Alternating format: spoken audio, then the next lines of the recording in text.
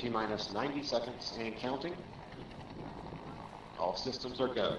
We're about 90 seconds from the launch of Space Shuttle Discovery.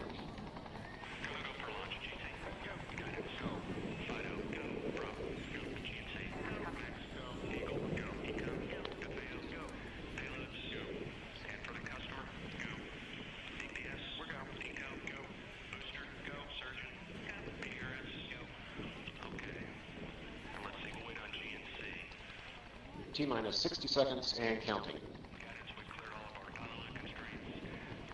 We are transferring to orbiter internal power at this time. Discovery is now running off its 3 onboard fuel cells. Coming up on a go for auto sequence start.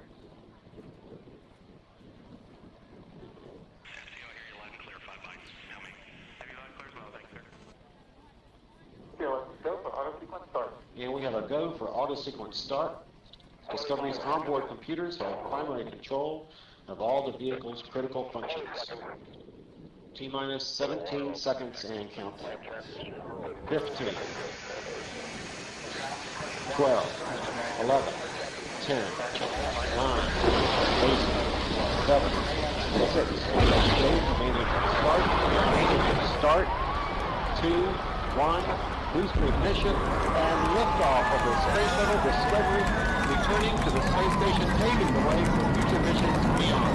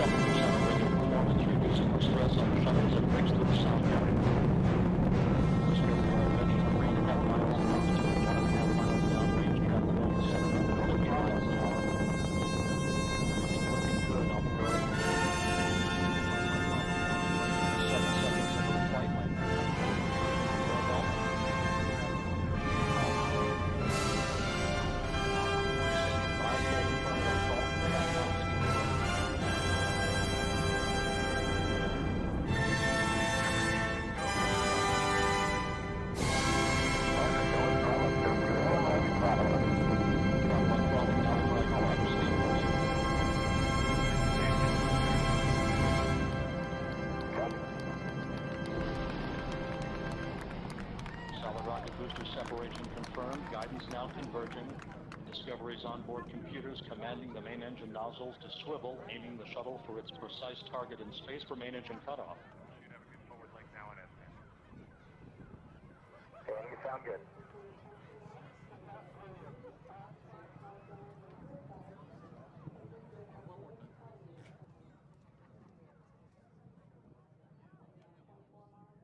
Discovery Houston, negative return. Copy, a negative return.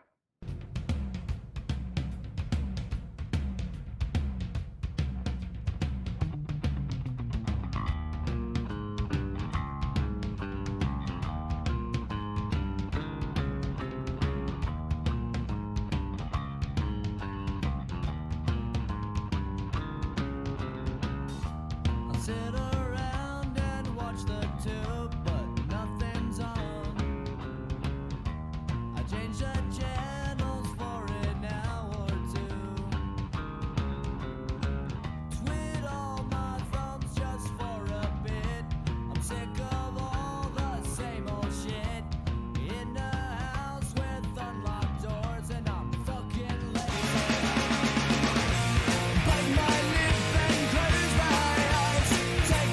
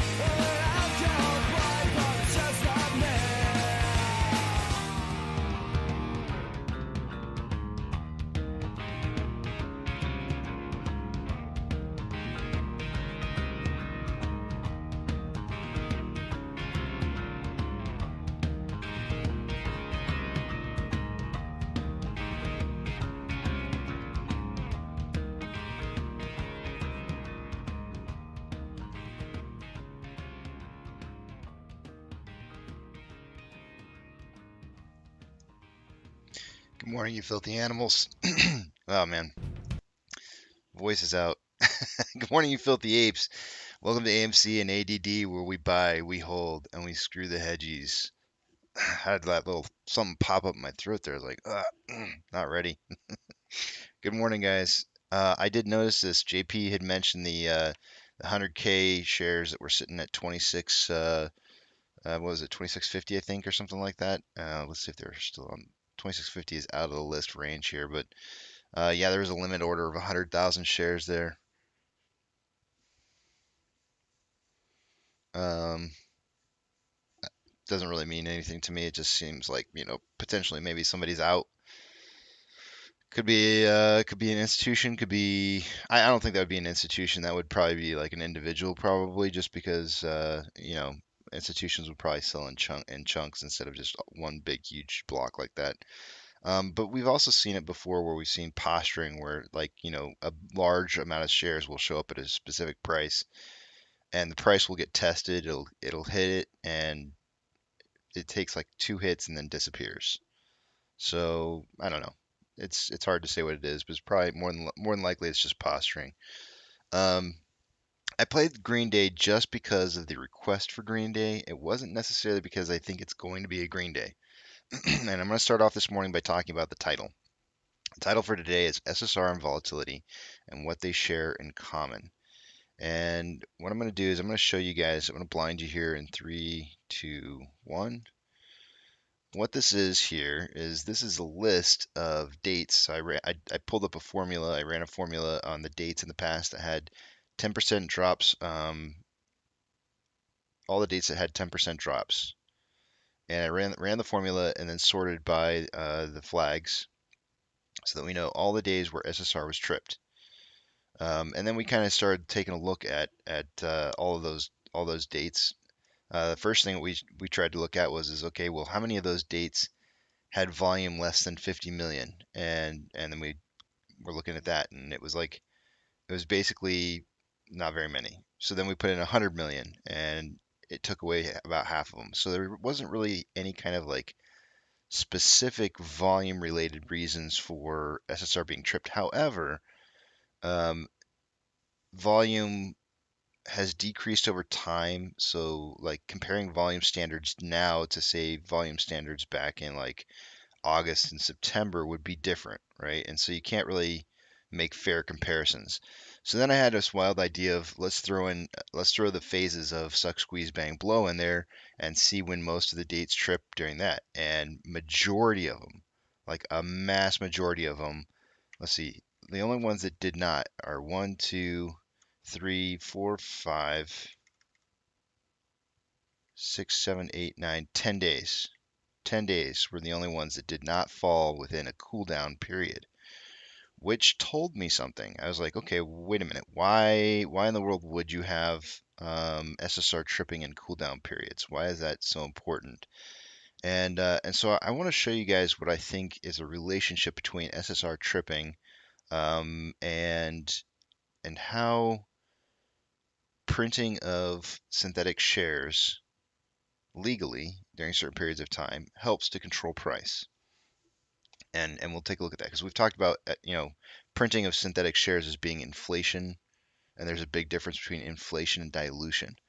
So let's pull back out to a daily chart here real quick, and I'm going to show you guys where some of these key trigger points are. Actually, I'm gonna pull it up on get rid of the info here, and I'm gonna pull it up on Tradingview where I have suck, squeeze, bang, blow. A lot of the dates fall in these cooldown areas in here, and we can mark them off. We can mark them off these dates in here so you can see. Let's see what I want to do here. First, I can't really show you on the. I wonder if I can. Let's try it. Bollinger Bands.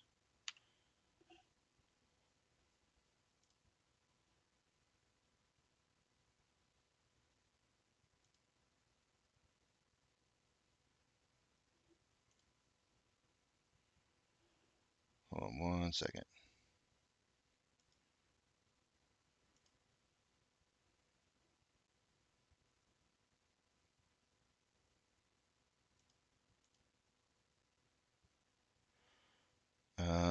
Where is my Bollinger Bands?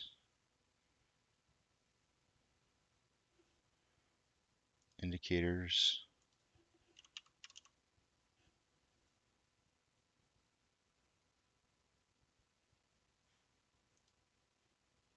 All right, there we go. Let's make this full page here.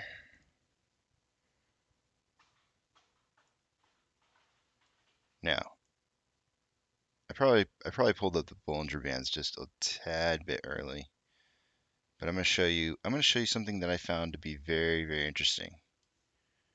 And what I'm going to do is I'm going to modify the Bollinger Band settings. I'm going to change the standard deviation to 1. And the reason I'm doing this is that I really want it to be very, very clear about when you have huge amounts of volatility, right? Huge amounts of volatility, which means that you'll see the upper and lower bands pinching in at certain points. So if we zoom in on this particular point, like right here, you can see how tight the Bollinger Bands are. Super, super, super tight in here. Right, and then back here, if you go back to pre-January, super, super, super tight. Like there's like just Bollinger Bands really tightened up. But then during high volatility periods, the Bollinger Bands get much, much wider. So taking a look at that, and then starting to chart out, we're going to chart out a couple of the dates here. We're going to do this together. Let me get rid of this. Let's chart out some of these dates. I just want to show you guys like how these kind of play in to cooldown periods.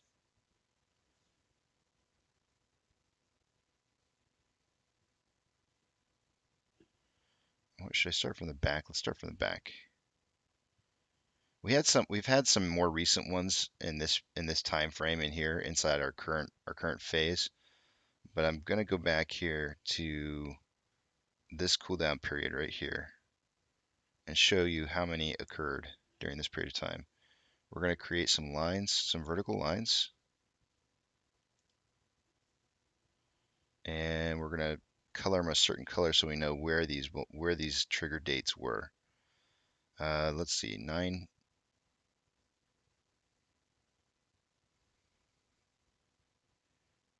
Okay, should I start here?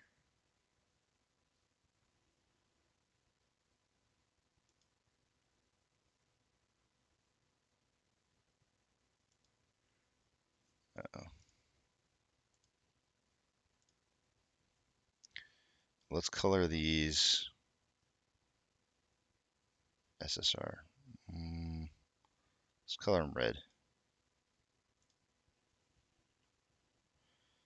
So you got one on 920, one on 719. Wait.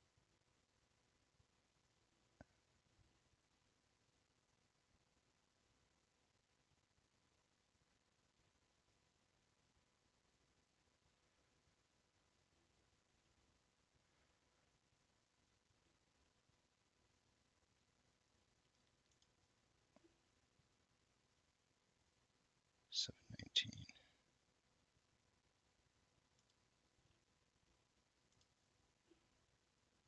714.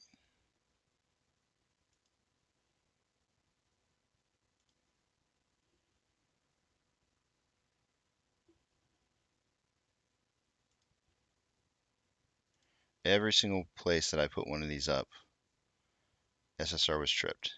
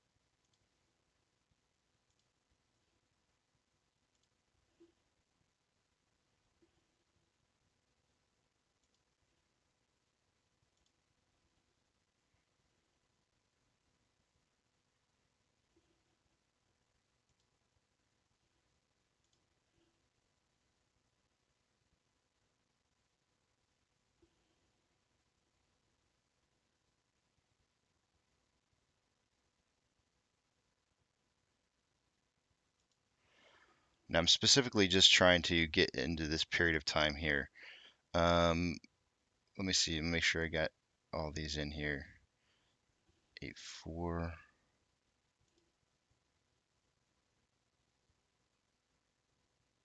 One there. And 920. Okay. So in this time frame, everything from the first to the last of these red lines that I've created, those are all the SSRs that were created during those periods of time.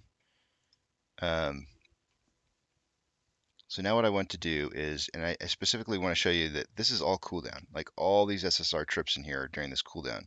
Of course, price is going to be really volatile during that period of time, and creating synthetic naked shorts during this period of time may help to resolve some of the volatility that is going on during that period of time and helping to gain control of the stock price.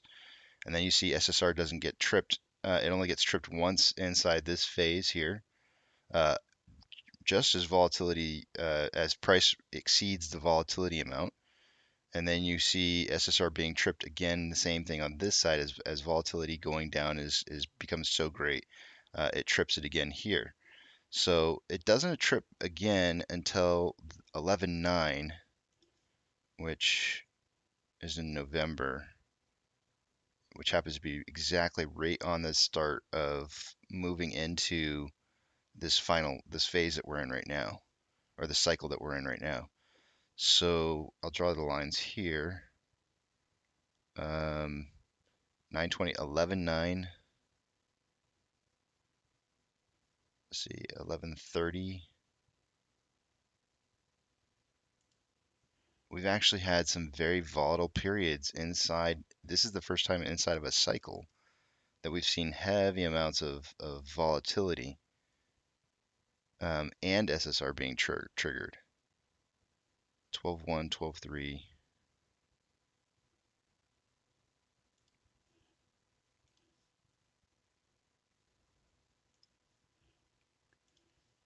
12/3, 12/10, 13, and 14.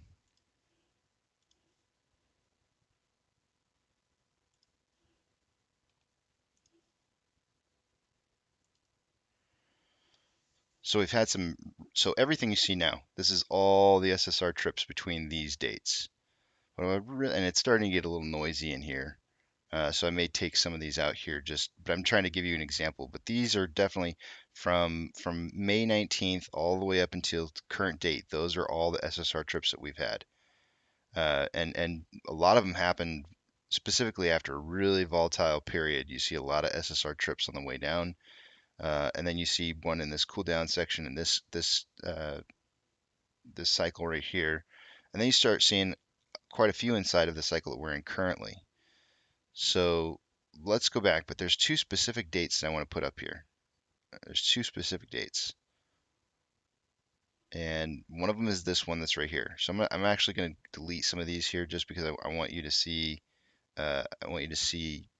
two specific dates and not all the rest of these red lines here. I know that took me a hot minute, but I wanted you guys to be able to see all the data, a representation of all that data though, and what it looks like.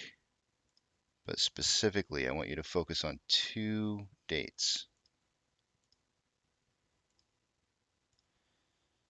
One is May 19th, and the other is 1/20.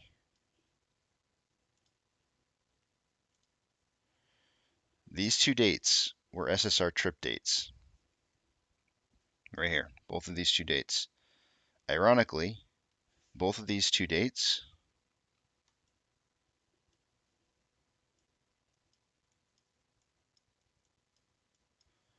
were roughly about 3 days or less, 1, 2, 3, before seeing massive amounts of price discovery. And you can see how tight the Bollinger Band got here. Super, super, super, super tight. SSR trips, 3 days later, launch. Massive amount of liquidity, or not liquidity, but volatility rather. Looking forward, Bollinger Band pinching down super, super, super tight. It kind of started expanding right here. SSR trips 1, 2, 3 days later. Big price increases coming. Huge amounts of volatility happening right afterwards.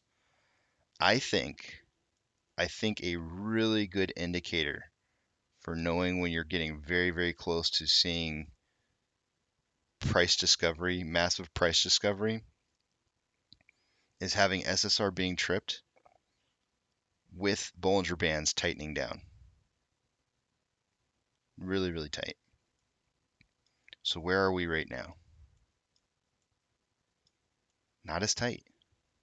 The Bollinger Bands are not as tight. And we've tripped SSR quite a few times in here. Quite a few times. Here we have an SSR trip right here. And 1, 2, 3 days later, we had that 19% increase in price. But we have not had, the volatility is still way high. This Bollinger Band, like if I shrink this down, it's tightening, but it's nowhere near as tight as it was back here. There's too much volatility. Too much volatility. We need the volatility to die down and have SSR get tripped.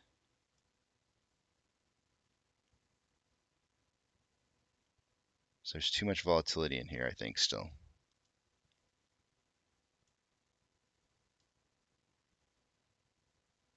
But by far, hands down, this cycle that we're in, this suck, squeeze, bang, blow cycle that we're in right now, has had more volatility inside of it with SSR being tripped than any other past period of time ever.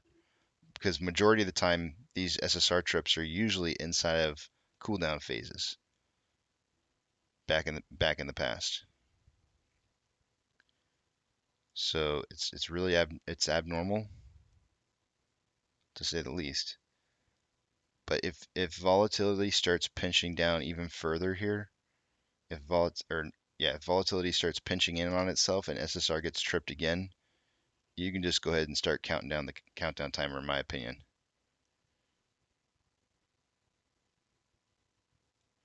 On the upper and lower bands on this, it looks like they're it actually gives prices for them, so that wouldn't help.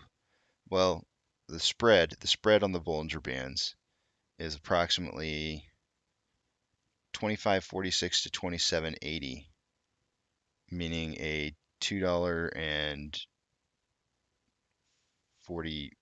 roughly $2.40 difference. Back here,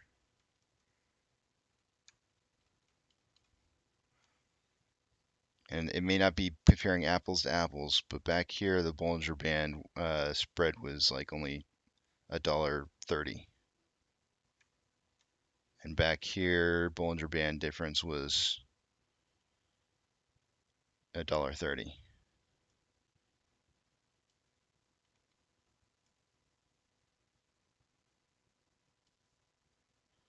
So we need to see some stability. We need to see some stability in holding price before I think we start seeing some big movements upwards. So that's what I got to show you guys today. I think that's what I'm going to be watching for.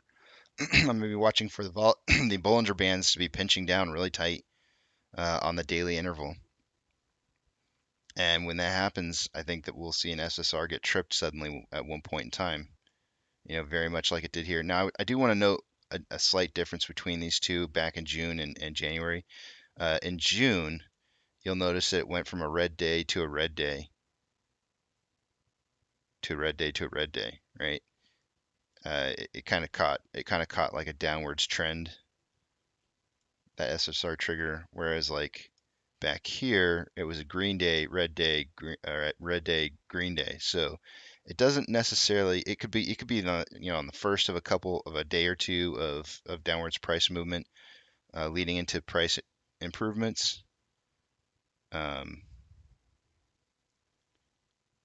So it doesn't have to necessarily, it does have to be on a down day, I would assume, because it has to be a 10% loss, but I don't know. take of it what you will. I do feel like those are some good indicators that we are within days away of seeing major price discovery.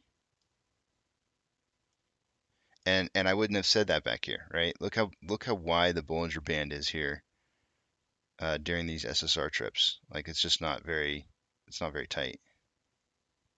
If any of them could have been tight or could have been considered tight, it would have been this one right here.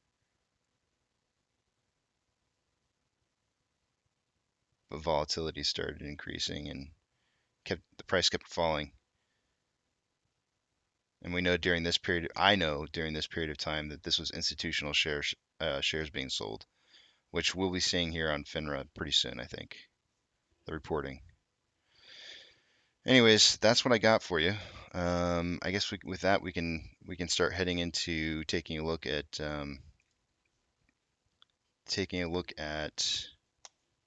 all the other indicators for today.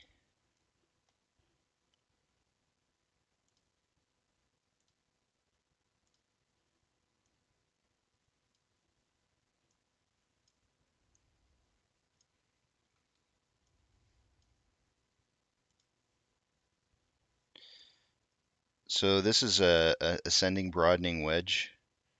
The way this works out is that if you take the high point and the low point, let's see if I can get them both in the picture. There we go. Let's do the math on this.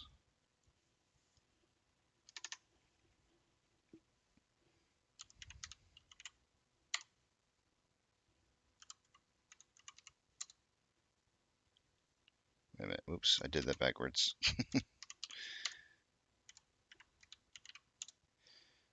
Multiply that by 0.6.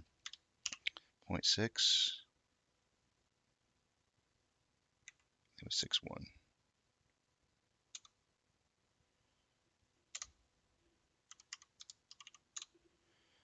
6.1. That would be what the price would signal towards when this got to the end. If this works out, if this pattern signal works out here, price should drop back down to the second point,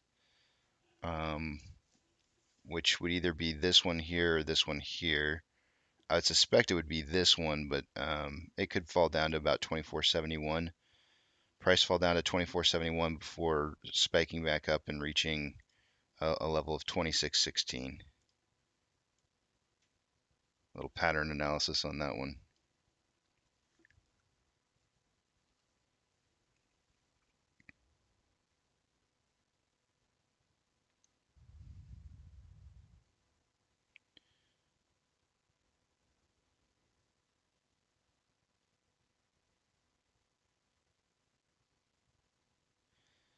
JP, I mean that's definitely what the signal looks like. The question is what happens when it gets hit?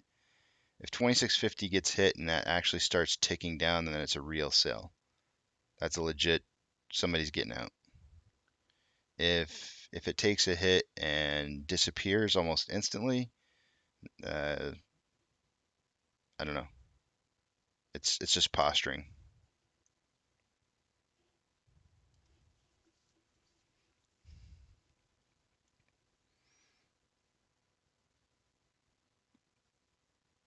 I think I leave these values in for today. I don't want to change any of these. I do want to change SSR. SSR gets tripped at let's see here. What is the price? 22.94.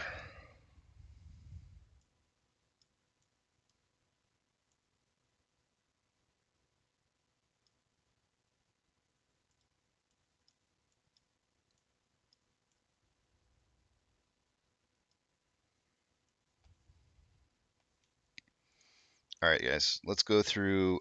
Thanks, Danny. I appreciate it. Let's go through the technical analysis. Let's go through it and see what we got going on here. Let me refresh Fidelity. Let me stop blinding myself.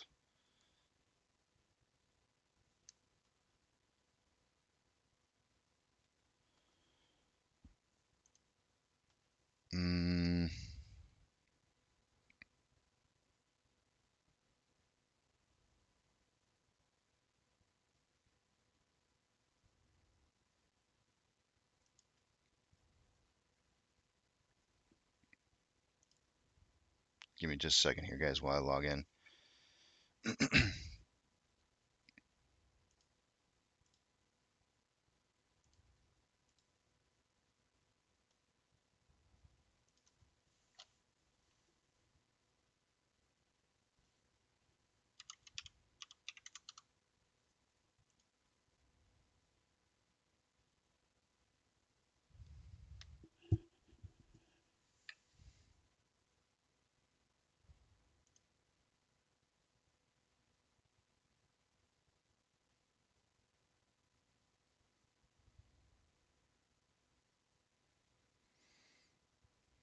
Alrighty. Oh man, I'm still tired, guys. I need my coffee. I need coffee. I need coffee. Alrighty, let me take you guys over to the secondary page here.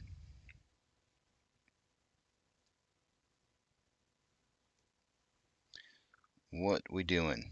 Price predictions from yesterday.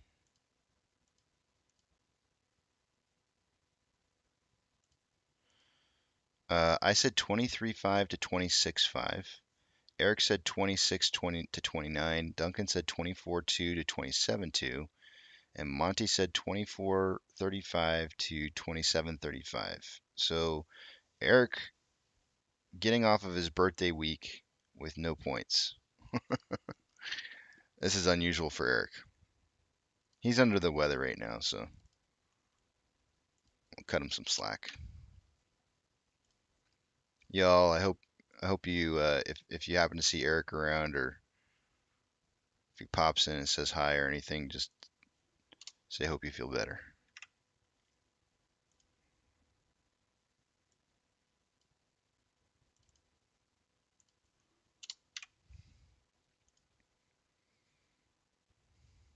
Alrighty. Short exempt volume. Short exempt volume.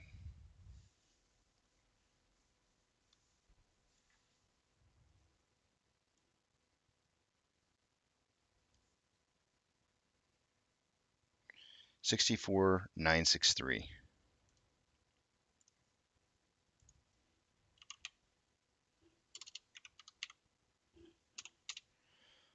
Utilization.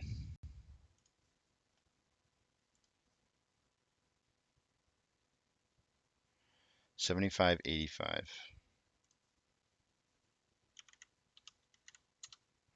Day-over-day price increase, negative 3.88.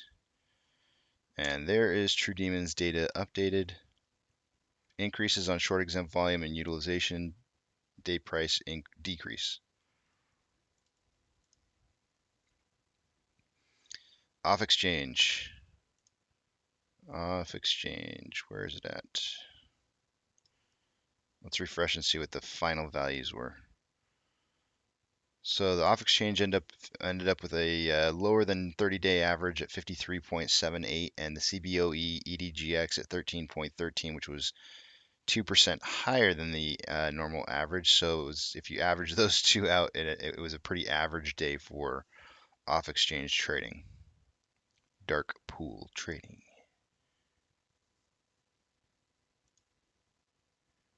Moving down to Ortex. Estimated current short share interest of the free float at 17.07, which is up from what we've been seeing. And moving to the top right hand side, keep up with the latest trades with Trey's trades. He needs to use that. I'm making him money. Showing a holding of 172.202 million shares, no change in institutional share ownership. That is the same number it's been for probably about, I don't know. Well, actually, I do know.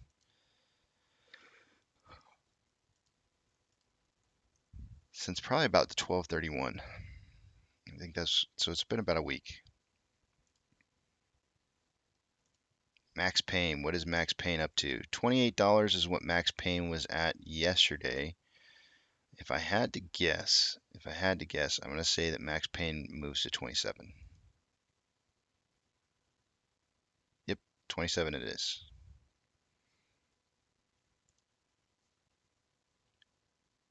Options. Let's take a look at them.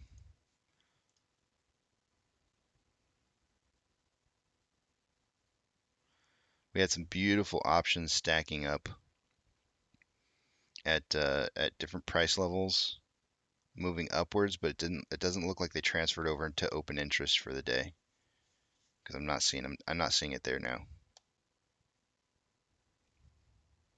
That's too bad.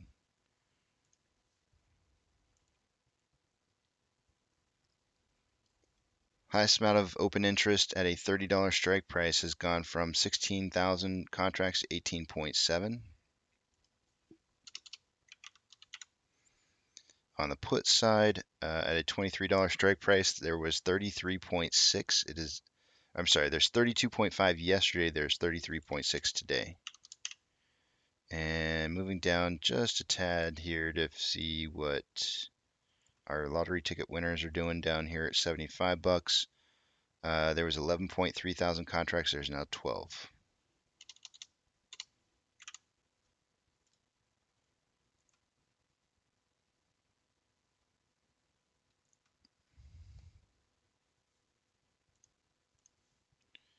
Throw a couple of screens around. Who went out and beat up some kids on the internet playing games? My mom said yesterday I didn't say playing games. If I don't ever say playing games, I always mean when you go beat up kids, you play games when you beat up kids on the internet, guys. That's it. You beat them up in the games. That's it. You go school them in Fortnite or something. I don't know. It's not what I do, but I actually won't play that game. That game is a disgrace. Disgrace to true gamers. Get off my grass.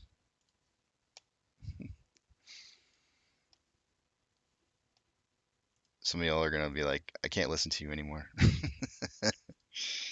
All right, taking you guys over to the other page. What is going on here? On loan amount.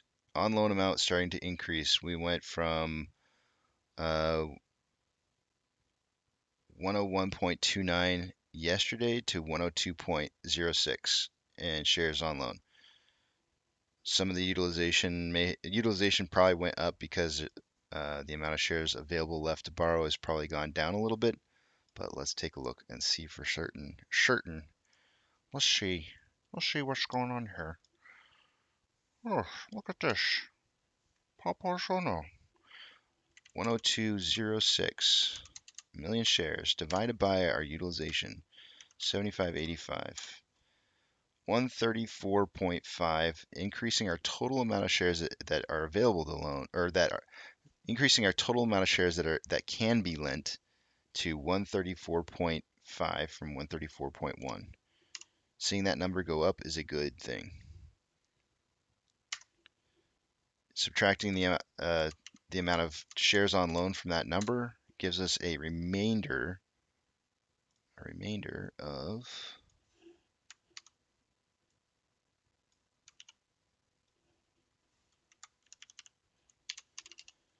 32.495. About 400,000 shares less than what it was yesterday.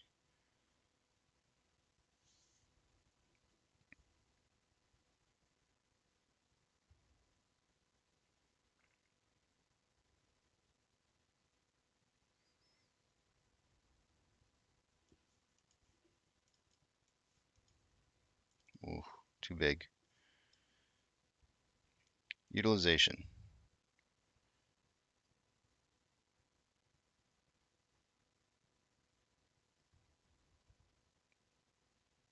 On loan average age per day. Still heading up. Even with new loans coming in, the numbers still start heading up. Estimated short share interest of the free float, starting to head up.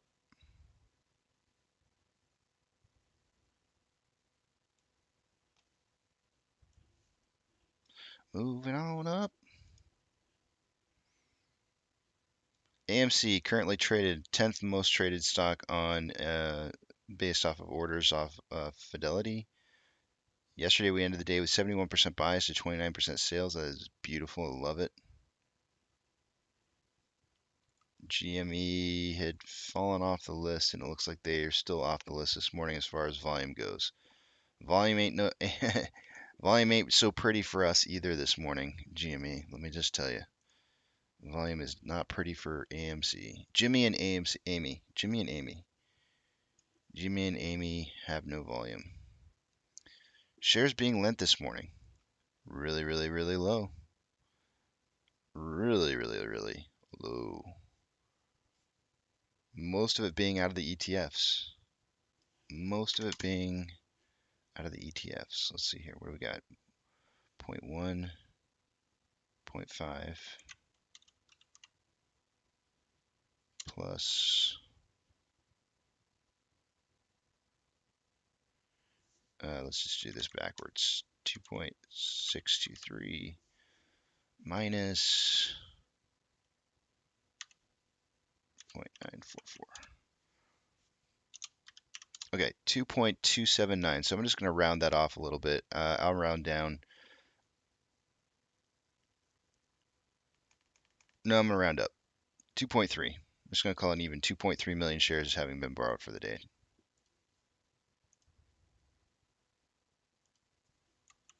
Pretty low.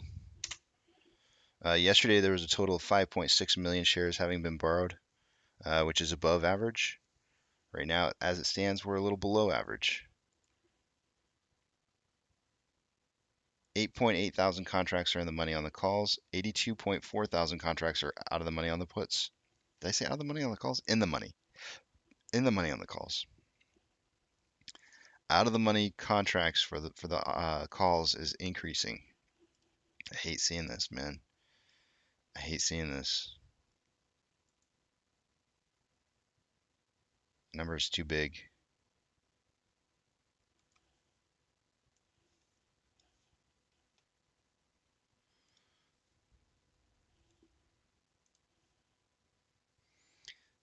Looks like on the eastern half of the hemisphere, we had, I don't even know why. Why do we call it the East? I really want to understand that. You have a round planet and you call Asia East and North America West. Why? Why wasn't North America East and Asia West? I don't get it. I don't understand these things, guys. I legitimately spend time thinking about that kind of stuff. And it bothers me. Why? I want to understand that. I want to understand that. I don't understand it. All right. Anyways, the eastern side of our round planet, you have a lot of red. A lot of red. What was the Shenzhen down? 1.8% in Shenzhen. Whew. If that's how we're gonna look today, we're gonna see a red market today, guys. Red market incoming.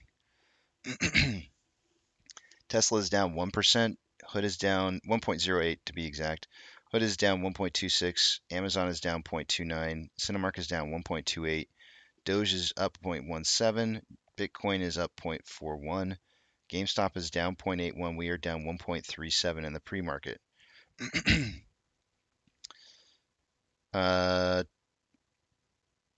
Yesterday's outflow versus inflow. Man, I can't math this morning. Let's see. 20, 23, 26 point spread. Is that right?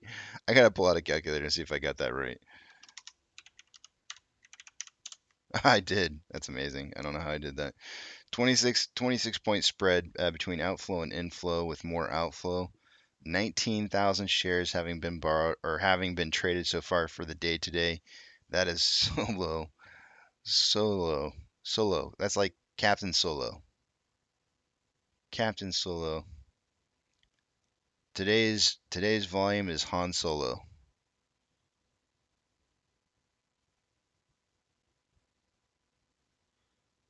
Han Solo.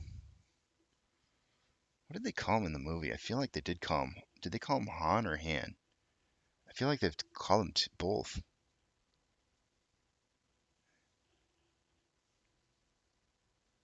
Did they call him both? I feel like they called them both in the movie. I might have to go back and rewatch all the Star Wars movies just because I feel like at one point somebody called him Han.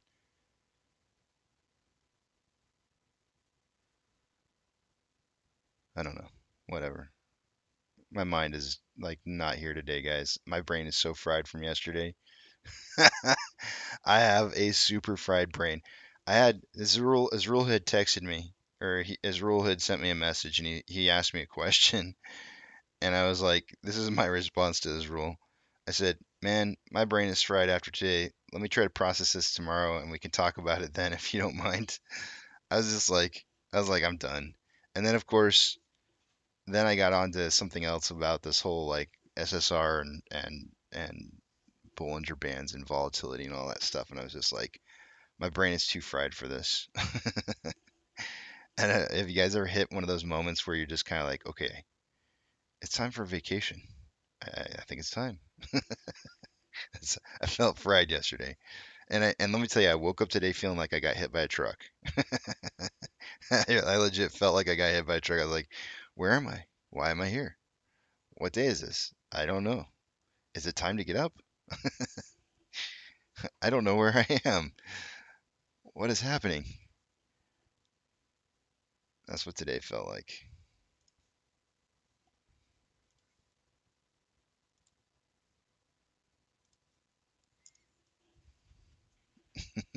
I, I don't know.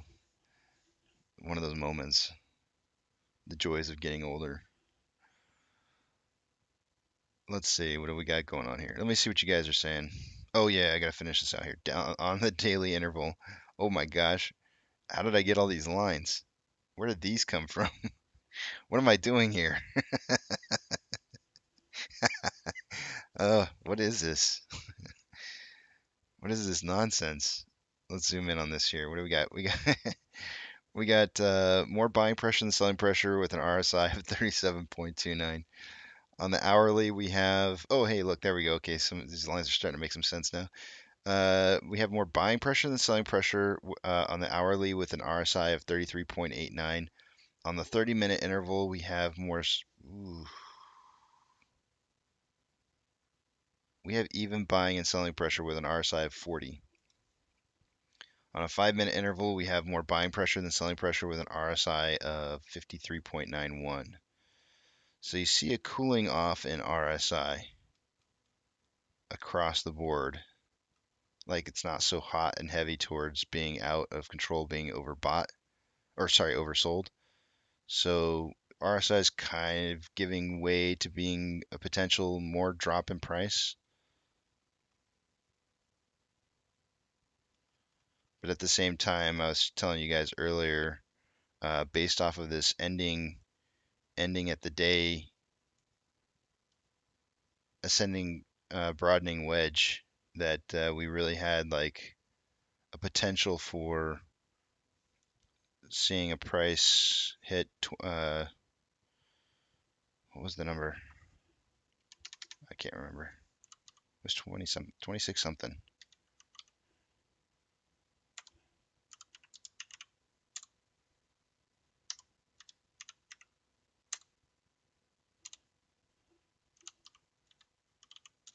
2616. We'll just say 2615 because I can remember the number. Based off this signal right here, this could drop down to around 2496 or 2471 before shooting back up to 2615. So that might be the first movement that we see right off the get-go in the morning as market opens. All right, let me see what you guys are writing here. Info on, camera on.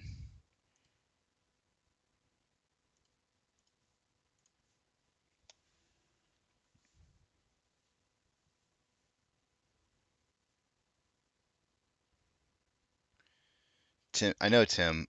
Tim says I was hoping it would have made it to your 19 yesterday. I'll tell you what, I really kind of want to, like, I'm one of those guys where, like, if you got a band-aid on, like, just rip it off. Like, don't just try to peel it away. That just makes it, like, hurt so much more. Just rip the thing off. And so yeah, I totally get it. Like I'm the same way. Like let's just rip this band-aid off already.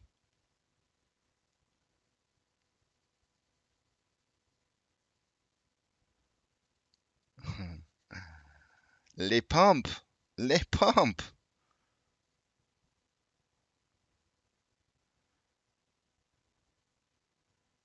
Remtax says he's bringing the pokey stick. Remtax says he's not.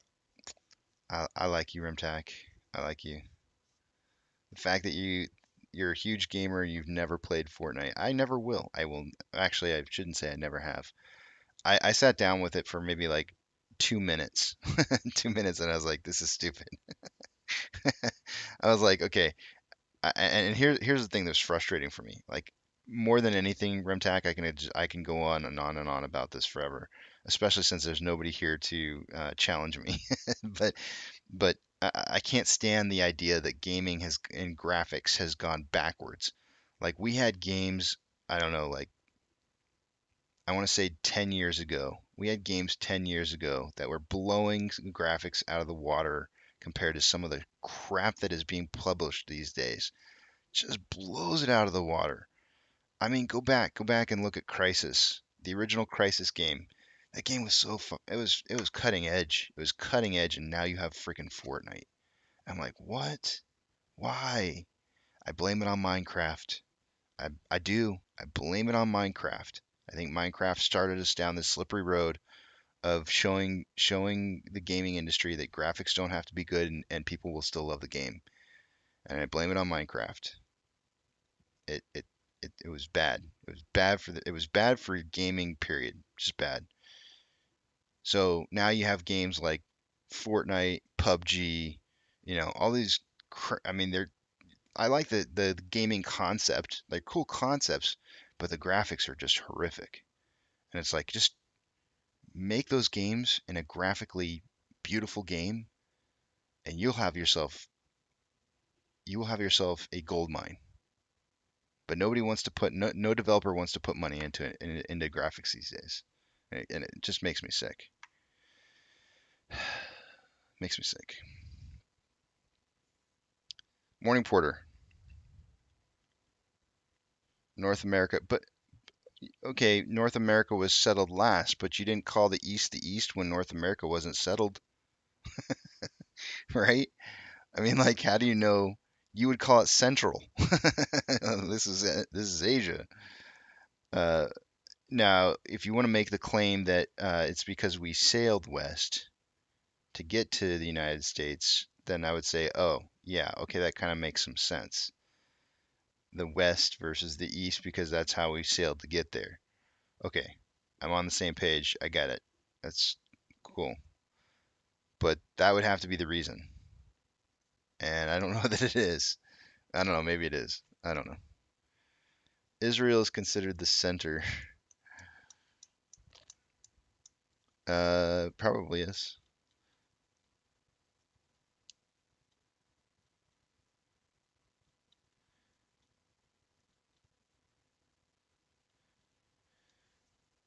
Man, JP, I give you admin rights and you didn't even give us a link.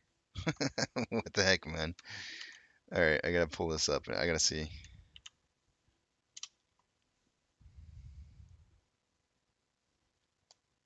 Okay, wait, what's wrong with this map?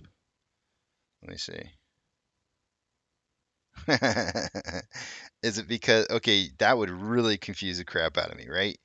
If you're living in Australia and you get a map like this and you call the West the United States and and you have, I gotta pull this over. See, this is what I'm talking about. This is bullshit. This is bullshit. What? Why do they confuse kids like this? Why do we confuse people? Like, look at this map. You call the West the United States of America, but on this map it's on the East. And think about this. This is a world map right here.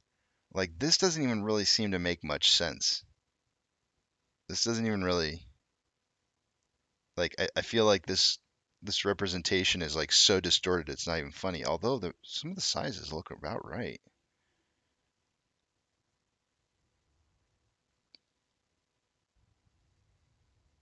Alaska's about the right size. This might actually be really, really close to being the correct sizes. I see that there's this would confuse a kid.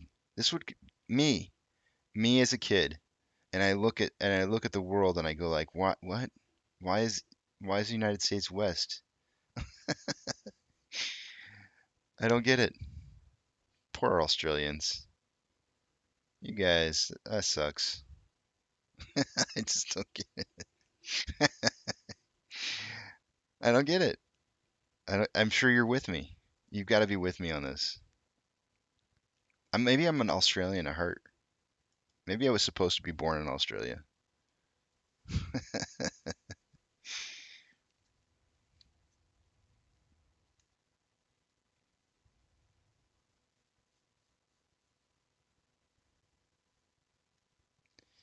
EJ is trying to reel us back in here and asking a question. Are you as confident in a squeeze now in the 20s as you are in the 40s? Do you think the lower levels will last for long? I am as confident now about a squeeze as I was in the 40s. Um, the last time that we started having a huge price increase was we were underneath 20, and actually $20 was kind of the number that I was looking for us to cross as being the huge momentum builder into moving into the squeeze. So if we're doing a retracement back down to fill the gap, so to speak, to get back down to that level, then this would be it right here, right? We're kind of filling in the gap in order to get to the launch pad. So yeah, instead of before we were filling the gap on the bottom side, now we're filling the gap on the top side. So I haven't seen anything that changes. I haven't seen any data that changes how I feel about how the squeeze is going to happen. And as far as how long do I think this is going to last for, I wish I could tell you, man. I really wish I could. I really don't know.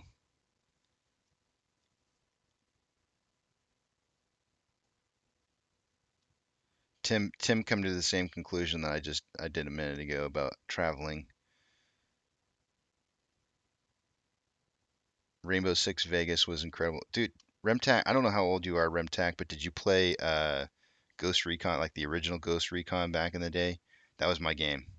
That was my game. I crushed it. I crushed it. Absolutely crushed it back in those days.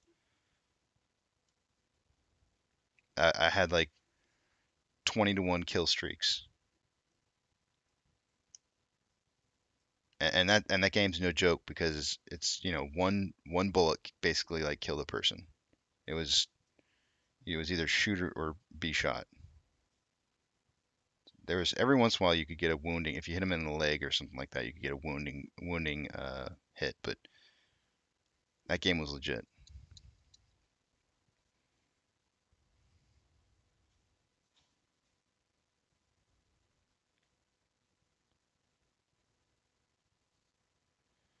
All of our books had world maps like this. Europe was off in the corner.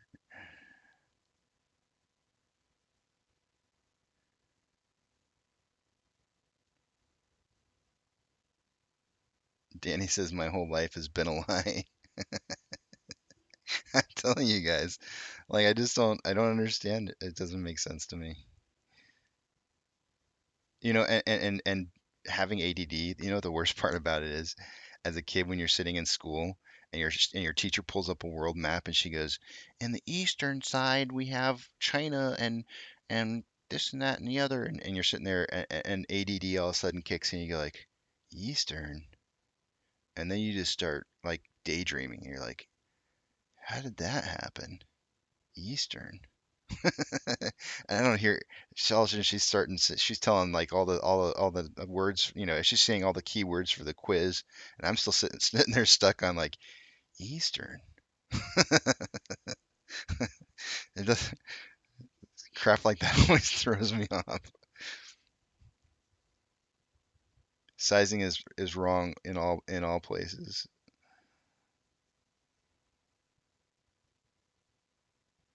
Yeah, that's probably one of the worst things in maps is the sizes are way off.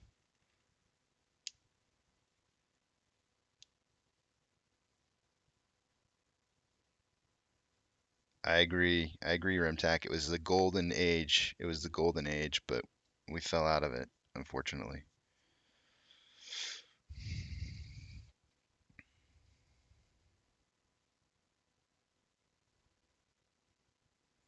I'm with you, Tim. I'm with you. I've been saying this for a long time. Good morning, Bad Back.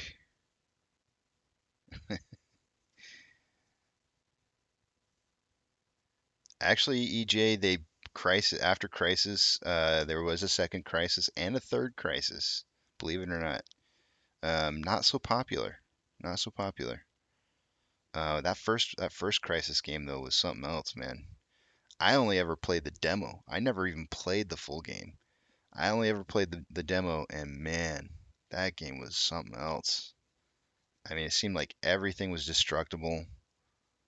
Uh, I had like a state-of-the-art graphics card at the time, and it was just absolutely like the game was crushing my graphics card.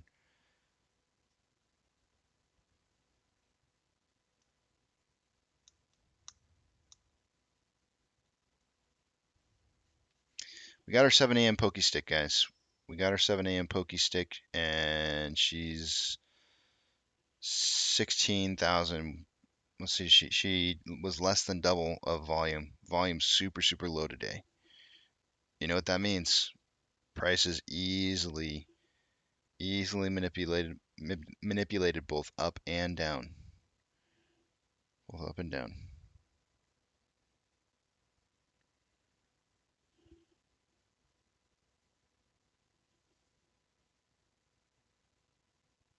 Volume prediction 10 to 30. There's no way I can go higher.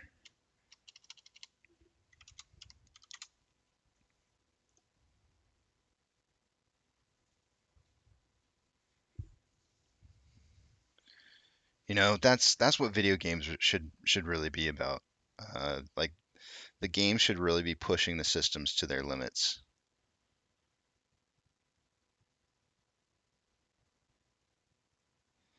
And unfortunately, and I put a lot of blame on Minecraft, but part of it wasn't just Minecraft. The other part of that was the age of mobile gaming.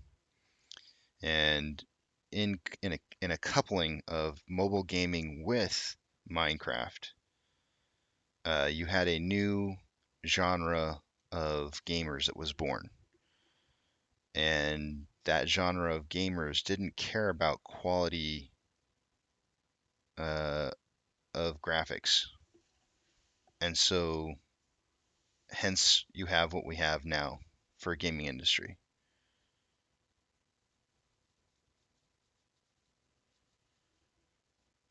And it's rough. It is rough. It's not what it should be. I long for the day when we have games that are graphically intense, so intense that you look at it in amazement on how real it looks.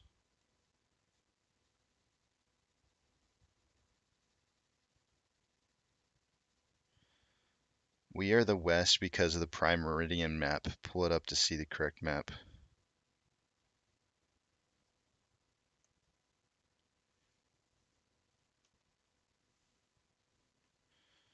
No, I haven't played RuneScape.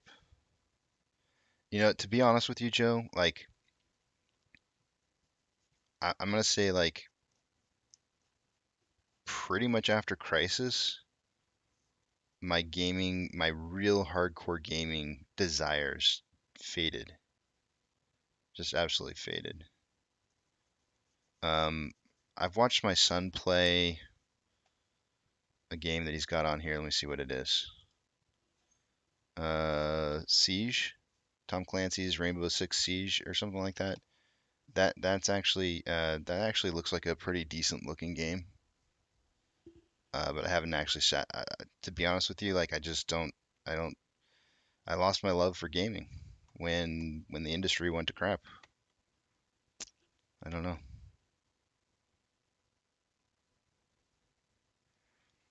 Remtax says I want my computer frying eggs and making tornadoes when I play.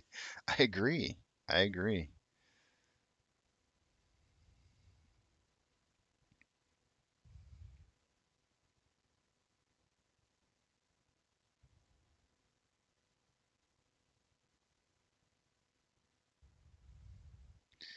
JP, I played PUBG on my mobile phone. I actually bought a handheld controller that hooks up to your phone to play PUBG on my phone. And man, it it like ups your level. It ups your level or your ability to play like tenfold. You destroy people. It's pretty fun. I like the PUBG concept. I hate the graphics. Like it's and then there were a few games out there that took that same style of gameplay and they tried to expand on it. I think Call of Duty might have had one or somebody. I don't remember who had it, but it looked pretty good. But I don't know. It went overboard a little.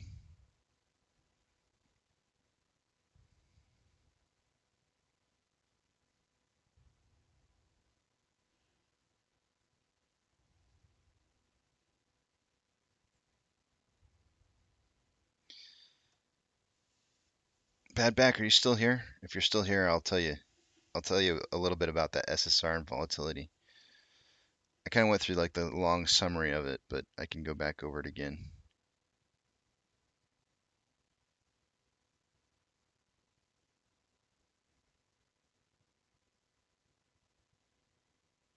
A little while ago, I was playing Rust a bit until I realized I was wasting too much of my real life. Oh yeah. So this is. I'll just cover it real quick for you, Badback. Kind of found like two indicators that I think will help us to identify like when we're coming into a period of time where we could see big, huge price improvements. Um, One thing that we found was is that we kind of charted out all the days SSR have been triggered. I'm actually gonna, maybe I'll leave those in there. Most of the periods of time where SSR gets triggered is during some of these cooldown periods, like in here and also over in here as well. Um, Obviously, if price is dropping from a huge spike up, you're going to have SSR just naturally being tripped, but it also kind of gets tripped even later on during the period of time.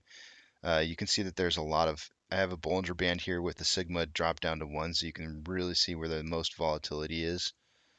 Um, and so, as you can well imagine, when there's super huge amounts of volatility on price movements going down, that SSR is going to get tripped in there. But the one thing, I have two red lines in here. The one thing that I found was is that there were two specific dates that SSR was tripped just before the big, huge price increases. And one of them was the 20th of January, and the other one was 19th of May. And SSR was tripped on the front side of these big movements. And exactly 3 days later, you have serious price increases afterwards. Both of those, 3 days later.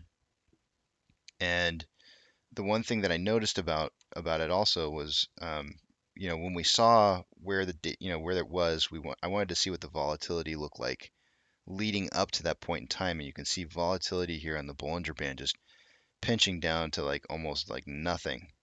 SSR trips, and it just starts taking off.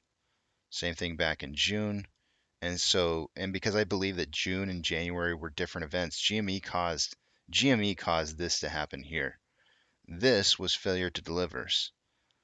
But irregardless of what caused these price increases, SSR was tripped right beforehand, leading into the price movement going upwards. So, and volatility was super, super low. Again, pinching of volatility right here, moving into SSR being tripped, volatility getting really big and price increasing. So then you come out to our current period of time, and you'll see that volatility is a little bit too wide still. There is a pinching of volatility here on the daily interval, but I mean, I would actually say that there's more pinching going on over here than there is currently. So we're not seeing volatility pinch down quite nearly as much as it did in the past back here.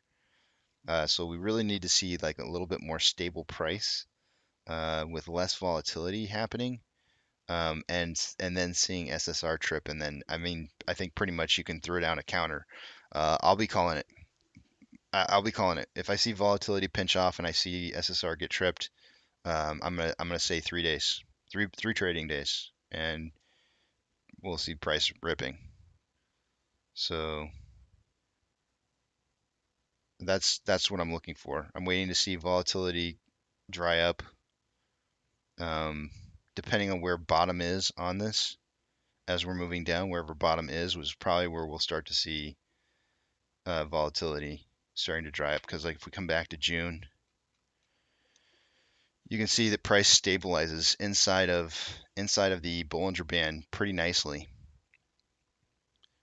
right back here. And so volatility just kind of dies off a little bit. Price tends to moves out just a tad, comes back in, and then it pops, has a popping action, right? And then you get volatility starting to increase just a slight bit, and there's your SSR trip. Here,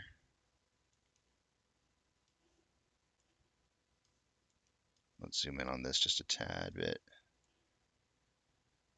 Same kind of thing almost. Volatility is pinching down, but price is actually lower on the lower side of the bands, comes back up into it, has a popping action, SSR trips, and then you move into much bigger price movements and huge amounts of volatility. And then you just take that and you come back out to our current period of time. Come on, drag. And right now we're just really volatile in comparison. In comparison back here, like this is just way too volatile right here. But we're moving into that period where we're inside the bands, which is good. Right? We're inside the bands right now.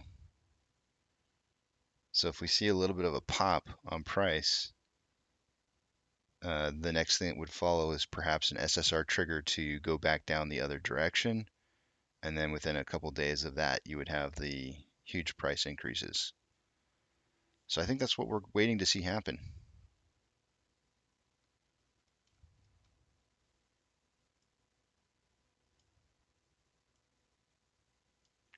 But these are all the most recent SSR trips that we've had since this cycle, the suck, squeeze, bang, blow cycle.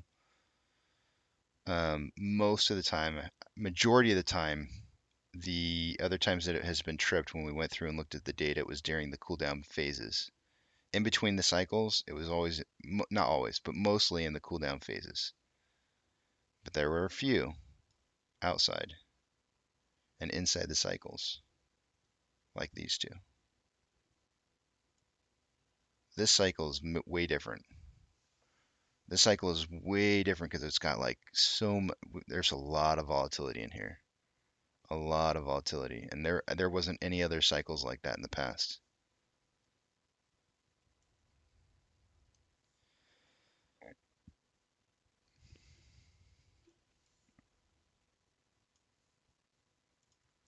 I'm gonna go back and look at the data real quick. Just want to make sure I'm saying that correct. Yeah. Yeah, everything else was usually in the 120 was, let's see, 128 was in a cycle, 225 and 34 were in a cycle, 84 was in a cycle. Those are the only other dates that were inside cycles. 120, 128, 225 and 34, 84, and then all of our current ones. Everything else was in cooldowns.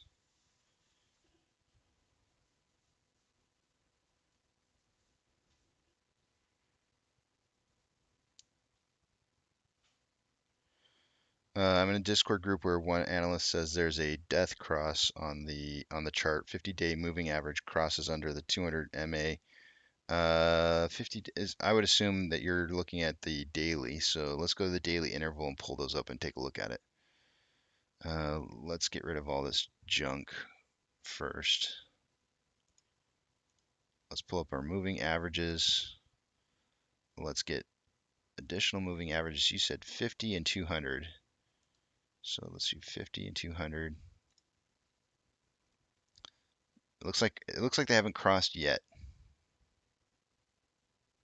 Looks like they haven't crossed yet, but it is definitely looking close.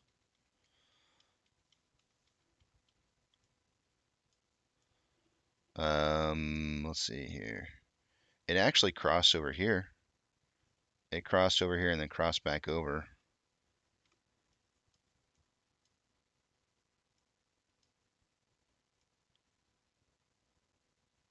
It also had a cross back here as well, signifying some more price loss.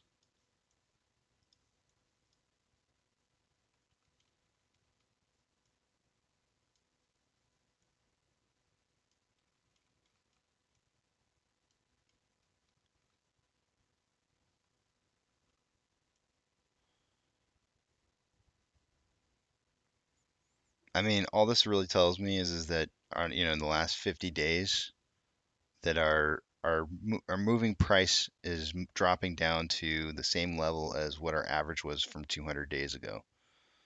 So, I mean, I don't view that as like a signal of like being like in this particular play. Like I think in normal analysis of a stock, it would be a death cross. Yeah. In this particular one, it's different. This is a squeeze play where we own all the shares. Um, that's that's not it wouldn't really play out for us that way because I mean the simple sign to this is in a normal stock you would look at this and you would say like, okay, something's going on here with this stock. It's not recovering in price. Um, and you would say, okay, why is it not recovering in price? Is it oversold? Is it oversold, or is there something fundamentally wrong with the company? And in our case, absolutely 100% there's something fundamentally wrong with our company, but it's improving. It's improving, and we know that the entire shares are all owned and then some, like lots and lots and lots of then some. So why this moving across here would make a death cross out of this particular play? It wouldn't. It wouldn't because this would just be a fundamental. This would be a fundamental analysis of a stock, not a technical. Fundamentally, if your stock is doing well, then these numbers should make a difference.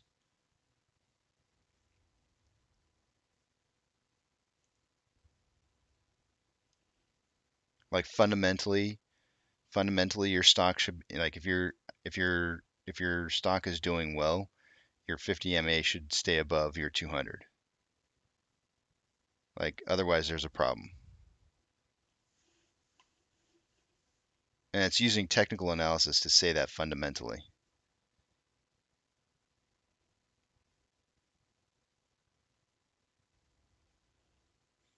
What else we got here? Hold on a second. Let me just see the 100.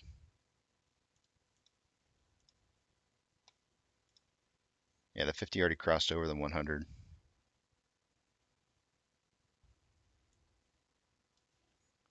And let's see, what about the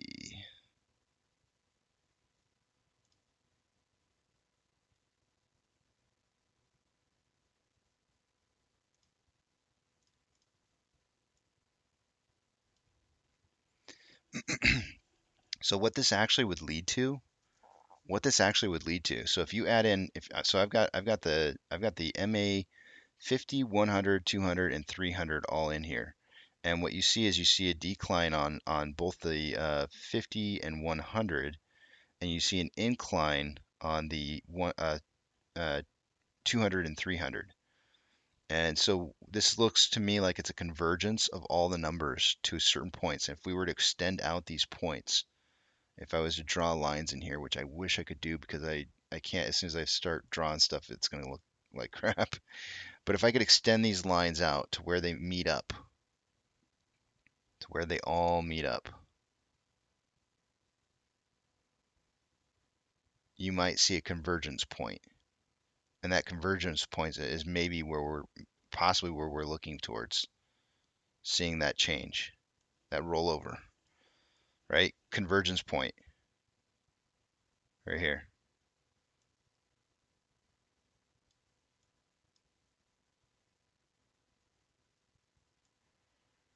Convergence point, separation, convergence, perhaps.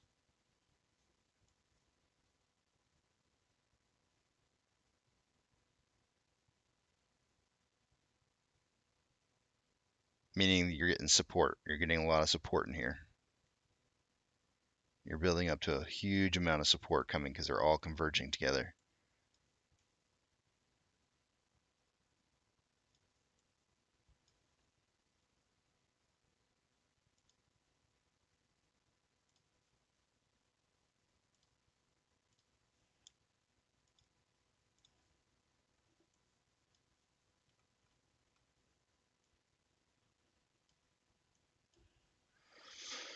Let's see.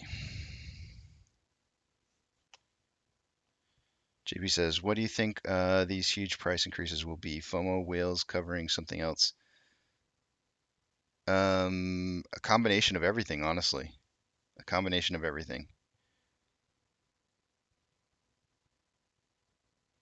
Everything that you listed right there is what it's going to be. It's all going to be all of it.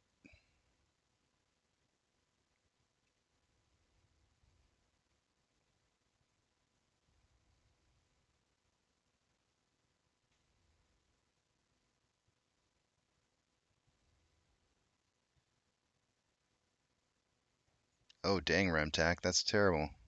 Sorry to hear that.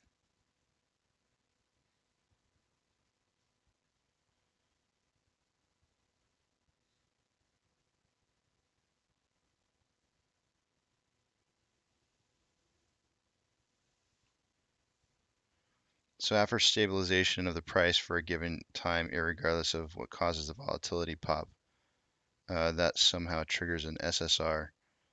Then after 3 trading days, not really, because it's more like you have stabilization of the price. Then let's see. Let me see if you put it in the right order. Stabilization of price, pop that somehow triggers an SS. No, the pop is before the triggering of an SSR. It pops first and increases in price out of the stability, and then what happens is a knee-jerk reaction uh, by whatever entities may cause the price to go back and correct the other direction, and that's what triggers the SSR. It's the knee-jerk reaction to the popping once the price has been stabilized. So that's the part that you're missing right there. And then after the 3, yeah. So you're just missing that one part where there's like the knee-jerk reaction to the pop. So given if that holds true, when this occurs, a 3 trading day countdown, which could be used to increase current position to take advantage of. You could, if you knew that was coming, but I wouldn't do that. Like I personally wouldn't do that. I mean, that's just me personally. I don't put all my eggs in one basket. I'm just saying I'm throwing out indicators that look like there's indications of what could be signals for what you're going to see for when you see an SSR trigger, because you can really feel it right now. I can just feel that they're trying to trigger SSR here. They've gotten the price down below that synthetic price failure point, and you can tell that they're still trying to push this back down. They want to get this back down. They want to try and get this lower. Now, here's the problem they run into. If they drive the price too low without triggering SSR to create liquidity, then they run the risk of price popping because there's going to be a correction for price, right? And that's a major problem. Like you don't want to have that popping sensation of volume that just comes in. Like if it hits like a specific trigger point, whether it be $20, $25, $15, whatever that price may be, if volume suddenly goes like, no, we stand here. If people come in and say we stand here and they suddenly just start buying and you get that popping sensation, then the knee-jerk reaction to that is no, you're not going to go where you want to go. I'm taking you back down, and that's when SSR triggers. And then liquidity starts getting printed. And as soon as liquidity starts getting printed, you have major volatility. Major volatility, and that volatility uh, starts expanding, and next thing you know, you have uncontrollable price realization, and it just starts exponentially going out of control.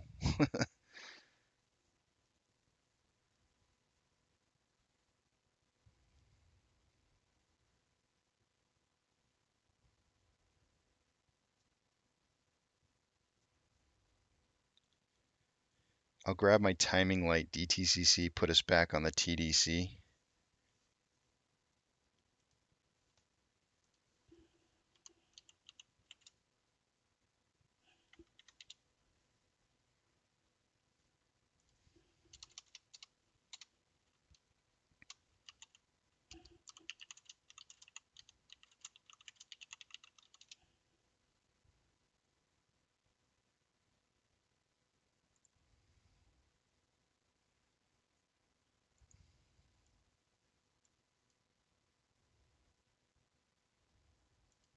I'm like, I have no idea what that is. I don't know why.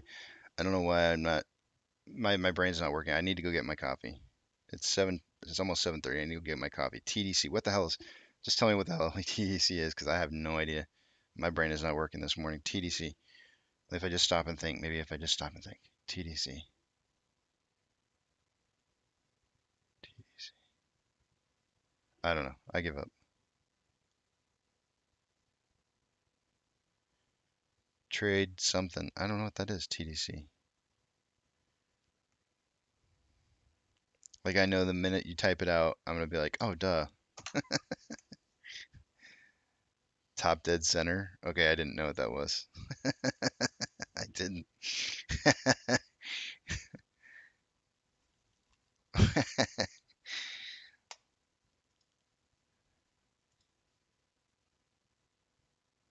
Yeah, when you're doing the timing for an engine. I remember. I remember the I remember the, why it has been way too long since I took auto shop. Way too long.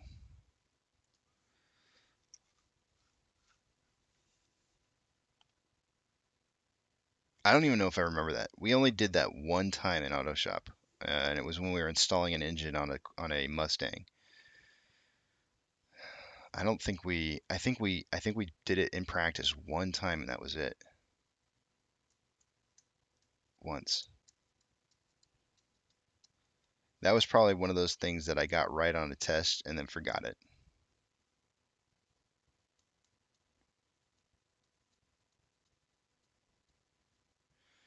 Man, well, Derek probably assumed I would know that with the whole suck, squeeze, bang, blow. He probably assumed I would know that. But if you read suck, squeeze, bang, blow, you would know I said it in there. The only reason I remember suck, squeeze, bang, blow is because it's suck, squeeze, bang, blow. I literally had to go back in and look up to see what it was that let's see if I can remember. Suck is I know I'm gonna get it wrong. If I had to take a test right now, I'd get it wrong. Squeeze is compression, bang is ignition, blow is exhaust. I always forget what suck is. Suck is intake. Intake, compression, ignition, and exhaust. But I mean, it's like I don't remember those things, like just off the top of my head. I have to think about it.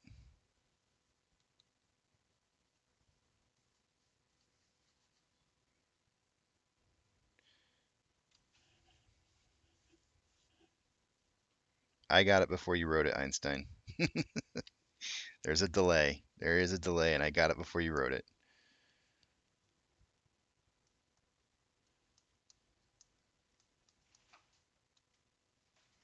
All right, guys, it's time for me to take a break. I'm gonna go get my coffee. I need it.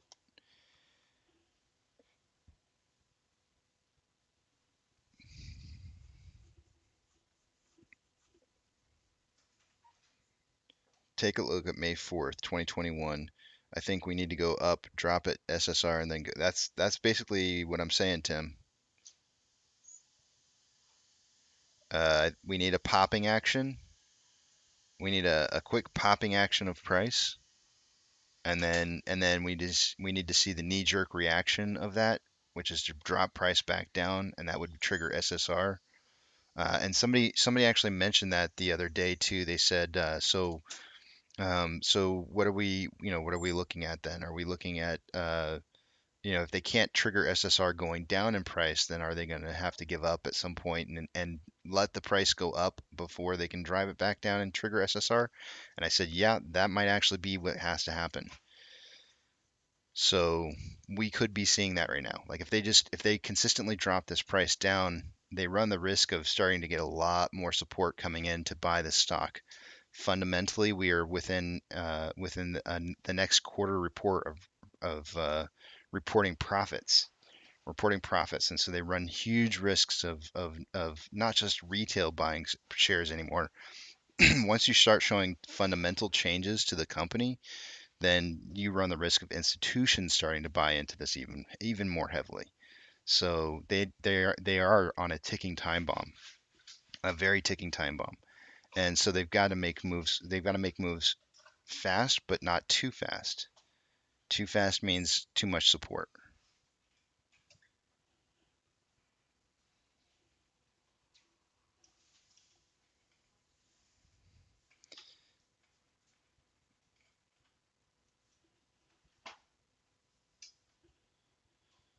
All right, guys, I'm gonna head off to break, and I will see you guys at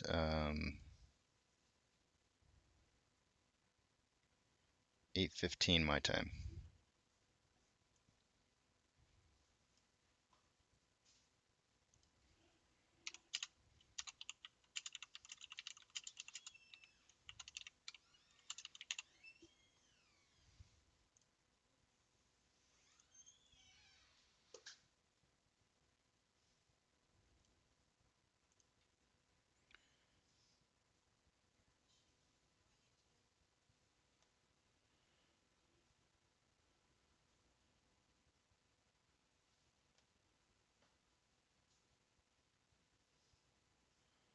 See you guys in just a bit.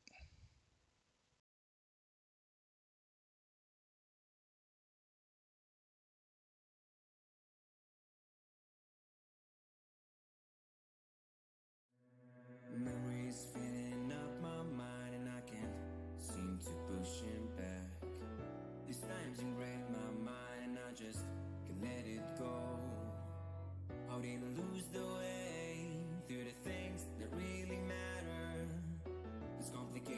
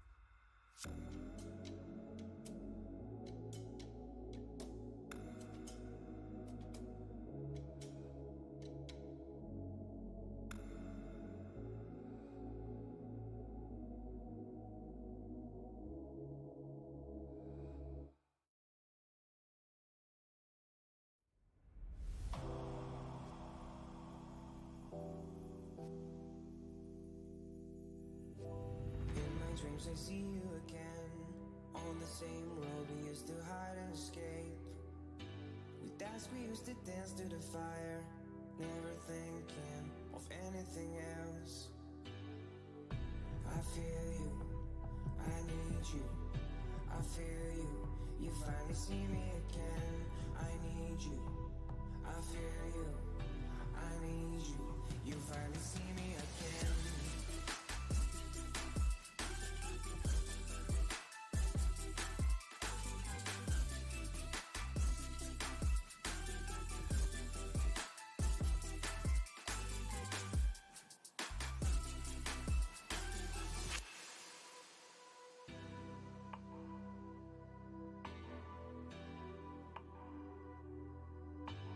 In my dreams I see you again. On the same road we used to hide and escape. That's we used to dance to the fire, never thinking of anything else. I feel you, I need you. I feel you, you finally see me again. I feel you, I need you. I feel you, you finally see me again. You finally see me again.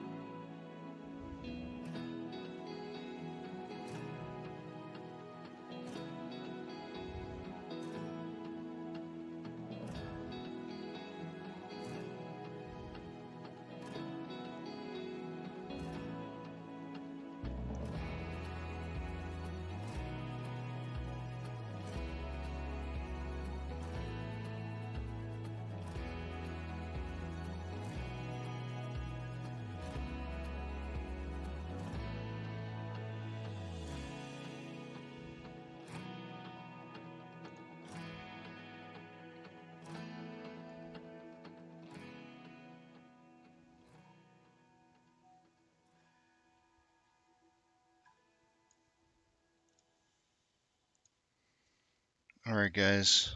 I'm just scrolling back here. I wanted to see there's something I missed in time and sales the other day that I really wish I had gone and looked at.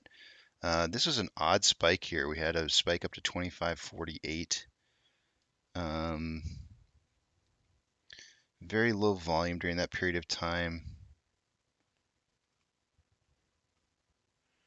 But I'm looking for something weird at 9 o'clock in the timestamps. And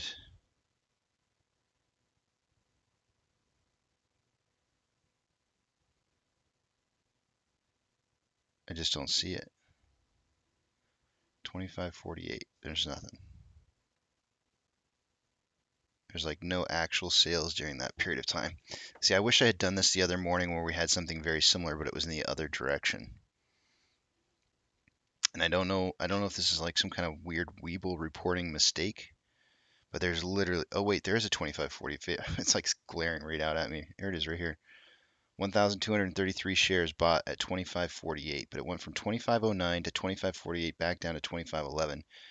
I'm gonna have to go back and look at the timestamps for 9 o'clock on the video later and analyze that and see if that was an actual like how in the world did that order go through at 25.48? I feel like there would have been like price levels in between.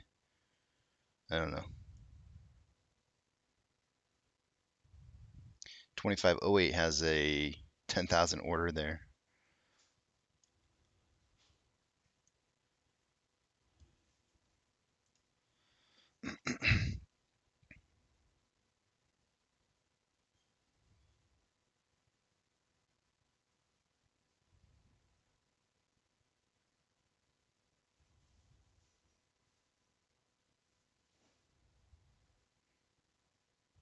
Morning, Tom.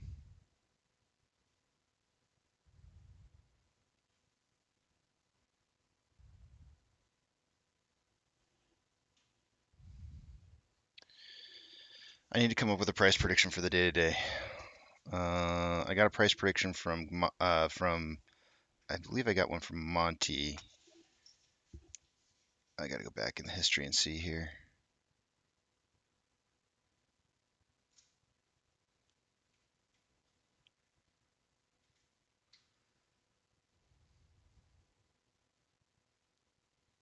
Monty's usually really good about putting in a price prediction early. I always miss it. I don't know how I always seem to miss it.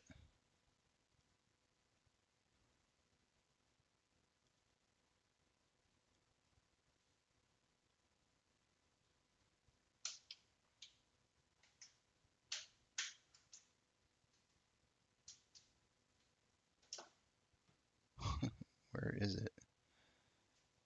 Pretty sure he put one in.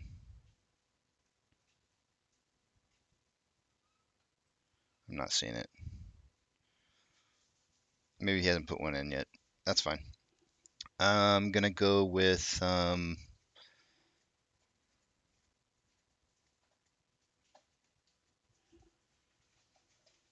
gonna go with what is SSR trip at? 2294.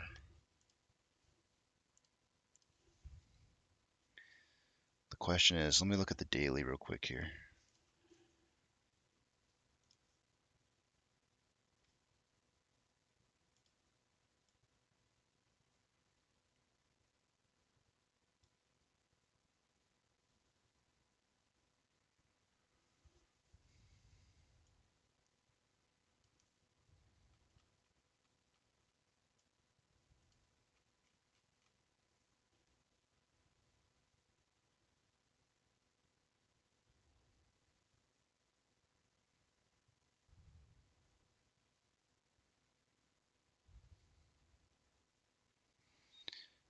I'm gonna go with 25 to 28.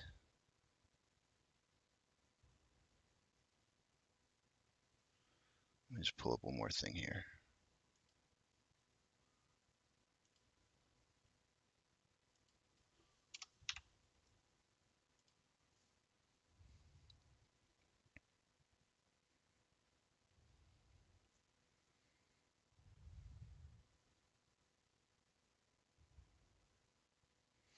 Yeah, 25 to 28.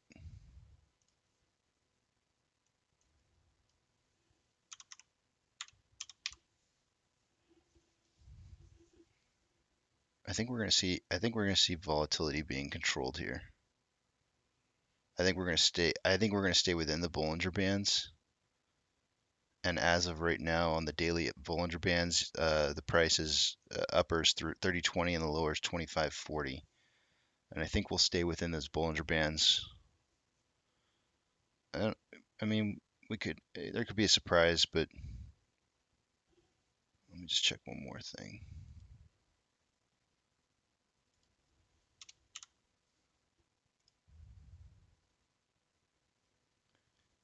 Yeah.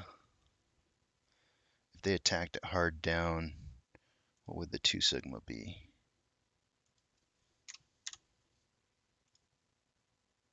2 sigma would be 23. What did I say the SSR was?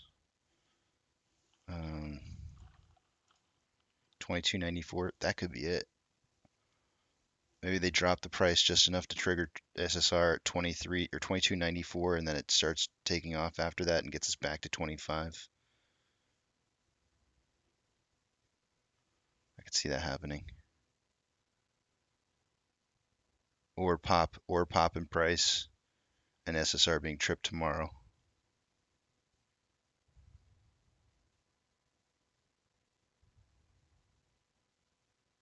It's too early though. We need more stability here. We need less volatility. Yeah, I think it's just 25 to 28. That's what I'm going with.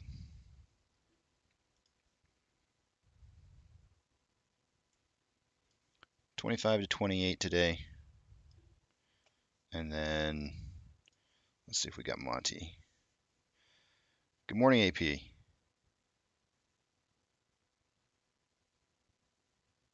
Yeah, Tom, I think it was very positive for us that they didn't hit SSR yesterday. I think that shows a lot of sign of strength, right? Like if they continuously try to drop this price without ever being able to hit SSR, at some point they're going to run into a level of buying pressure. When that happens, if they reach that level of buying pressure that um, becomes too great, then they're going to have to let the price run in order to drop it to get to SSR. There's a daily SSR indicator on TV. Oh, that's nice.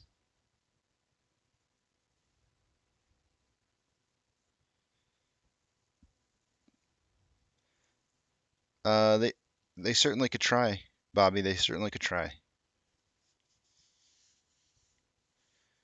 Guys, did any of you guys see Monty's price prediction? I swear he put one in here earlier.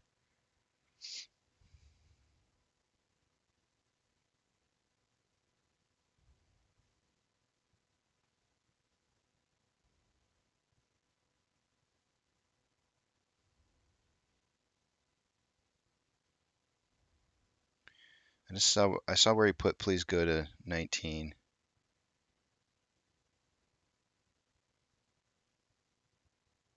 Monty wants to try and grab some more shares at 19. I just don't see his price prediction.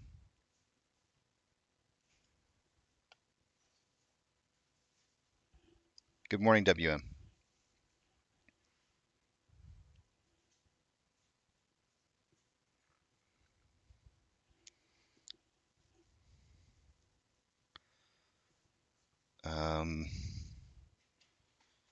So I've got my price prediction in at 25 to 28. Duncan has a price prediction in. His price prediction is 23.2 to 26.2.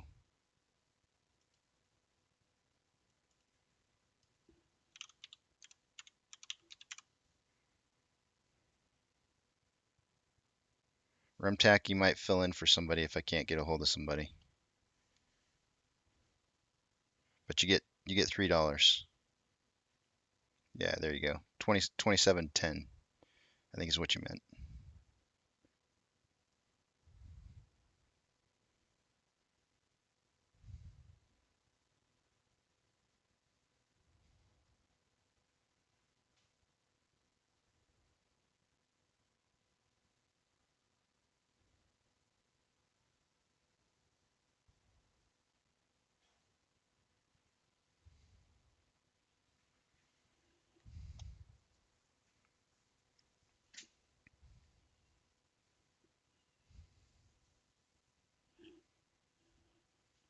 All right, guys, it's time for me to do the intro into the opening of the morning, and let's get that started, and I'll see you guys on the other side of market open.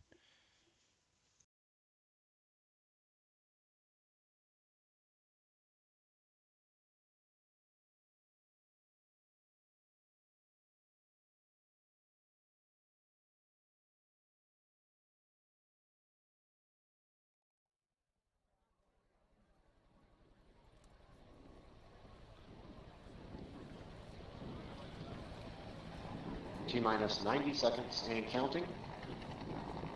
All systems are go. We're about 90 seconds from the launch of Space Shuttle Discovery.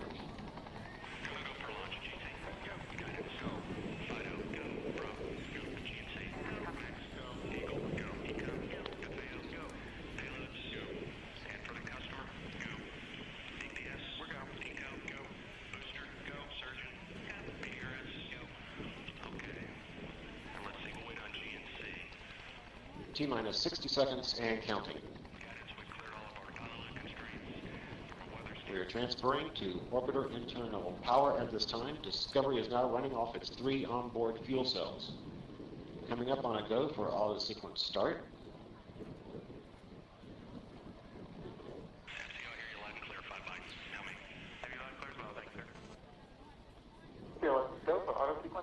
And we have a go for auto sequence start.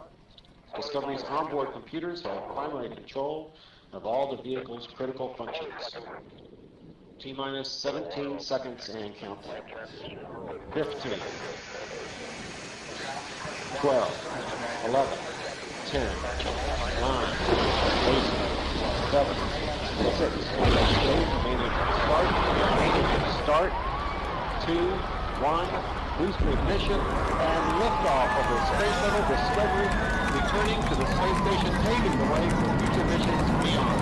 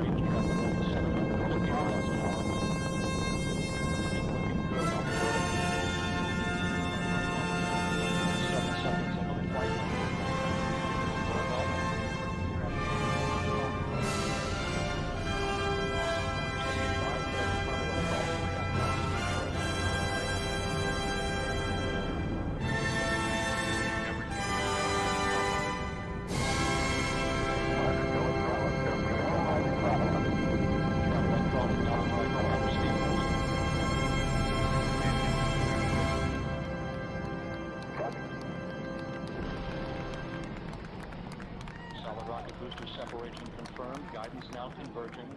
Discovery's onboard computers commanding the main engine nozzles to swivel, aiming the shuttle for its precise target in space for main engine cutoff. Should have a good forward leg now in estimate. Dan, you sound good.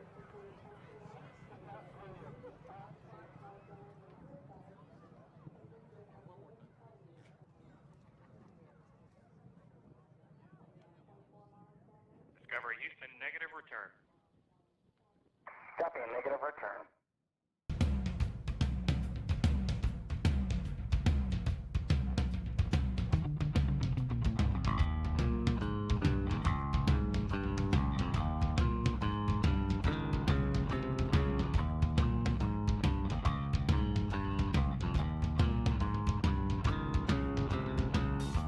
I'll sit around and watch the tube, but nothing's on. I change the jet.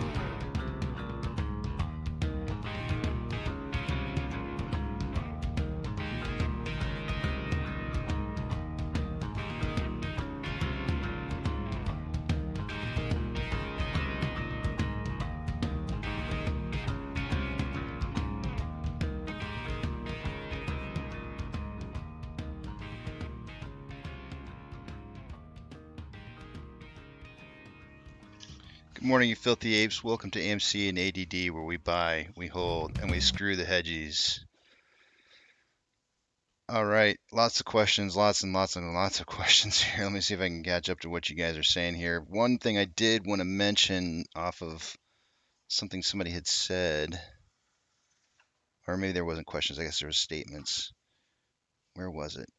Oh, no, I don't see it. Oh, what happens if it goes below the bottom Bollinger Band? So I actually normally keep my Bollinger Band set on the 3 sigma. In this particular instance, you can see here, earlier I had it set on 2. So I increased it back to 3, and here you have multiple touches off the bottom side of the Bollinger Band, which means abnormal volatility during this period of time. And usually what happens is you'll see a correction back to the simple moving average, depending upon how much pressure there is going in the opposite direction. Typically that's what you'll see happen is it'll go back, it'll correct to the Bollinger Band, and if it drives past the Bollinger Band, then that means it was a false price drop. So if it drives up to the simple moving average and touches and then returns back down, heading back down, then it just means that there was an attack downwards on price. If it goes past the Bollinger Bands and drives the other way, it was a false breakout. And if it if it doesn't make it to the simple moving average and turns around before then there's really heavy selling pressure.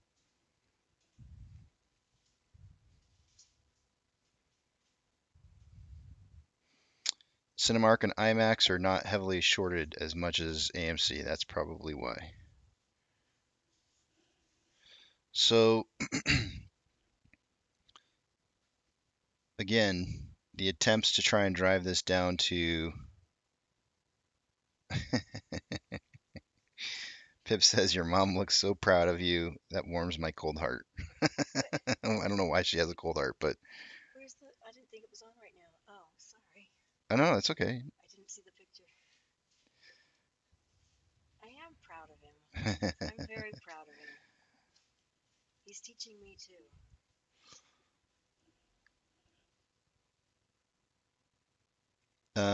For those of you guys who are just kind of joining right now and you're wondering what this whole SSR and volatility and what they share in common, let's cover that. Let's cover that real quickly. I've covered that a couple times this morning, at least twice. But my mom says hi, Joe. I'm going to cover it again real quickly, just because I think I'm going to try to give like the condensed version of it, just because if you really want to see a good talking about it, go back and watch the stream like after the first intro in the morning. But let me drag this over and show you what I found. All the red lines that you see here, and I know this page is getting a little bit busy here, but all you see right over here with these red lines, anytime you see a red line is where SSR was tripped. Normally speaking, and I didn't fill in all of them, I deleted most of them. I just have the most current SSR trippings and then 2 from the past. Out of all the time it's ever tripped SSR, majority of the ones that have ever tripped outside of one of these cycles, the suck, squeeze, bang, blow cycles, are marked on this page. Everything else has been in the cool down phases, which makes sense, right? Price is going to drop back down after it's been really volatile. 10% is when it needs to hit those kind of values. When it hits 10%, you get an SSR trigger, so you see a lot during those cool down periods. So it makes sense. But what you have here, 2 very specific dates where SSR tripped. And we're going to go back to January 1st. Let's go back to January, and not January 1st, the date, but just January. If we come back to January and we take a look at this, SSR tripped on this day right here. You had condensing. Actually, let me So I have a Bollinger Band set up here, and I have it set on a 1 sigma. 1 sigma because I really want to see when it's super volatile and when it's not volatile. You can see a pinching of the Bollinger Bands down to like 0. Like it's like dang near like no volatility whatsoever. Then you have a popping action. You have a popping action of price and a correction the very next day with SSR tripping, giving us a 10% decrease in price right there. So it's like a knee-jerk reaction to the popping of price. When that happens, 1, 2, 3 days later, you have huge price discovery. 3 days later, you have huge price discovery, and volatility starts widening. If you go forward in time to June 19th, you see again A little bit wider bands here than what we just saw a little bit, but you can definitely see volatility pinching down. Price kind of falling inside the channel here. You see a popping. You see a popping of price. You see the correction with SSR tripping on the 19th of May. 1, 2, 3 days later, price starts popping, like just absolutely popping. I think this is a good indicator that will tell us. I think we're looking for this kind of setup. We're looking for a setup where volatility kind of pinches down to almost nothing. Give me 1 second here, guys. Are you guys taking off right now? Let me know when you're taking off. You have a decreasing of volatility. That's what we're looking for. Then we're looking for a popping action of price. Then we're looking for some kind of correction where SSR gets stripped. And then I'm gonna call it out. I will call it out that 3 days later from that point in time. Because remember, SSR, when it gets tripped, it's both that day and the day after. Whenever SSR trips, it runs for 2 days. 1, 2, 3 days later. I'm going to call it. I'm going to call it out, guys. I'm going to tell you when the price action is when it looks like it's doing it to me. If I drag this over to where we're currently at, we've had a lot of periods of time in here. We're seeing volatility starting to pinch down. Price is kind of dropping outside. It's being a little too volatile and dropping outside the Bollinger Band here just a tad bit, which is why I think that we probably will tend to stick. I think volatility is getting less and less. I think volatility is squeezing down here, and I think we're going to see a pop at some point. We're going to see a popping in the price. I don't know when it's going to be, but we'll see a popping in price. We'll see a correction, and then 3 days later, I think we'll see a very, very, very similar setup. That's why I'm talking about SSR and volatility. I think they kind of play hand in hand. Now, why? Why do they play hand in hand?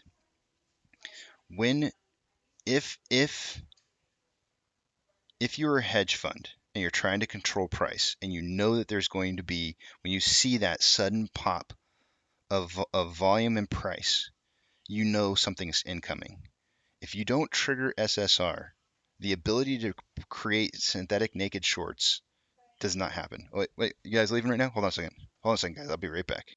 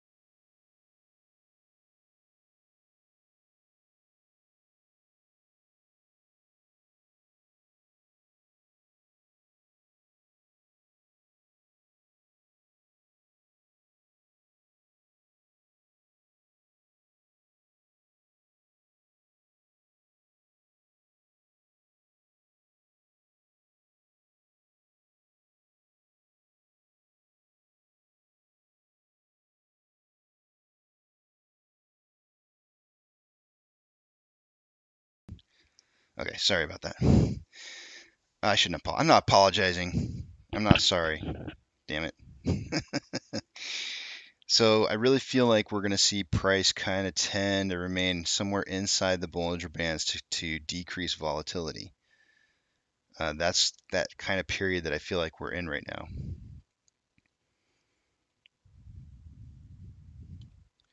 So hopefully that's a good shortened version of of my theory, which probably took like 15 minutes to explain.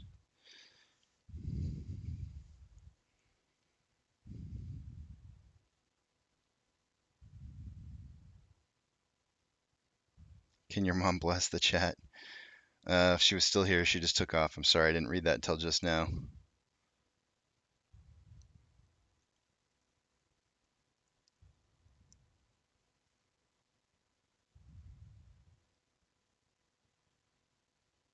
AP says, what do their fundamentals look like comparatively, and I don't know comparatively who's they or who are we talking about?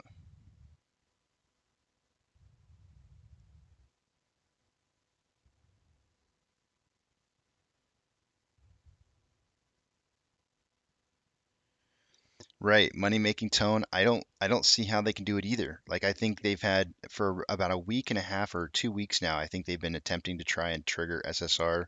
Actually, they haven't been trying. They haven't been trying. All these right here, all these red lines, these are tripped SSR points.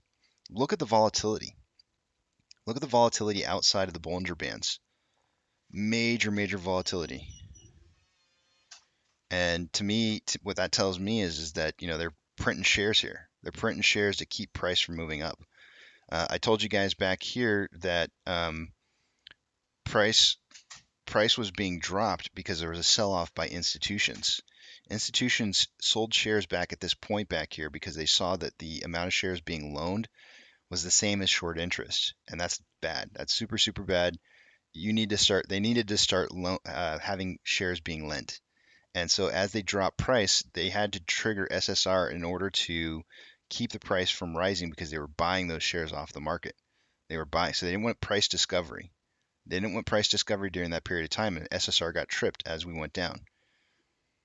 So SSR kind of is a way to control volatility.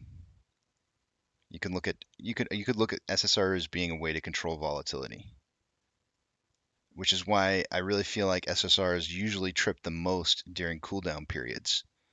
You see a lot of volatility right after a big price increase. This is a cooldown period right here. There was actually only one SSR tripping in here, and there's after the June run up, there's just like crap tons of SSR trips in here. Right here, there's some all the way down. There's just all kinds of SSR tripping going in here.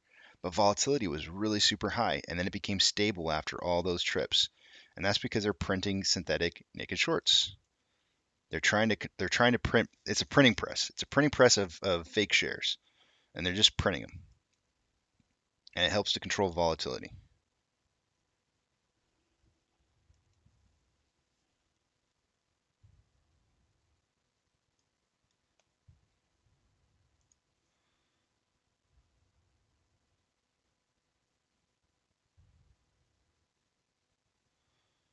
Ali says, did anyone catch that bull trap they just pulled on crypto with that huge candle?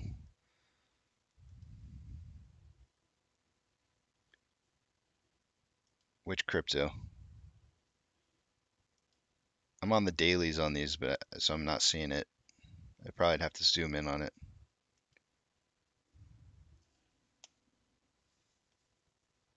Oh, the other movie companies, but show them how we see the same SSR even in GME, and most likely in other stocks. So okay, so if we go back to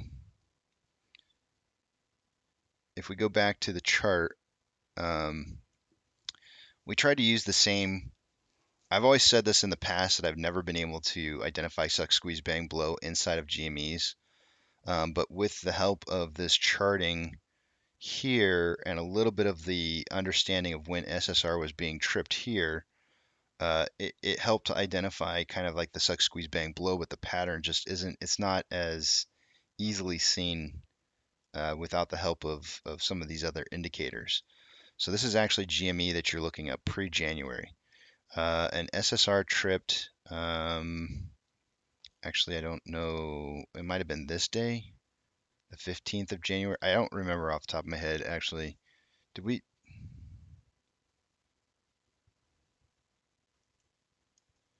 Did we?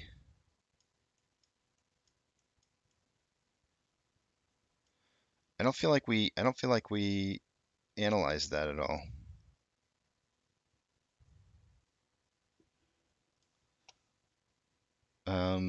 Maybe AP did, but I didn't write it down on mine where the tripping of SSR was here, but I want to say it was like the 15th.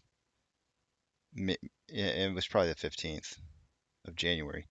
1, 2, 3, and it started popping. I'd have to go back and look, but you can see how if we add the Bollinger Bands in here,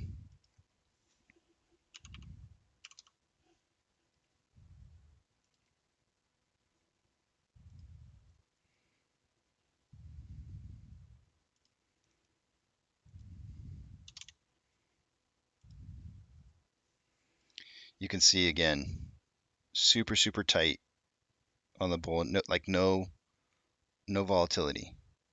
Then you have a sudden popping action, and I would have to pull the data for GME and figure out exactly what the date was that SSR tripped on. Let me go back and look at it. 1 second.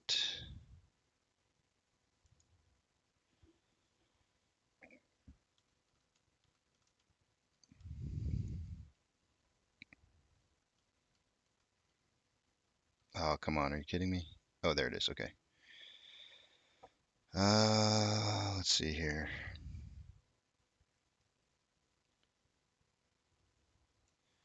Let's just do this. Download. Open. So I've got a formula that I use.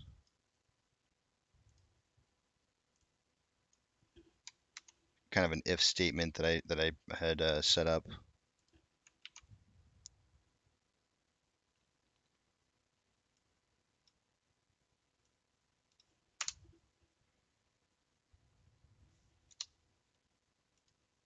Ah, come on.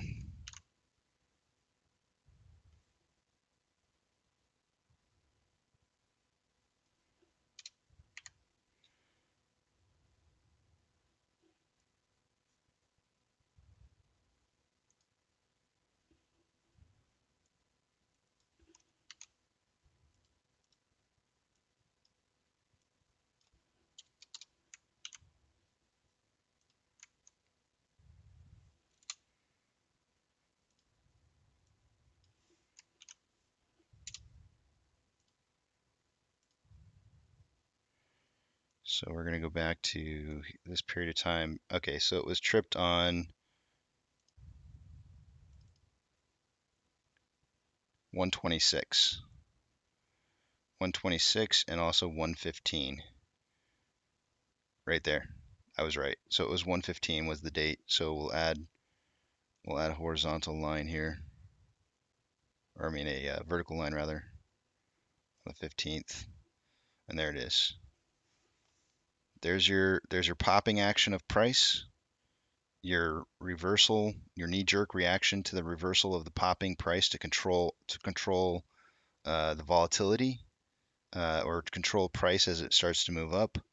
And within 3 days, 1, 2, 3 days, you start seeing. This one's actually 4 days. It looks like 4. I would say the major price increases start on the 4th day on this one, but within that period of time, shortly thereafter.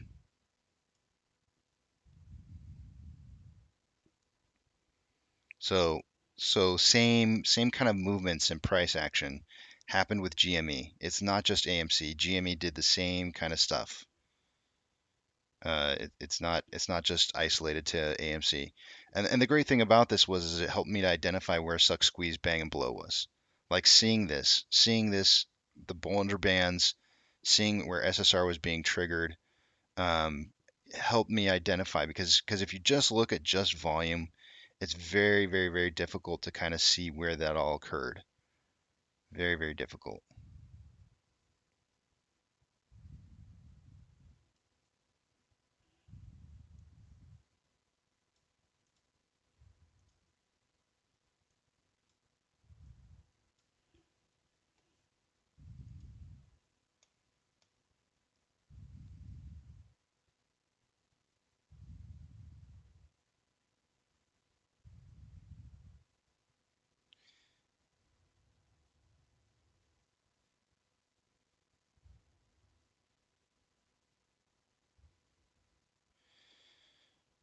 Not if you lose, bad back. I would completely disagree if you lose. If you're making money and you're only making money, then I would agree.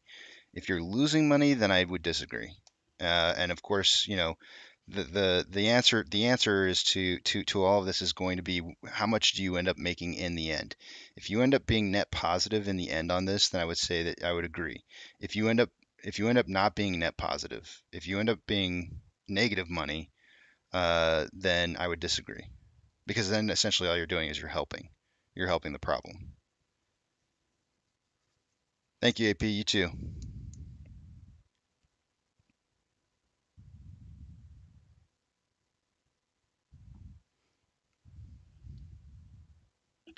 The problem is bad back is that not everybody's making money and buying options that are buying put options. Not everybody's been making money doing that. Some people have actually been losing money. Quite a few people have been losing money on put options.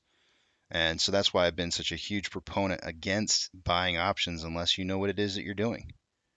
If you want to sit there and try to assume that everybody can make plays like that consistently and be able to make money like that, I would say no, I disagree. I think it takes somebody who understands the process of what's going on with the price and understands options really well, to be able to consistently make money on something like that without losing money, which is why I say, like, if you're not winning 80% of the time and you don't have net gains, then you're the problem. You're the problem. But if you're doing that, if you're making money 80% of the time and you have net gains, then sure, absolutely, why not?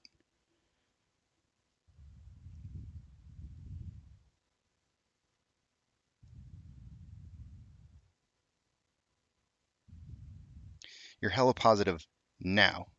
And I can tell you this too. If you are swing trading, there's a possibility that you're probably net positive now. But if this price were to pop on you, if this price suddenly popped on you, you could be more negative in a single pop than you've ever been positive.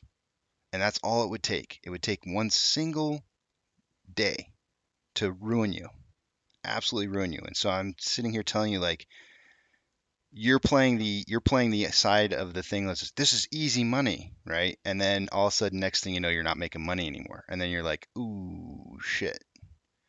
And that happens. It happens all the time in Vegas. All the time. Vegas didn't become Vegas without there being gamblers who thought that they were winning all the time. And then they had that one big streak of losses. It happens.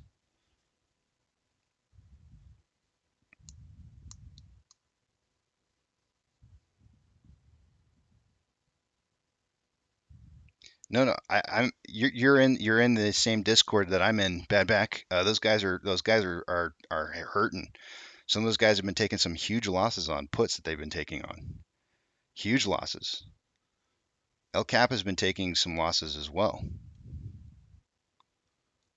It's dangerous. It's dangerous on both sides, both taking puts and calls. It's really dangerous in the options to take both puts and calls.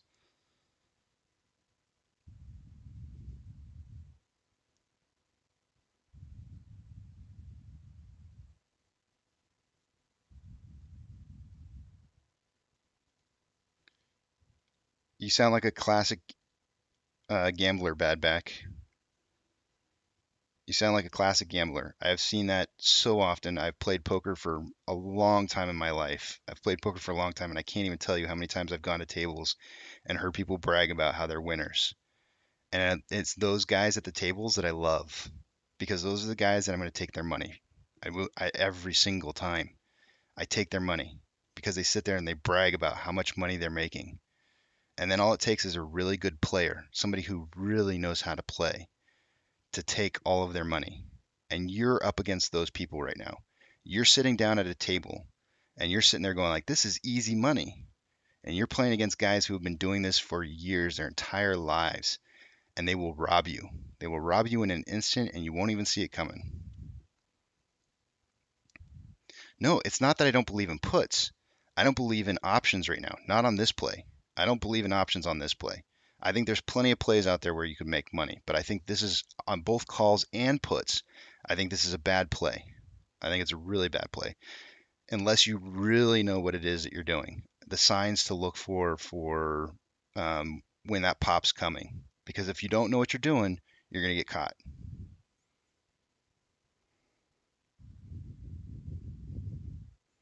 Yeah, Derek's like, we never hear about the losses. You never will, Derek. You never hear about the losses. And the reason you never hear about the losses is because a true gambler hates talking about the losses. They only love to talk about the winnings. That's it.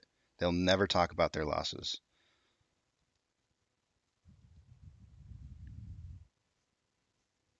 Good morning, Hayden. 9 o'clock, guys. It's time for the first check of what is going on. And it's funny, because, Badback, you think that I'm just against puts, but I'm not. I'm against calls too. I don't think either side of this play is a good play. I don't think that retail is in control of this price. And that's what you don't understand is I'm an advocate for saying that I don't think that we're in control of price and that our money is being robbed from us. The minute that you think that you're in control of price and that you can predict where it's moving to, it moves the opposite. And you will get caught. The worst place to get caught is with puts. It's worse to get caught on puts than it probably is on calls.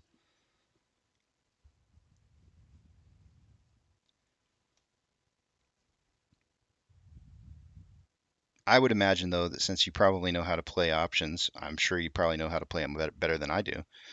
I'm sure of it. I'm sure you know how to play options better than I do. I'm sure you probably can reduce the amount of losses that you have, by setting up stop losses and whatnot.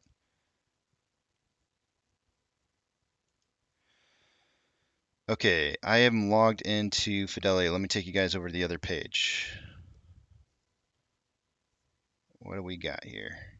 Starting in the top left-hand corner. Price prediction tallies for yesterday. Monty, myself, and Duncan all got price predictions. I'm waiting on Eric and Monty still to get a price prediction for today. But Duncan is in at 23.2 and 26.2. And I am in at 25 to 28. Let me see. I'm gonna text out. I have a feeling that okay, I got Monty's prediction. I see it here now. I missed it. Monty coming in. I hope he's listening. If you're listening, Monty, thank you very much. I appreciate it.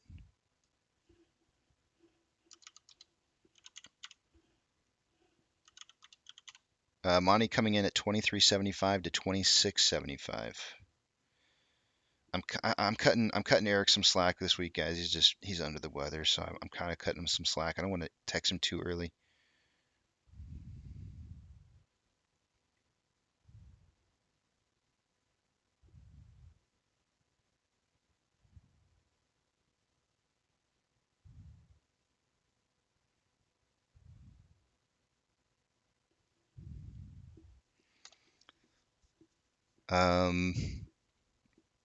I think Remtac came in with a price prediction. I might fill you in, Remtac.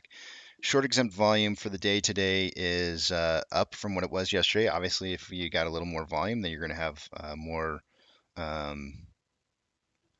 Speaking of volume, I just looked over it. You're going to have more short exempt volume. Utilization was up slightly, and day-over-day price increase was down 3.88%. If you take a look at the off exchange,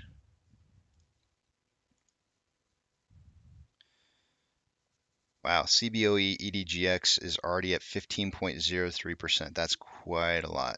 That's quite a lot of volume stuffed away there. 5176 is still pretty high too for the off exchange. I would expect to see, we've seen as high as 53. I kind of feel like 53 is kind of average, but the 15 on CBOE EDGX is actually way higher. I mean, I would expect maybe like 9 or 10 at this point in the morning.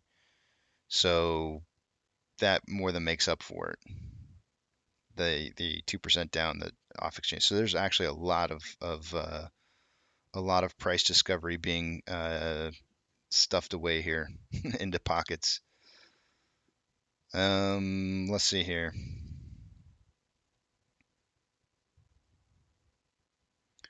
Moving down to Ortex.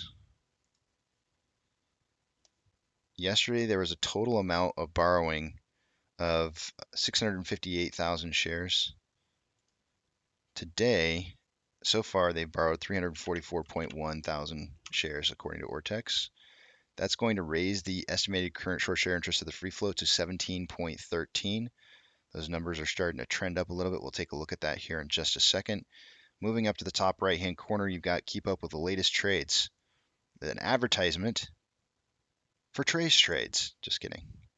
All right, refreshing to see what the actual Fintel trying to advertise to me, get me to come back. I haven't signed back up for Fintel. I don't see the need. I haven't been using their information in a while, and I don't know if I want to. Let's see. 172.2 million shares owned by institutions has not changed in about a week. Still the same. Today, Max Payne is 27. 27 for Max Payne today. Wait a minute. Where'd it go? Yeah, okay, 27. Updating options. Let's see where our most amount of volume is. Valium. Where would you be from if you said Valium? I'm thinking northeast. Thinking northeast.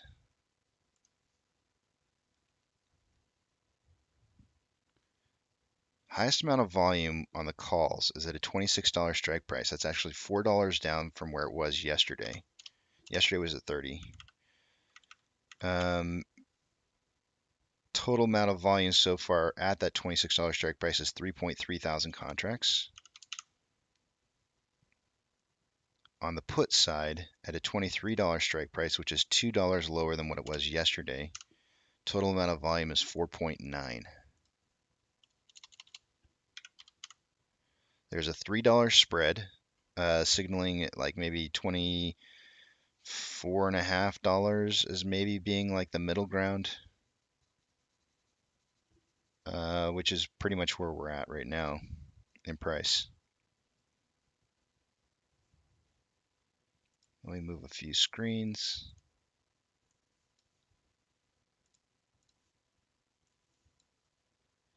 And let's take a look at that vortex. Show you guys what's happening there.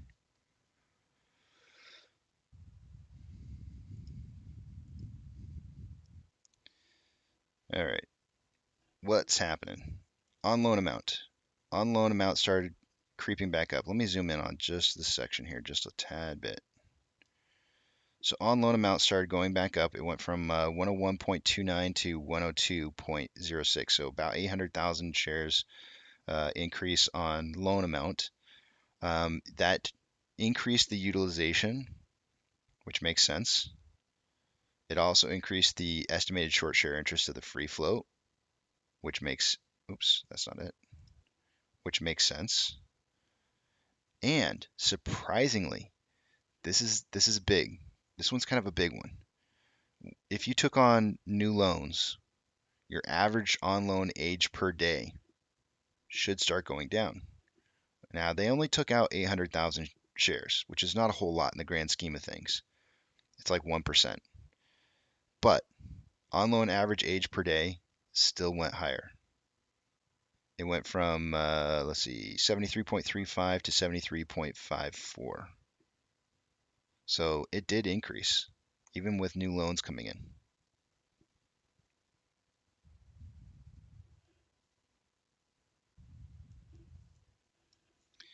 Orders by Fidelity customers. AMC, not enough volume to get onto the top 10 list. We were there earlier this morning. Slipping down to 13th with a very good 67% buys to 33% sales. Moving down the list, where's Jimmy? No Jimmy, not enough volume. Jimmy can't come out to play if his volume's locked away.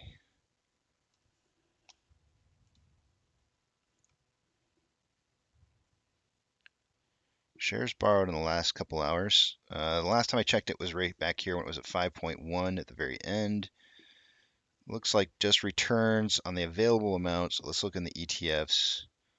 944.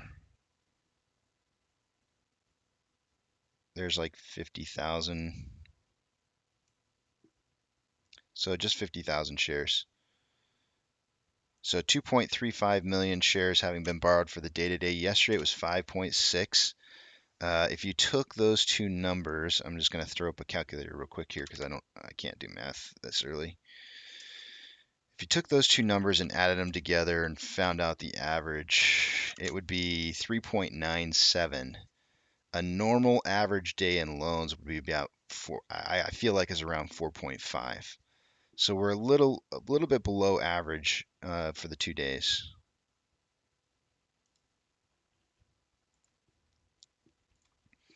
$2.7 thousand contracts. 2.7 thousand contracts are in the money on the calls. This is where bad back would be like, you think only buying puts is bad, and I say no. I think buying calls is bad too. We only have 2.7 thousand contracts that are in the money. Yikes. Ouch. These are players. Players have lost money. Who are they? Why? Is it a good thing? Is it a bad thing? It's bad. You don't want to lose money to the bad guys. 71.2 thousand contracts out of the money on the puts. Now, this is where bad back would also say 34.7 thousand contracts are in the money on the puts. Great. And if you're a consistent winner, 80% of the time, and your majority gains are always there, and you can signal when you think popping action and price is going, and you set up stop limits and stuff like that, stop losses, then great. Go for it. Keep doing what you're doing. We need you. However, and hopefully that money is going back into AMC somehow. However, if you're not keeping up those kind of standards, then you're just a problem.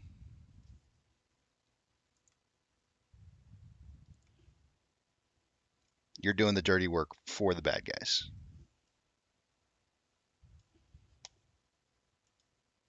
And I love referring to them as bad guys. It's so basic. I love it. I love how basic it is. It probably triggers people. It probably totally triggers people. Bad guys, that's such a kindergarten thing to say. I know. I love it. Negative 0.45% on the NASDAQ. Dow Jones is up 0.05. The S&P 500 is down 0.09. The market is currently advancing over declining with 4,090 advancers to 3,443 decliners. The VIX is pretty much breaking even. It's up, showing up 0.06%. Tesla is up 1.06%. Hood is down 2.53. Amazon is down 0.61. Cinemark is up 2.56. Doge is up 0.8. Bitcoin is up 1.74. GME is down 2.26, and AMC is down 2.81. I had to wait for it to stop for a second. Inflow versus outflow.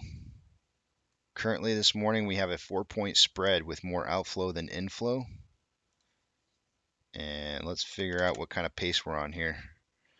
45 minutes trading into the day. We are currently on a pace for 52.7 million shares traded for the day today. Of course, that's going to go down as volume moves down throughout the day. I have a prediction between 10 and 30 million. I don't see very much volume today. Again, price is going to have to kind of stay inside those Bollinger Bands. Those daily Bollinger Bands, 1 sigma. Not 3 sigma, not 2 sigma, 1 sigma. I'm not sure if they call it a standard deviation or a sigma. Let's check it out here. Let's look at that. Let's go back here. Daily. While we're here on the daily, let's take a look at it. Currently showing more selling pressure than buying pressure on the Vortex indicator with an RSI of 35.63. Let's take a look at the Bollinger Bands here real quickly. I just want to adjust this to the daily, or to the, it's calling it a width on here. I believe Tradingview calls it a deviation. But we're going to put it to 1. And I'm saying that basically price needs to kind of remain inside these. It's okay if it dips a little bit below it too, is fine. But the more price stays inside of these Bollinger Bands, the more the volatility will start to shrink. And that's I think that's probably really key for what we want to see. Really, really key. The lower on the Bollinger Band is showing up as 25.12, and the upper is 29.85. So we kind of need to remain inside those. Being a little bit lower is fine too. It's not terrible. Being a little bit higher is fine. It just kind of needs to remain really close to those values so we can see those bands tightening up. We need a little bit more tightness. It looks used. That probably didn't go over well. 1 hour. 1 hour vortex indicator showing more selling pressure than buying pressure with an RSI very, very low at 27.82. Definitely showing signs of being oversold. On a 30-minute interval, more buying. No, that's equal buying and selling pressure. No, it's more buying. Just barely. More buying pressure than selling pressure at 29.83, which is a low RSI. On a 5-minute interval, more selling pressure than buying pressure with an RSI of 39.46. So definitely showing signs of being oversold. Let me get my Bollinger Band changed back because that's going to drive me nuts.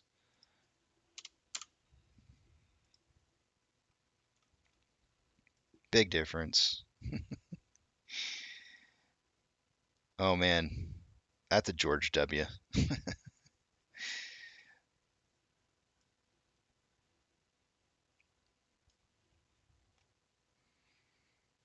Where are we heading here? Looks to me like we got just a classic wedge going on. Let's put some lines in here.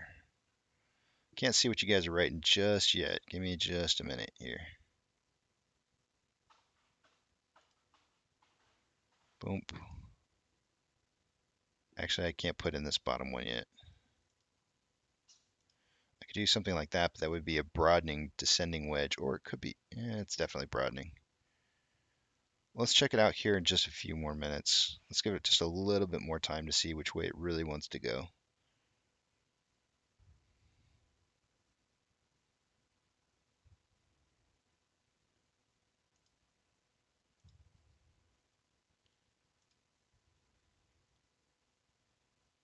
Get rid of these lines for now.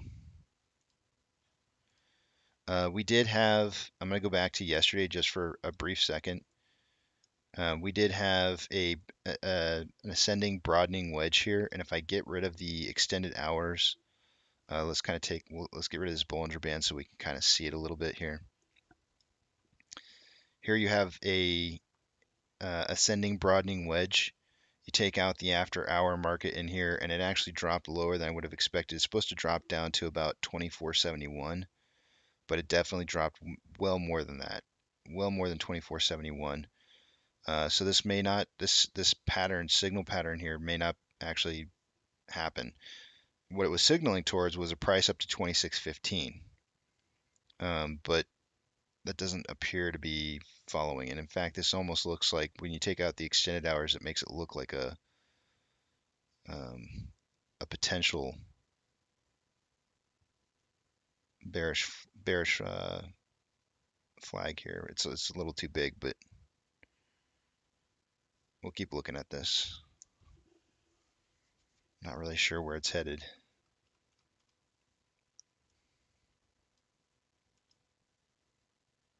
Delete. Delete. I'm gonna get rid of this.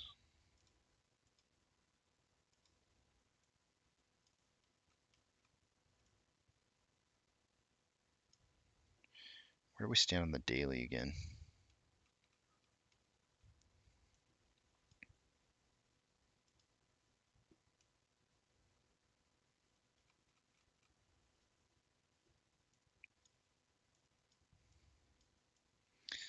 Oh yeah, I had forgotten about this. I had set up a multi-day descending parallel channel. We're still inside of that. I set it up right back here. 1, 2, 3, 4, 5, 6, 7, 8, 9, 10, 11. We're on day 12 of this descending parallel channel. The bottom price for this today appears to be about 24.21.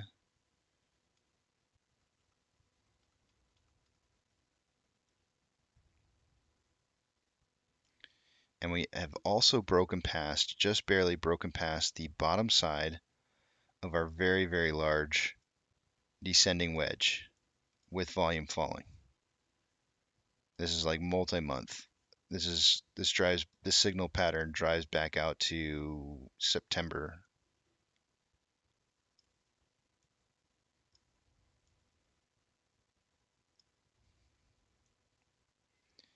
And we've broken past that. We broke past that actually at what value is this? Pretty sure that was on a daily that I drew it. Let me go back to the daily. I know this is such a mess, guys. We'll start clearing up some of these lines here in a little bit. Looks like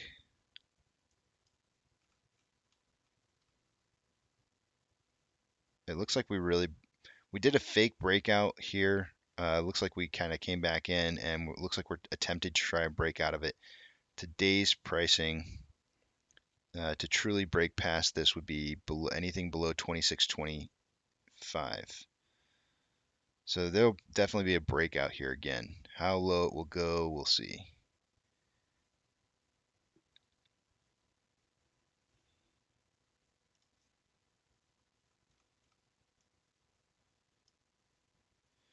$24.50 is kind of a holding pattern here. We got buy wall at 24.45. And let's see what you guys are saying.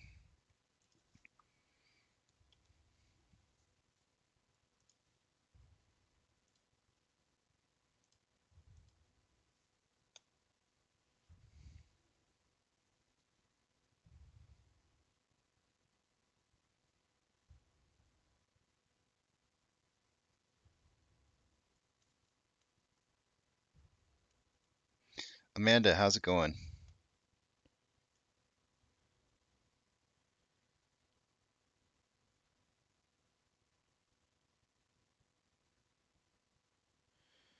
At 9:05, Ali said we'll see $24 in the next 20 minutes. So he's got 3 minutes left. There's a cheat sheet sent out yesterday that shows the target price bases on their level 2 dark pool trades. 82 means they want to hit 24.13. It's all 83s now, which means a little lower down. Yes, I've seen that, Ali.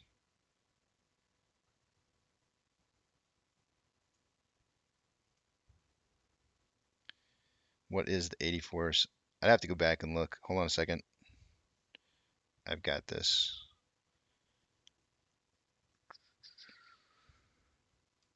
Where did they post that? You need to see this.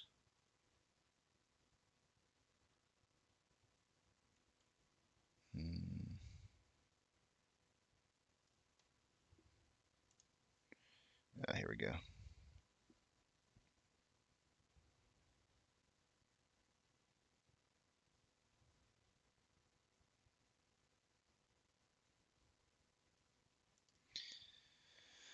Um, 78's 25.33 to 25.63. Let me see what number you guys were saying again. You guys said what number is what 84s? 84s are not listed. Not listed, but I could probably guess based off of some of the price predictions that they've got in here. But it would probably be in the range of like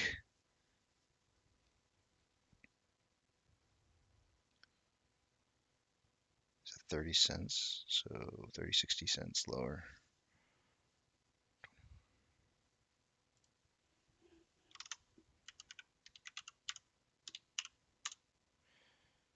$23.53 to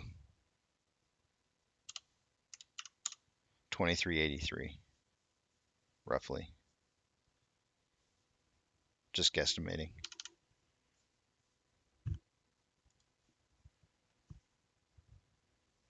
Yeah, they did price increments of 30 cents basically.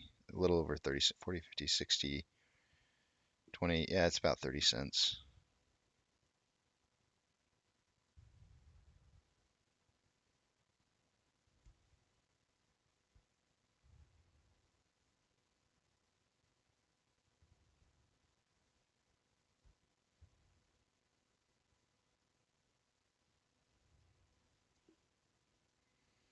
So if we're seeing 85s, 85s would be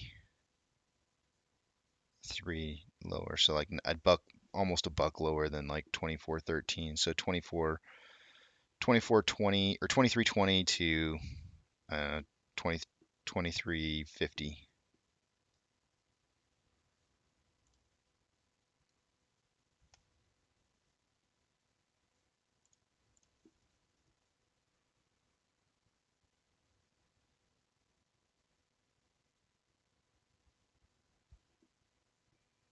Ali, your time has expired. Good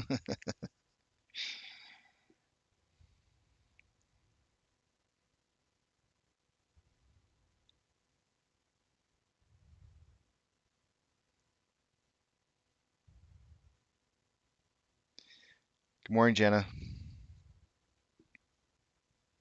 Einstein says the Fed minutes at 1 p.m. today. 1 p.m. Central. Oh my gosh. I was way behind. Yeah, I've talked about the January 21st contracts. There's actually some interesting stuff that's going on there. I got to catch up to what you guys are saying here. Hold on a second. I got to read quick.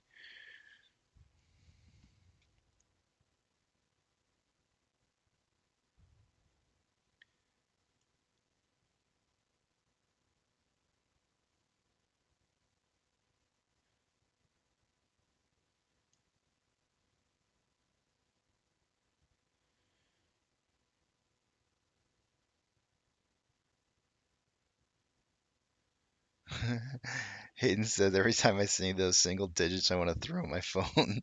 Don't do it, man. Don't do it.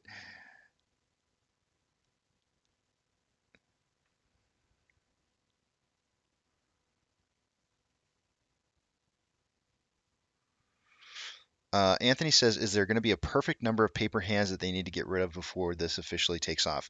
So, in regards to paper hands and synthetic price failures, it's whenever the synthetic, it's whenever the paper hands stop becoming profitable, right? So if shares are not being shed anymore, like if they're just not generating any selling action and it's becoming unprofitable for them to suppress price, then they will let it release. However, when they let it release, they may attack back down if they sense some weakness as the price climbs. And that's what's called getting the price to stick, right? Trying to get it to stick at those levels, those new lower levels. So a synthetic price failure happens 20%, right? That's the magic number. So if they can get the price to stick at 20% below, they'll let the price rise up 10%, right? After they drop to 20, they'll let it rise 10%, drop it back down, and see if they get more paper hands on the way back down. If they do, you'll know because they'll go further down than what they had before. Then they'll let it rise back up again. They might test it again. It all depends on how much weakness there is on the way back up. If there's an immense amount of strength as the price starts to rise, then you won't see the attacks anymore. You'll hit 15% and probably drive through that range really quickly. So 15% is kind of like that indicator where SPF starts to reset. And at that point, once you cross that 15% mark, you hope that it drives really hard, because if it crosses 15% and starts to turn back down, it could be another 20% down on top of the 15. It could be another 20% down. So you want to see the drive past 15% really hard. Otherwise, it could turn into another 20% down.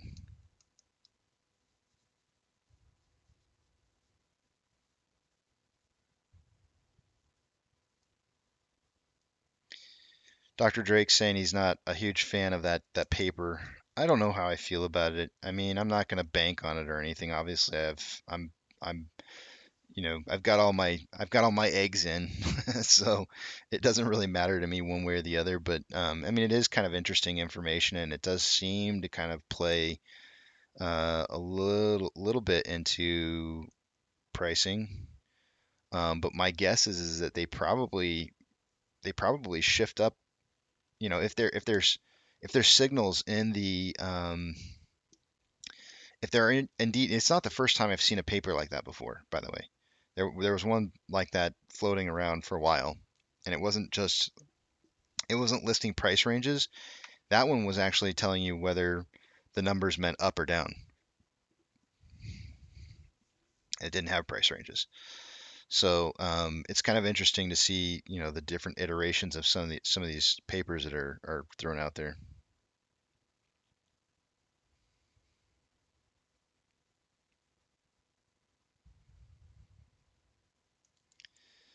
Well, paper hands, Brian Carpenter, paper hands could also be day traders, people who are swing trading the stock. There's a lot of different types of paper hands. Institutions could be a paper hand. It's anybody who'd sell shares, and there's always going to be people out there willing to sell. But as far as like the good chunk portion of people out there, it'd be interesting to take a look. I could probably tell you if I've seen some paper hands or not. I'd have to take a deep dive look into my suck squeeze bang blow and see if I've seen some paper hands during those periods of time. I'll bet you we could find some somewhere in there.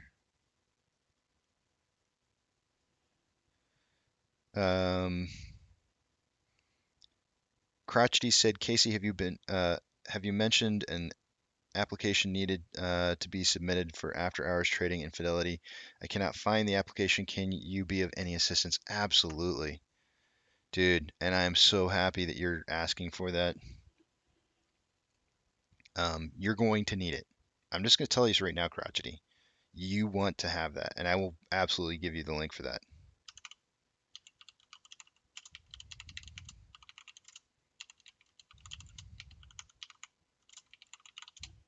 I used to have it saved so I could help people with it.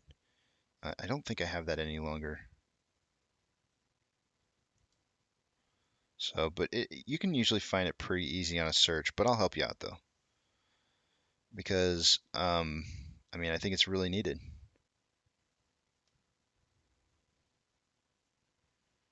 Let's see here.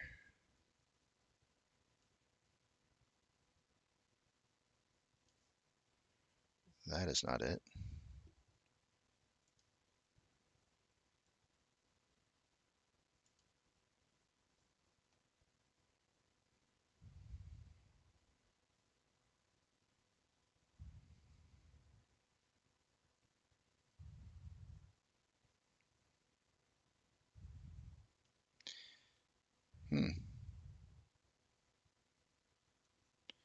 Did they suddenly make it more like difficult to find the link now? Because I'll tell you what, both the links I clicked on did not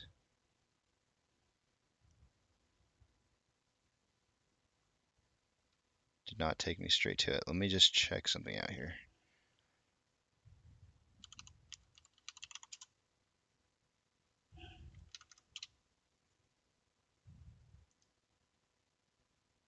Okay, I found the page. This is the one where you can get the link, I'm pretty sure. 1 second.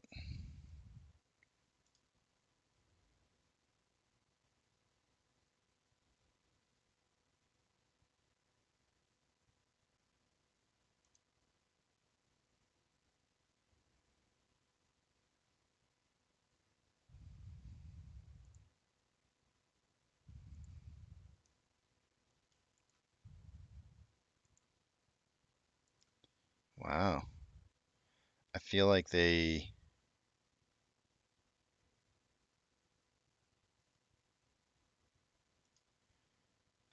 took out the quick link to it.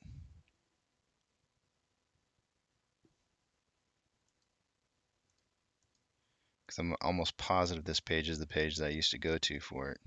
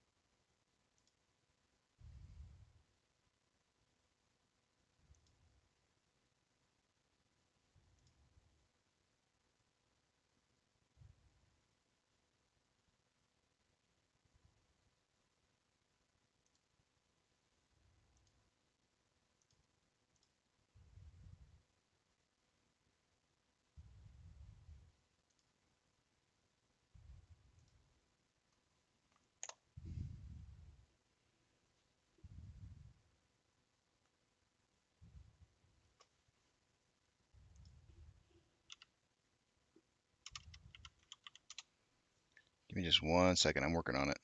I think I got it for you, but I just want to make sure I'm verifying through my Fidelity app or through my Fidelity account that this is indeed it. Yeah, this is it. Okay. This is the link for you. That's the link. You go there and it's going to give you, it says learn more about potential benefits and risks of extended hours trading. Give that a read. Like there's a reason why they put that up there. I want you to understand that there are risks. There are fees that are included, extra fees that are included in your trades during those periods of time. I think when in the grand scheme of things, you'll realize that those fees are probably worth it in order to get the price that you want. Because if you look at the past history, some of the biggest moves are made in pre-market and after-hour trading. So just keep that in mind. But look it over, give it a good read, and understand what it is that you're getting into. And then at the very bottom of that page, you'll see a start where you can go through the application process of applying for being able to trade in the extended hours period of time. I don't know why. I really do feel like they've made it less easy to find the link to that. Normally, I've been able to find that pretty easily.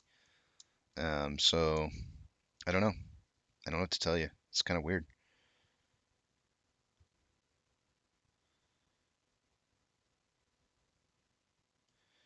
WMAA cannot just issue. I think we came to the determination that he can't issue without us voting. Government Divide says, has going from 30s to 20s loaded the spring even more, or have we actually lost air from our balloon? I don't believe that we've lost air from the balloon. I mean, if you did calculations on how I do calculations on checking to see what our balloon size is, it has definitely decreased. But I think that's just because of volume decreasing over time.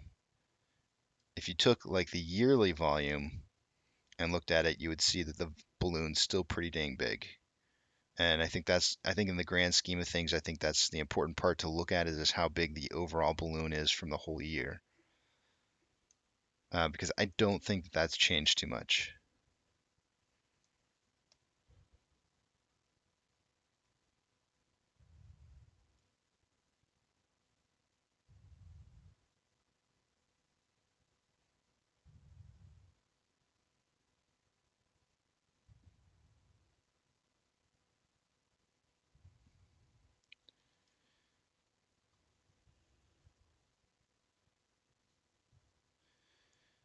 Einstein, you're referencing User of Intellect's post on Twitter. I would think that's probably the source that came from. I saw his post. I didn't read into it very heavily. I need to go back and check that. And I actually have open communication line with User of Intellect. We've talked on many occasions. We were actually putting together something very similar to Log the Float while they were putting it together.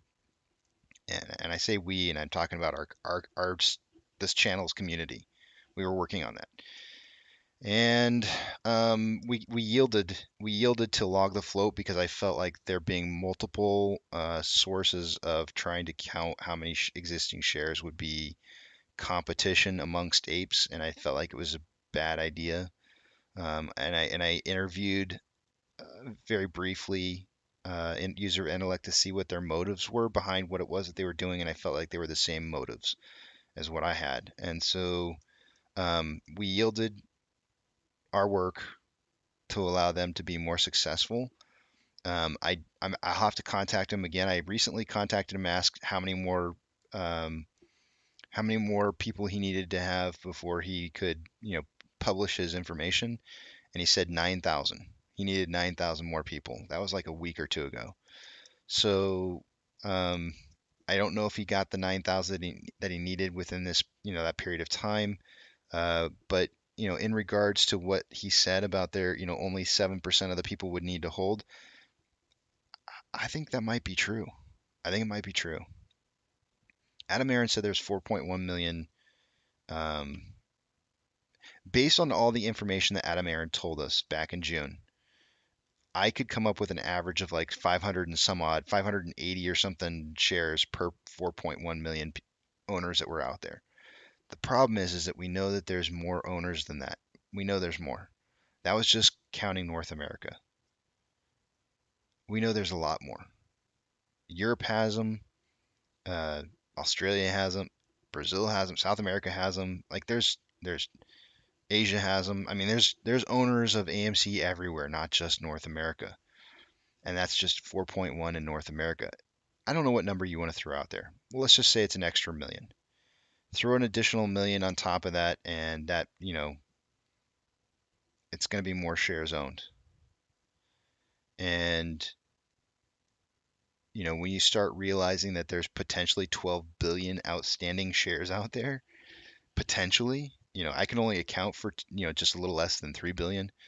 But if you start realizing that there's way more shareholders and that they probably own similar averages to what we have, maybe slightly less, you start to realize that there might be like 12 billion or even more outstanding shares.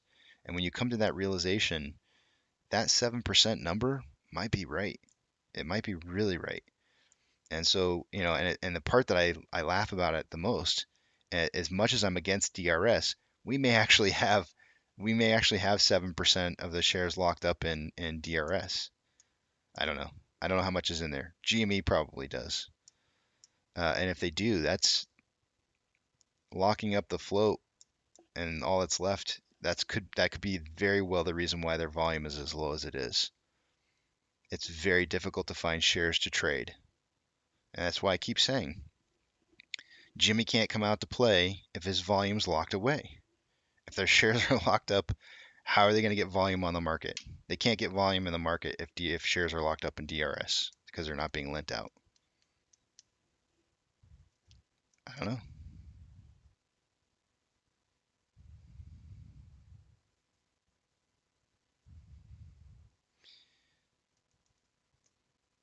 All he says is a few minutes fast.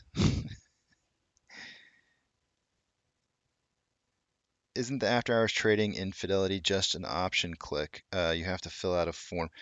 I think it is an option click. You have to like just say that you agree to the terms or something like that. You click on the button and then hit apply, and then it immediately approves you. It's so simple.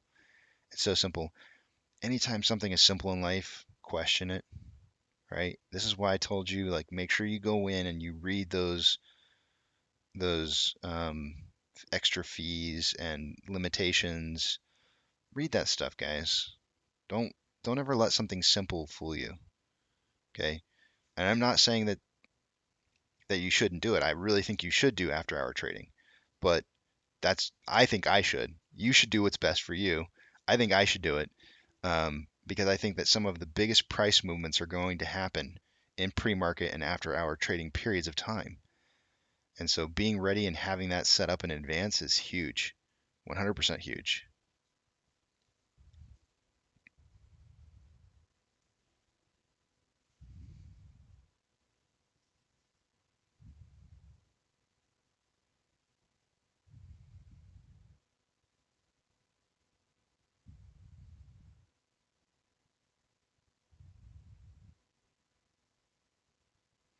Yeah, absolutely no problem, guys.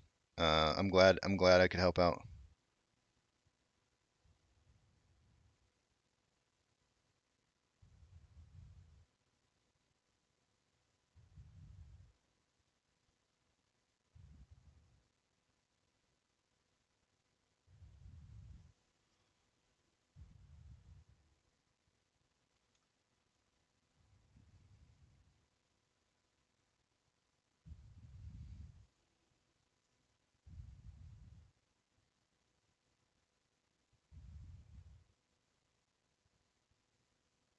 Ooh, Crotchy, you couldn't be more correct.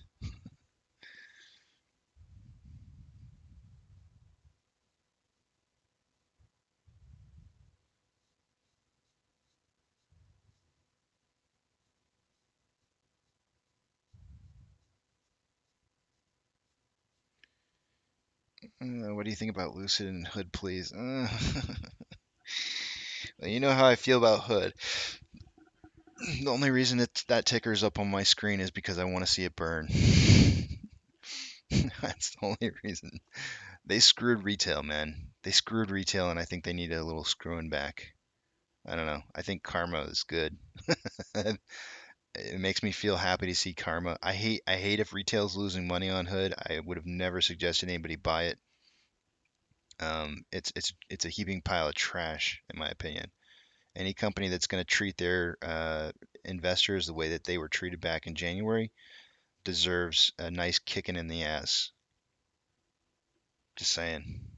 I'm sorry, but that's how I feel. I don't even know why I'm apologizing. I feel that way. I'm not going to apologize about it. I don't I don't know how I feel about uh, Lucid.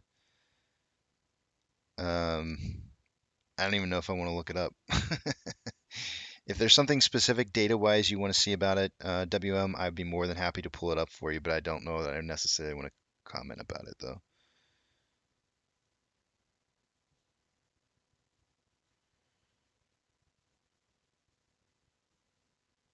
Yeah, absolutely, James, no problem. Um, Jana, what you're talking about here, I'm trying to figure out. So you have a cash account. You have a cat. Let me reread what you're saying. You have a cash account, but you can't get it to work. The extended hours said this when I applied. This feature is only available with brokerage accounts. You'll need to open a brokerage account and then enable this feature. Hmm.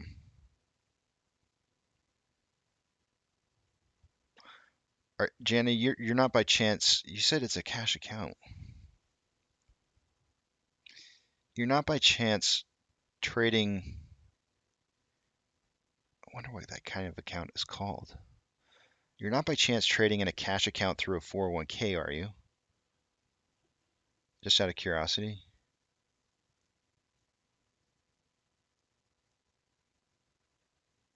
Because believe it or not, that's actually a new feature that I found to be the case, and I don't know if it's necessarily considered a cash account or not, though.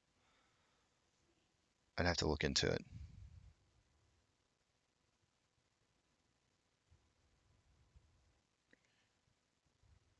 Yeah, I would highly recommend calling Fidelity and finding out what the problem there is, because that sounds very odd to me. I don't think you have to be in a super huge rush um, to like get it done today, but get it done. Definitely get it done. Call them up, find out what's going on there. No, you're not. Okay. That's very strange. If you have a cash account, there's no reason why you shouldn't be able to trade in the extended hours. I wouldn't understand that unless it's not a cash account. I don't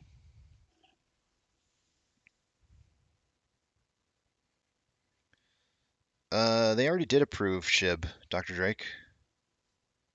Oh no, no, no. I'm sorry. It was Webull that approved it. I'm sorry.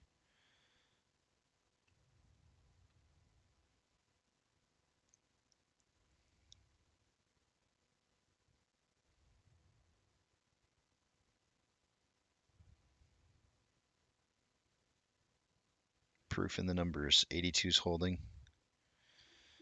What was 82 again? 82 is 2413 to 2439. I don't know. I don't want to put too much weight into that. I mean, I don't know.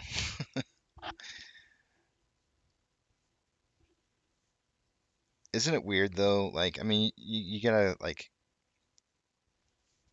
think about that for a second. If that's true, like if this thing is really and truly, you know, predicting, if they're forecasting inside their orders what price they're gonna try to move to, that's a little BS, don't you think? Like that's a little like, I mean, I know the whole market can see it, but that's code.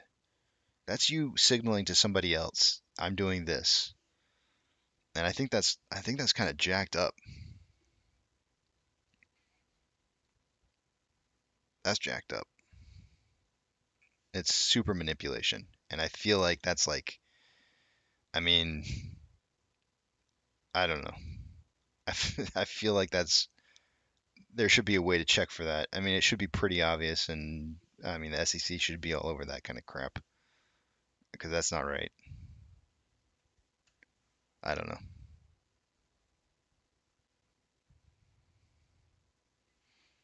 Dr. Dre and Hot Guy. Oh, Hawkeye.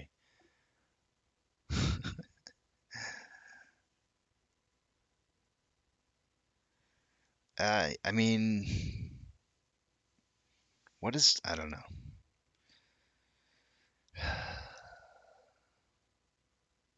I want to believe in our government. I want to. I so want to believe in it. I want to believe that they do what they're supposed to be doing, but they don't give me any reason to. By the way, by the way, for those of you who have not received your gifts that I'm sending out, that's going out today. Those are going out today after the show gets over. We've got the envelopes. Uh, the reasons why those didn't go, the reason why that didn't go out is now passed. And today, after the show, that is on the menu of things to do is to get that out to you guys. I'm sorry it's been so late, but you know the reason why.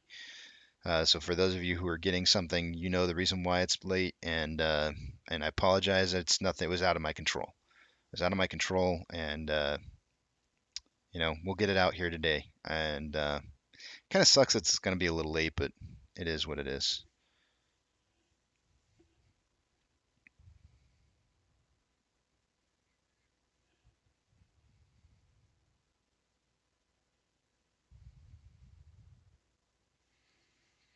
Read some WikiLeaks pages, and the trust will be gone. I know, man.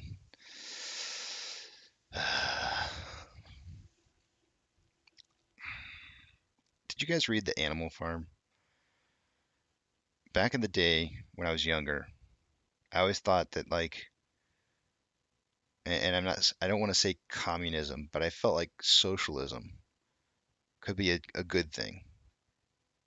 But the problem is that when you read The Animal Farm, you realize that people are corrupt, and that's why socialism can't work, is because people are corrupt.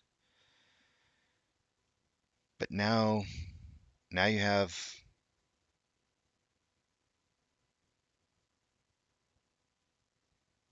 what are we, a free republic, a capitalistic state? What are we exactly? I don't even know what we're. Whatever it is that we are, whatever it is that we are, is equally controlled by corruption. That sucks.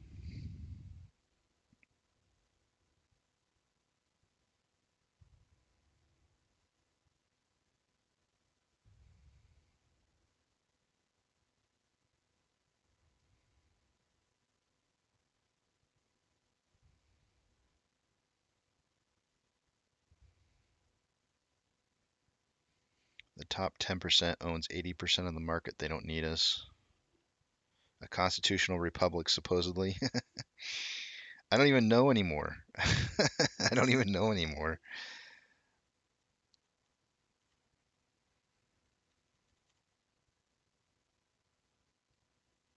Yeah.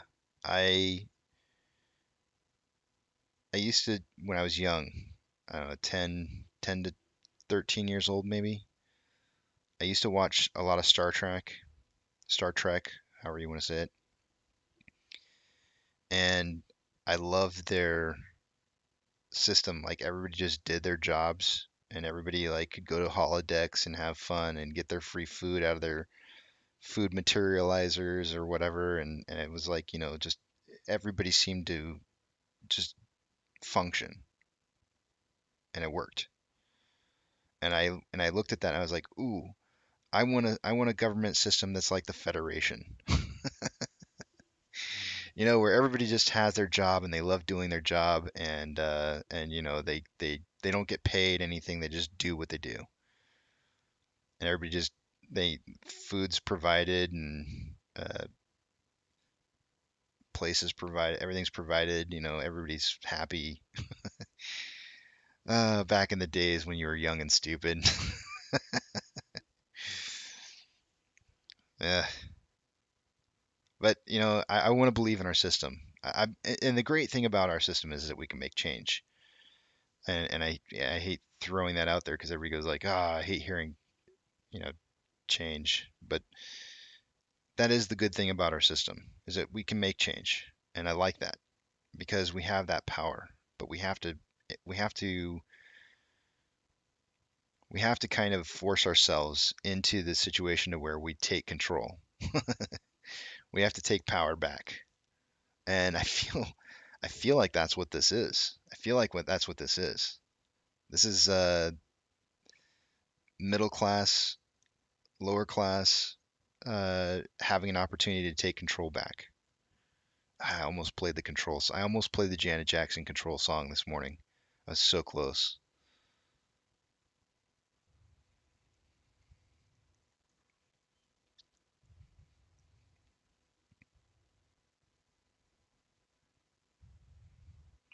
I can't even say that word, Jana.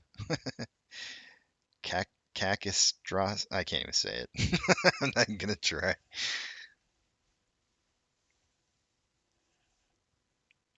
I know, Joe.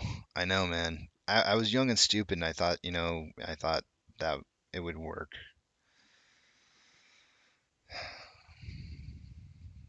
Vince McMahon to be president and run the world like WWE. Oh man.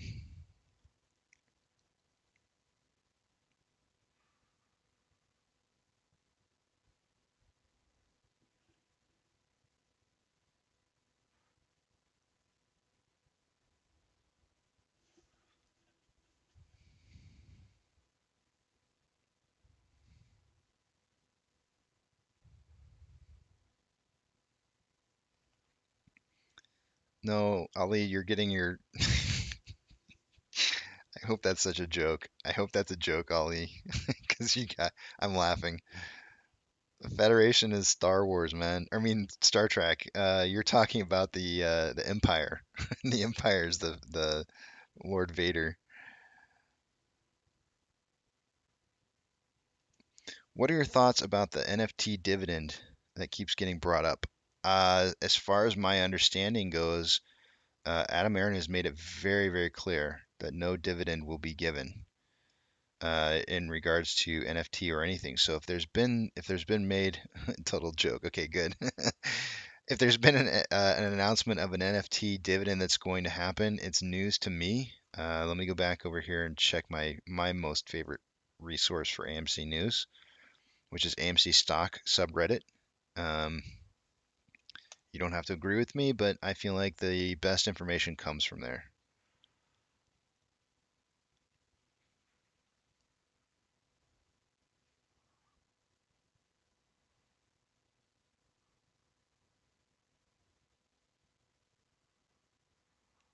I have not seen.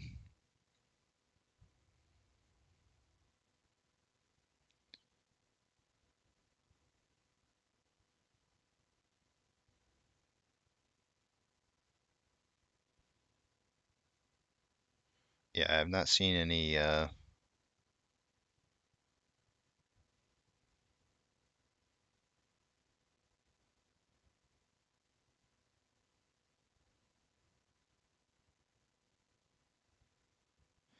lot of people are talking about um, the dividends, though.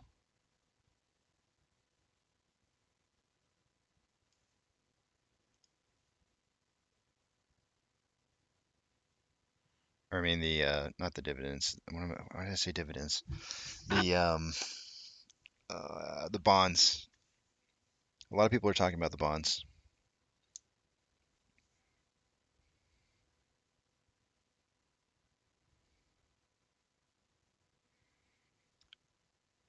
I mean, it'd be cool if they could. The problem, Chris, is that a lot of people seem to think that if we get a share recall, a lot of people. This is the common misconception. You can't have a share recall without the people who loan the shares agreeing to recall their shares. Those are a lot of institutions that have a lot of shares lent out, and they're making fistfuls of money right now, and they will not recall their shares. It is not in the hands of Adam Aaron to decide whether recall will happen. It is totally in the power of the people who loan shares to decide that. So the idea that we could issue some kind of dividend or something to trigger that to happen, so long as the company is in debt, will never happen. Will never happen. So the whole idea of like trying to push some kind of dividend while we're in debt it's a futile idea. It's futile. It's pointless. And Adam Aaron said that they try to plan on fixing that this year and easing. Part of the reason why I thought he said easing the covenants is because they would like to be able to issue a dividend. My hope is that that's how they're going to ease the covenants, is so that they can issue a dividend even with there being debt being owed. So we'll see. We'll see what happens. That's for the future.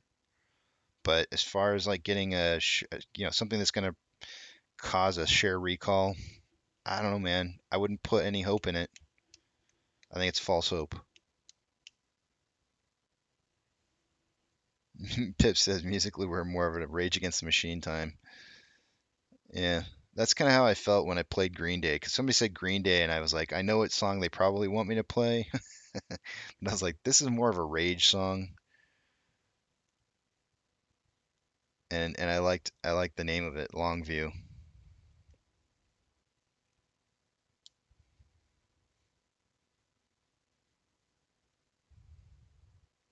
Yeah, convertible bonds.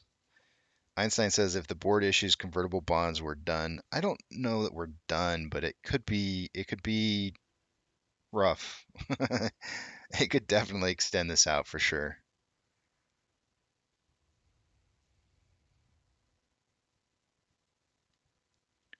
The United States had open strip clubs, but churches were closed. Hey man, strippers got to make money. You can tithe from home. Just saying, man. Just saying.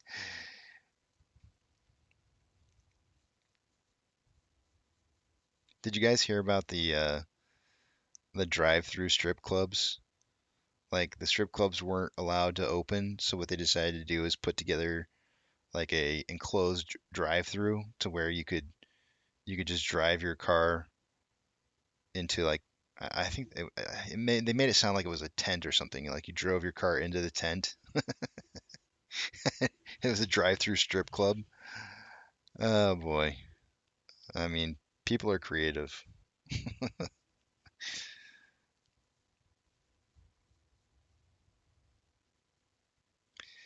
Einstein says, I will vote no to anything that could dilute the flow any further. That's how I feel.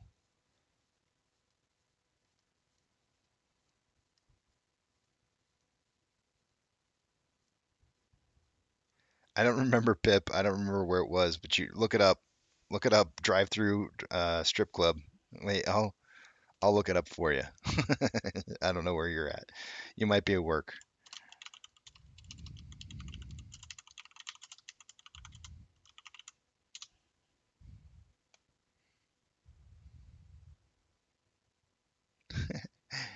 July 21st, 2020. Texas's first drive-through strip club has a 2-song limit. It was in Houston and is offering food to go. I can't make this stuff up, guys. I wish I could. I wish I was that funny. That would be no. It's for real. It's totally legit. One Texas strip club is offering food to go amid the coronavirus pandemic. The Vivid Gentlemen's Club in Houston has set up a drive-through service to offer its traditional form of entertainment, separated from I've drivers. always wanted a career in marketing, but with a job and a life, I didn't think school was possible. Then I found WG. Ugh, that was annoying.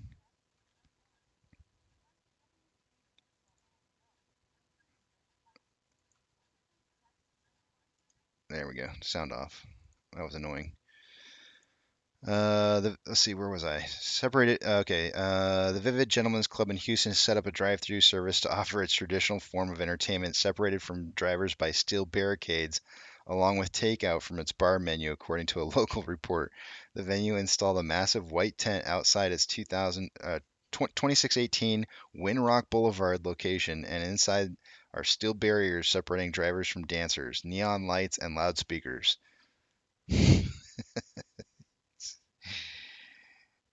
They got a picture. They got a picture here.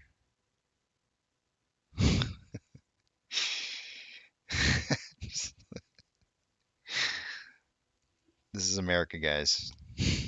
This is America.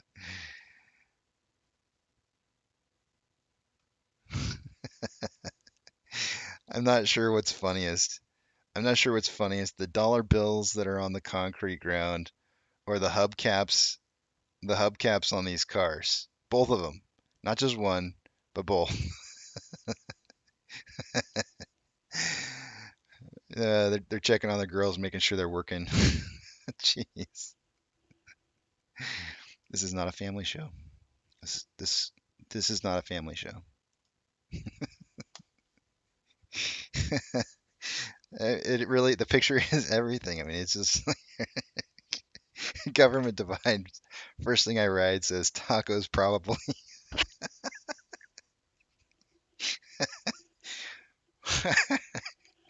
That's funny.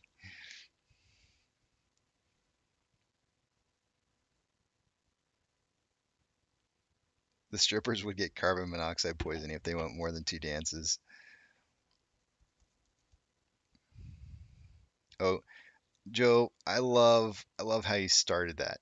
I remember I got lost at a red light district as a 10-year-old kid and saw a middle-aged African woman staring right at me in lingerie. I thought it was a clothing doll before when I realized.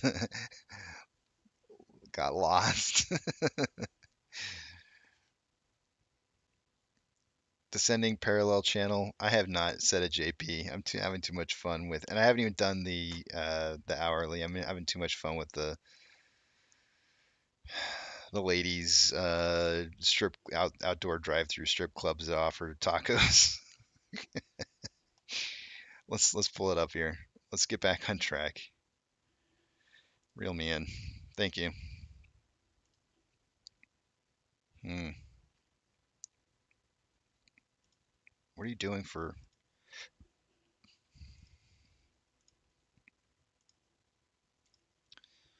Let me see. What did you say again? You probably already said it. Descending parallel channel. If you're talking about the big one on the 1 hour that I set up, that's multi-days long, right here. It's I believe we're looking at like 1, 2, 3, 4, 5, 6, 7, 8, 9, 10, 11, 12 days into this, and we're just now kind of breaking into the bottom side of this, then yes, I have discussed that.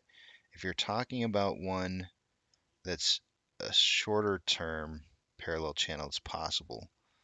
But I have a very large, like 12-day descending parallel channel, which is a bullish indicator. Should be. Should be a bullish indicator. And we're traversing the bottom side of it.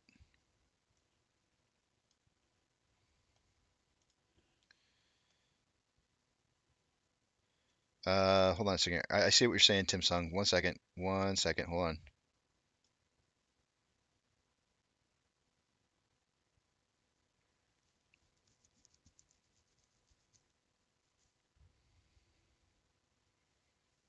Ollie's like, you can tell us the truth.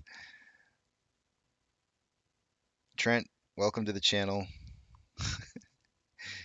Stripper's gonna strip. I found us on the fractal and wearing masks were a special bunch. Yeah, we are.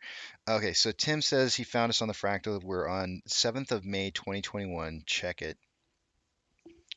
Um I'm actually going to pull it up over here because I have a feeling that if what you're saying is correct, I want to see it on this chart. So if I go back to the 7th of May, that would be right here. And the reason I want to pull this on this chart is because of what today is all about. And I see what you're saying here with the descending parallel channel formation happening. You're saying we're on the 7th. I think you may mean the 6th because I don't think we're, well, unless you tend to think that the price is going to be heading up later in the end portion of the day today, you may be in the 6th instead. But I definitely see the pattern setup that you're talking about. We'll see. I know that tomorrow is the last day. Tomorrow is the last day that I have for that price increase, big price increase coming, based on that on loan average age per day indicator. So we need to start seeing some big price increases starting to form, as tomorrow would be the last day for that.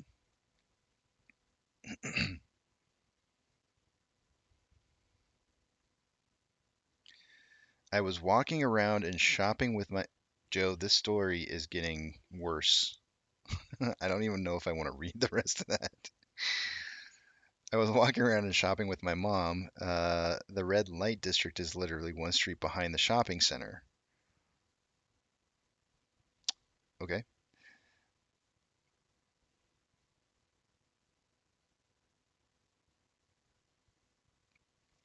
You're saying it, Joe.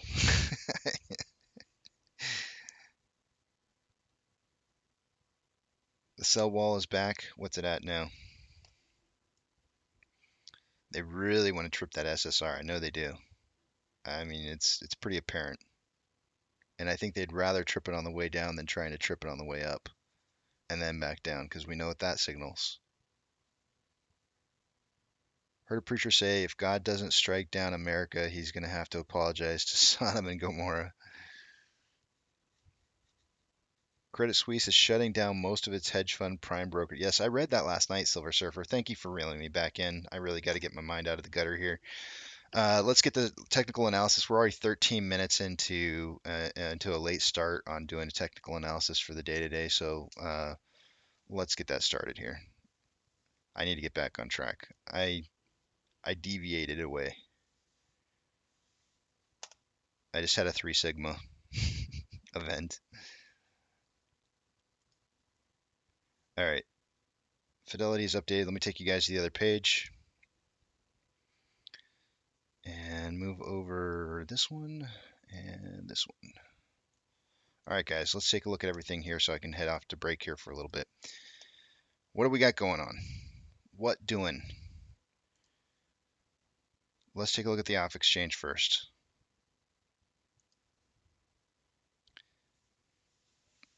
Big numbers. In my opinion, those are pretty big numbers. Off exchange would normally be around like 59% at this time of day, and then it typically starts to kind of fade off throughout the day. But it's not that way today. It's at 53, which is about 2% lower than where we're normally at by the end of the day for the last 30-day average.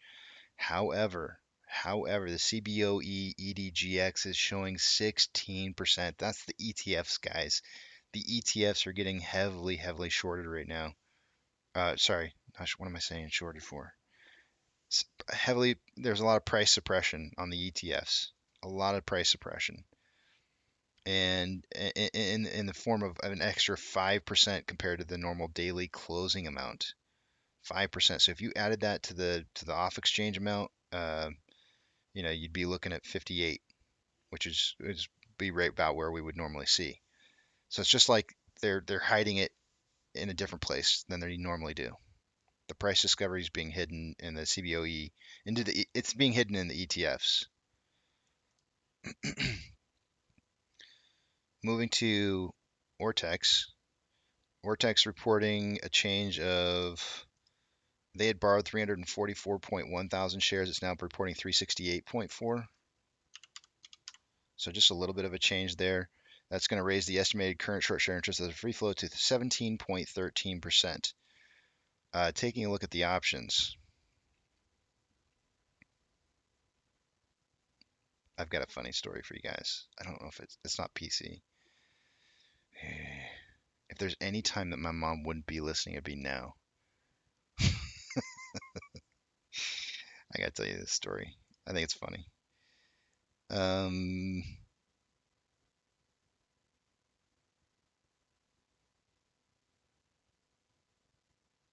highest amount of volume on the options at a $27 strike price, which was $1 up higher than it was an hour ago. It was 26 an hour ago. It was 3.3 thousand contracts at 26 an hour ago. It is now 6.3 at 27.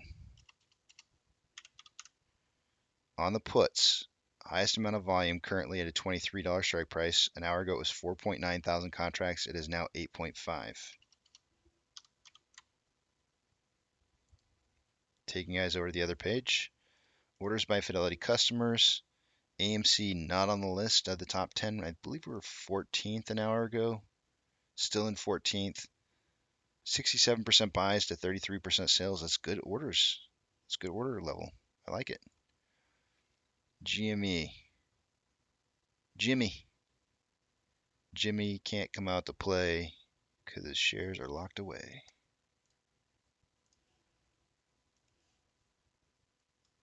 I might keep saying it.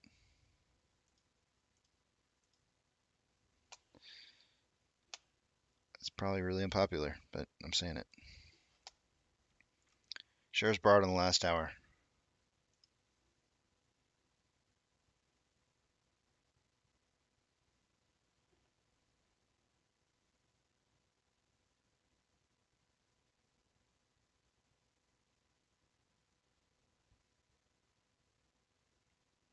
$150,000 shares borrowed in the last hour. That puts us up to 2.5 million shares having been traded for or borrowed for the day today.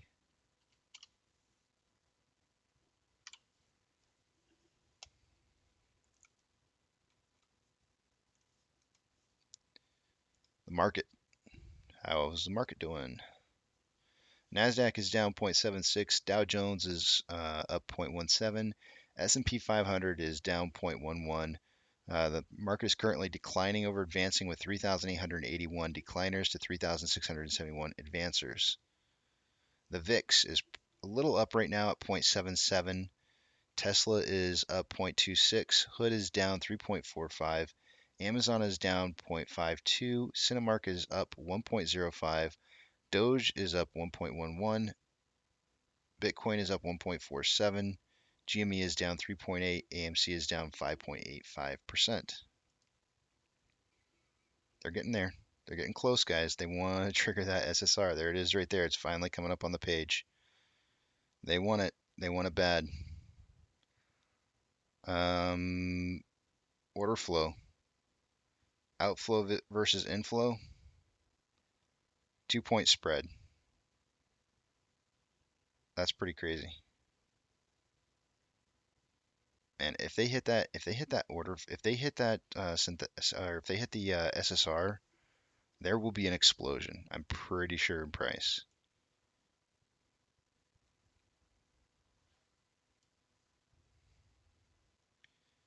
Pretty sure.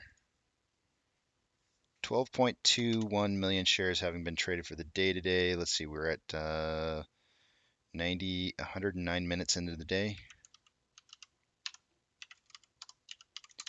We're on pace for 43.7 million shares traded for the day today.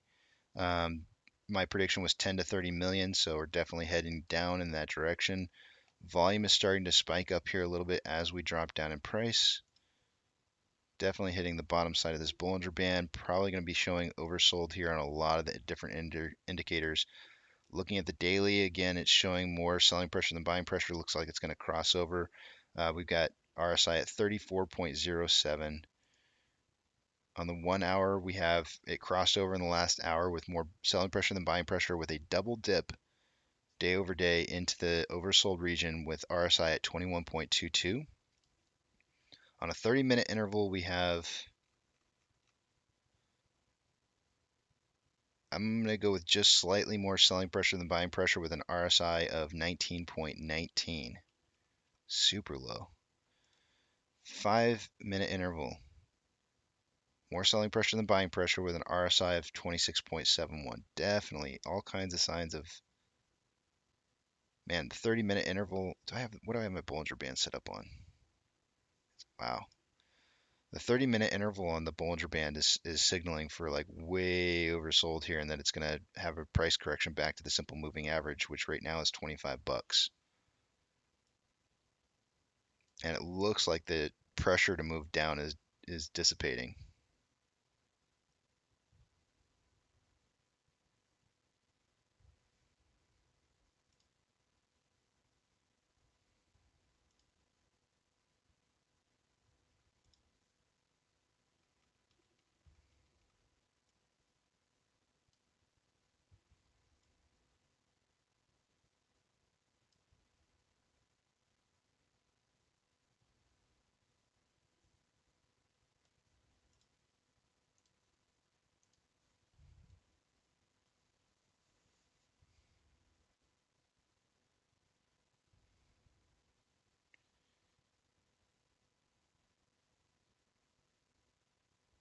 Oh, Rose had a message, but she deleted it.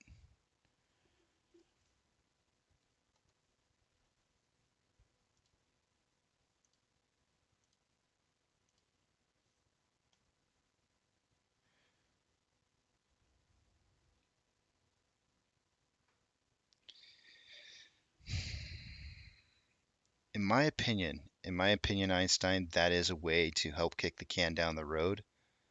That would definitely be a way to help kick the can down the road. It's inflation of the balloon, not dilution, but inflation of the balloon.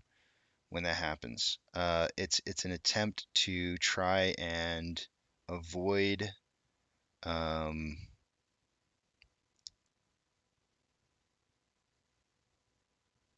it's an attempt to create more liquidity in the market so that shares can be used for other things. Think of it like this. Let's say you had a whole bunch of failure to delivers to collect on, but you also needed those shares to complete orders. But you also needed those shares for something else. But you also needed those shares for something else. But you also needed those shares for something else. If you can create synthetic um, shares to fulfill some of those needs, then you can start covering some of your failure delivers, which are starting to stack. Starting to stack. Failure to delivers, according to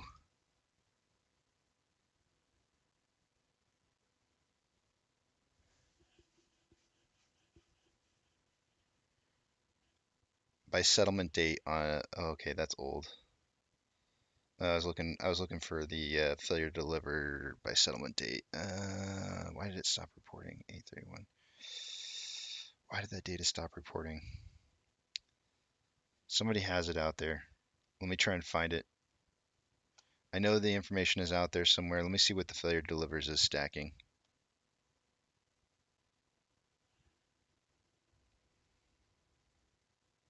Well, I already told you guys there was going to be a rebound off of this.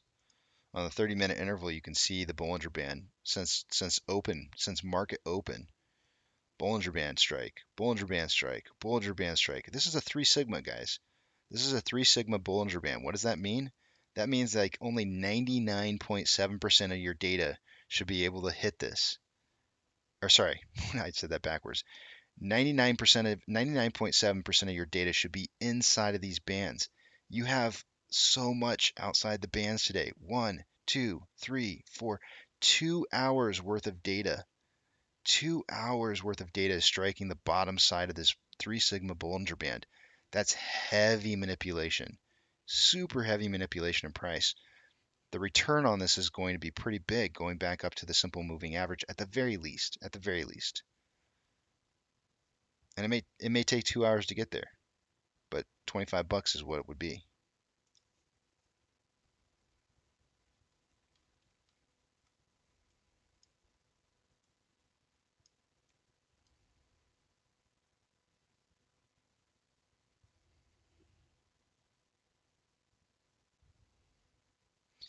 It's time for me to go to break, guys. It's 10:25. You know, when I go to break, price rises. So let's get it started. Let's get this party started. I'll leave it up there for you guys to see. I'll leave the Bollinger Bands up for you to see.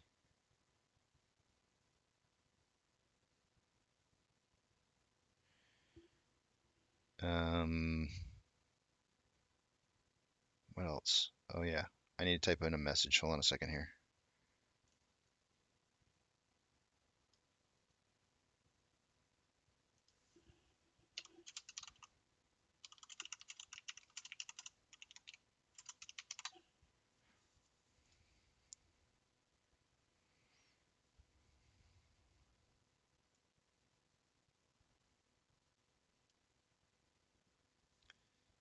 And if you guys remind me, I'll tell that story later. I'll tell the story about um, I've never been to a strip club. There, I mean, I've gone to a strip club, but I've never gone into a strip club. Uh, I guess I'll just summarize the story real quick. My wife was going to take me to a strip club. I'd never been. She was going to take me. She's been to strip clubs before. She was going to take me to a strip club. We got there. The lady's like at the front desk. She's like, that's going to be, there's a 3 drink minimum and it's going to cost you $40 to get in. So I pay her $40. I hand her the $40 and she goes, no, $40 per person. And I'm like, I'm not paying for my wife to come in. I grabbed my $40 out of her hand and I said, let's go home. I was like, screw this. This is dumb. I'm not paying 80. I'm not paying no $80. I can just take you home. I'm so cheap. I'm so cheap. Like, this is stupid. Who pays $80 to get into, or $40? Even $40 is too much for me. I'm not gonna pay for her to get in too. Just take her. I'll take her home and tell her to get undressed. You know, like, why? Why would you pay that kind of money? I don't know. I have no idea. I think it's hilarious. I was like, nope, give me my money back. I'm out of here. I didn't mind the $3 minute. I probably would have paid the 20. I probably would have paid the 20, but 40 was too much. It was the limit. I got limits, guys. I got limits and $40 was too much. $40 and 3 drinks. Nope, too far. So that's me. Stingy. Anyways, I'll see you guys when I get back from break.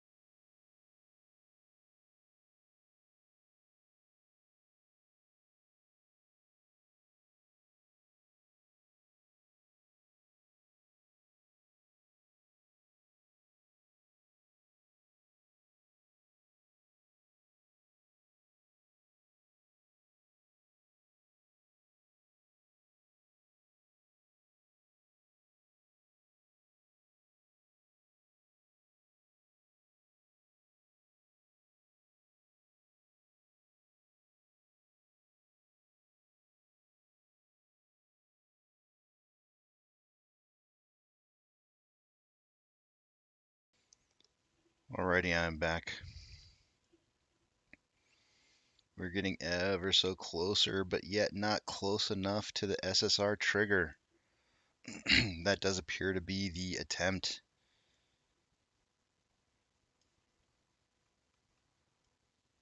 Let me get rid of these Bollinger Bands real quick here.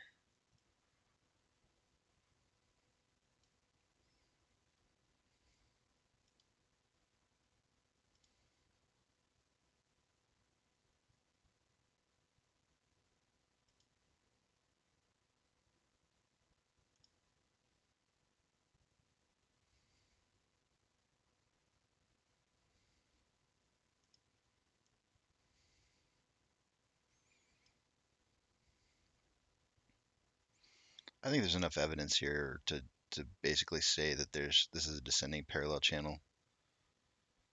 It looks really strong.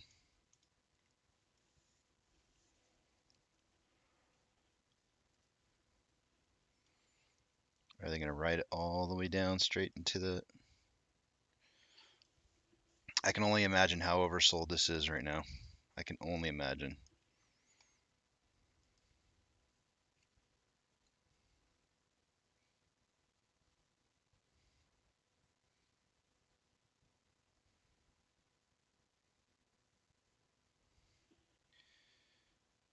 I mean, the desire to drive this down to 22.94 and hit that SSR is so strong. Very, very strong. I did tell you guys that a possibility of hitting 19 was in the future. A possibility of hitting 19 before seeing a really strong run is definitely a possibility.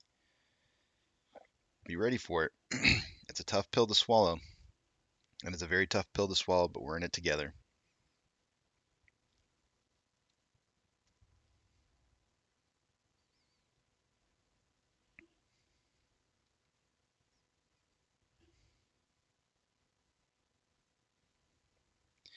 Let's take a look at some of the numbers. Let's see what we got going on here. I'm going to refresh everything real quick.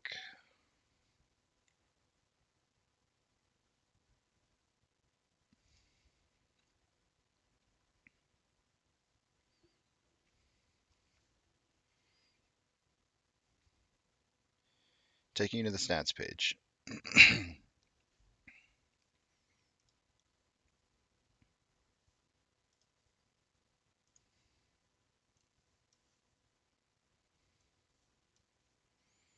Oh, I got a lot of tweets. Sorry guys, I didn't look at any of my tweets during break. Let's see here. Let's update Max Payne first. 53% off exchange and 16 CBOE EDGX. Pretty much staying the same.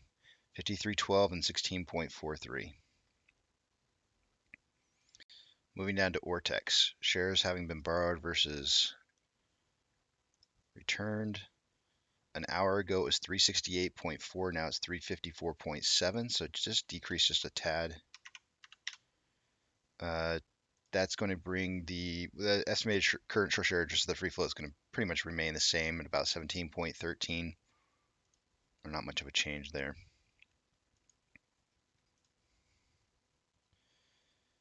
Options. Highest amount of call options is dropped from 27 to 25 with 13.6. At 27 there were 6.3 thousand contracts, so the number has doubled. The volume has doubled at a different price level. At 25 it is now 13.6 thousand contracts. On the put side, $23 was the high level. It still is the highest level, I believe. Let me just verify by scrolling up just a tad just to make sure. Yeah. Still the same number for the puts at $23. They are signaling for, it was 8.5 thousand contracts. It's now 11.3.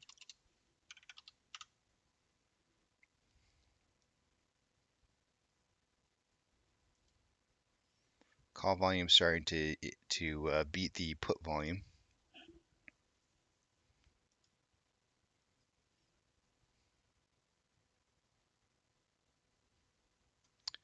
taking over to Fidelity. Orders by Fidelity customers. AMC not in the top 10. We were 14th an hour ago. Looks like we have gone to 12th. We've actually increased our position according to the rest of the market. In orders, we have a strong 69% buy to 31% sell ratio. Nice. Very nice. Jimmy can't come out to play. His volume's locked away.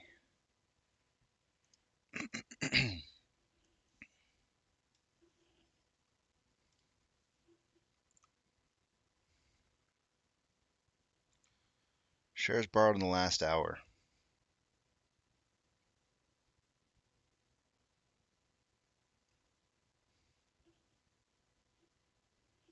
Hmm. 100,000.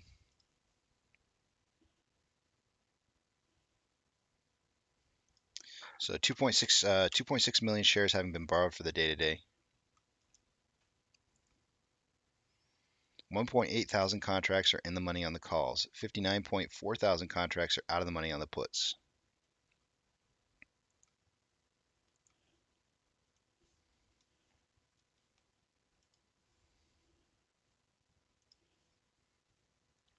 The Nasdaq is down 0.92. Dow Jones is up 0.27. S&P 500 is down 0.16.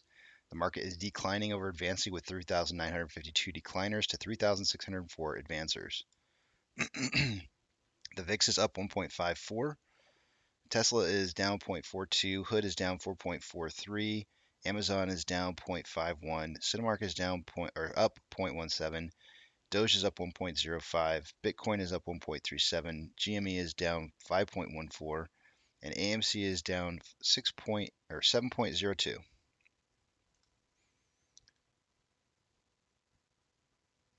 Difference in inflow versus outflow. It's almost a dead even heat. It's a 1 point difference. A 1 point difference, resulting in a 7% loss. You can't make this stuff up, guys. You can't make this stuff up. Your inflow versus outflow is got a 1 point spread, but the price has dropped 7%. I mean, I just don't even understand how that's not seen as manipulation. I don't get that. I don't get it. And they're all medium to small size orders. There's no large orders. None. None. All right. Volume.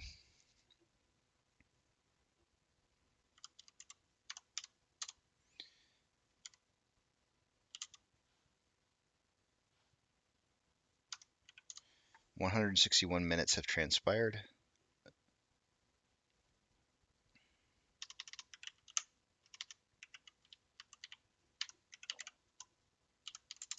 We are on pace for 40 million shares traded for the day today. I predicted between 10 and 30 million.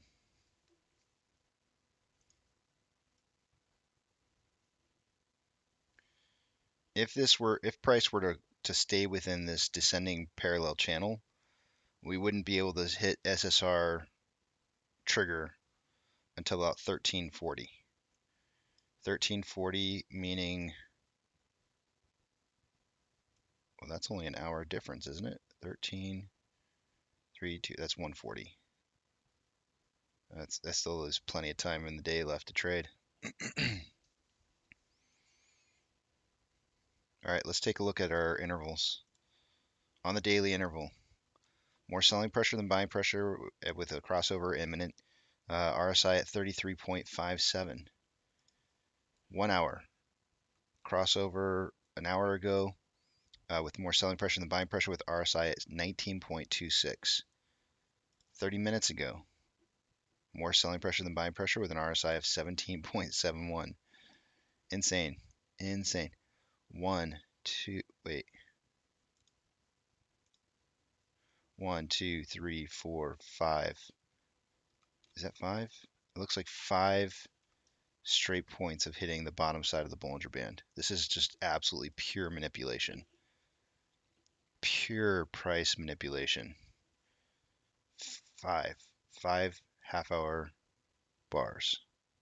2.5 hours worth of just absolute price manipulation.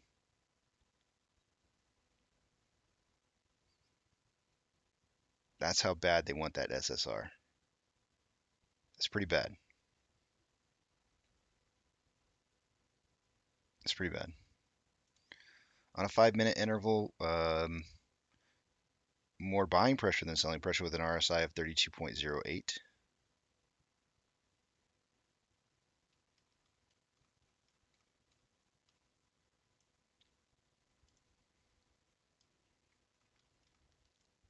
I can only imagine.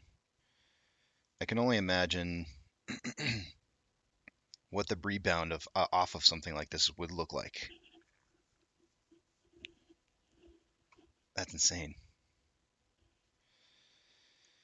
Insane in the membrane. Insane in the brain.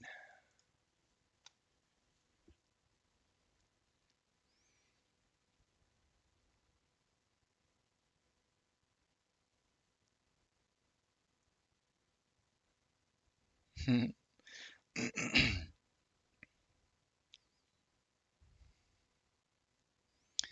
don't know. Remtax saying I bet they're going to hit it today. Brian says I don't think so. Or saying I bet they don't. I don't know, guys. Like, I mean, RSI is signaling way oversold. We are on a descending parallel path here that puts us, in a trajectory of trying to hit it. Maybe they're finding shares here. Maybe they don't care how profitable this is or not. Maybe they're willing to accept a loss just to trigger that SSR. And maybe this is the best chance they got at it.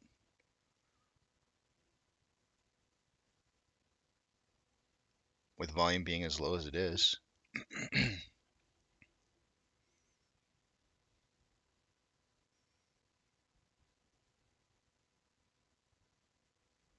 If they don't hit it, that's rough.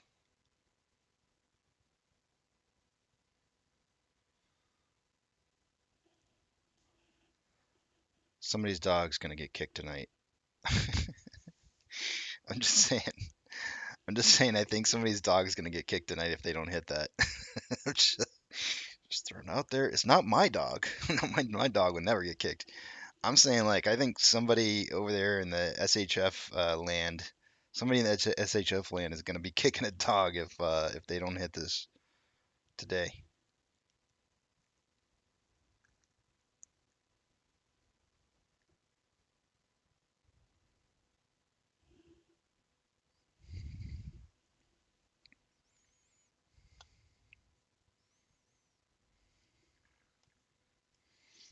Razor, you haven't been paying attention, I don't think. The buy orders have been like super, super strong.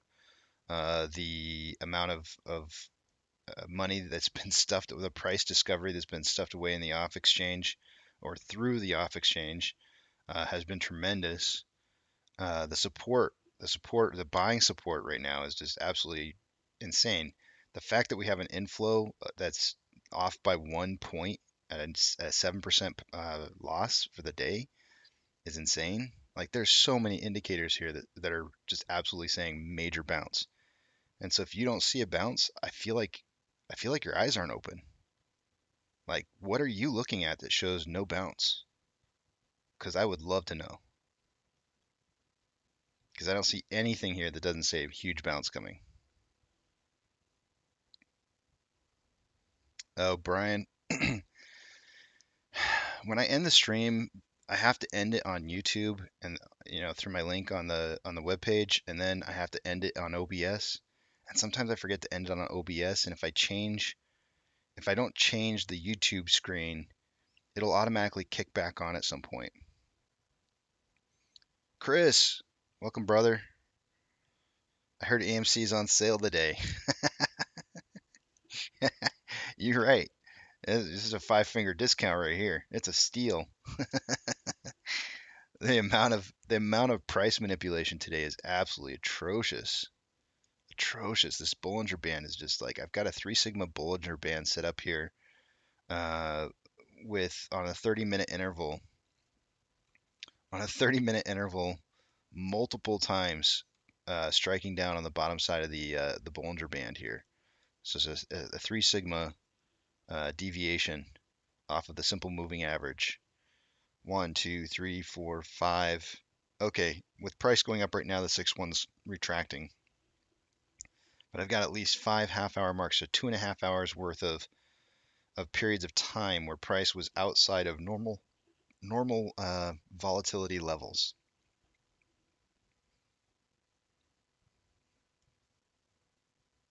Son of a gun, I just moved it.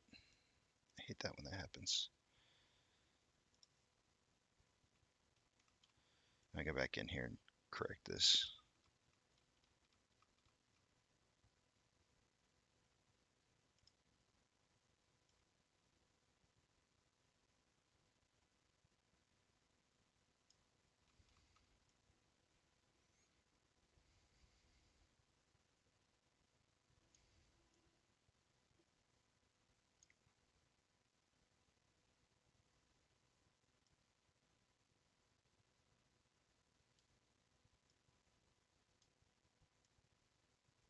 There we go.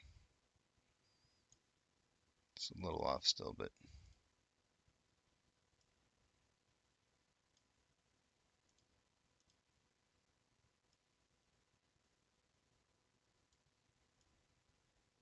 there we go.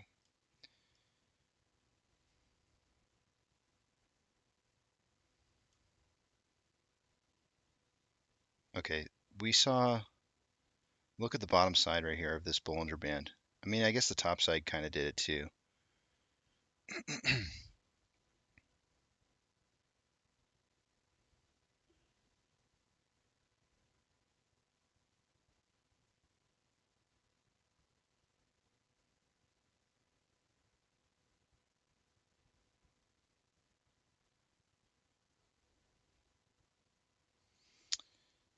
The bonds, Justin, the bonds that we've been talking about, yeah, that'll have to be something that has to be voted on by retail investors, and I don't think we'll vote for that. I know I won't be. I won't be voting for that for sure.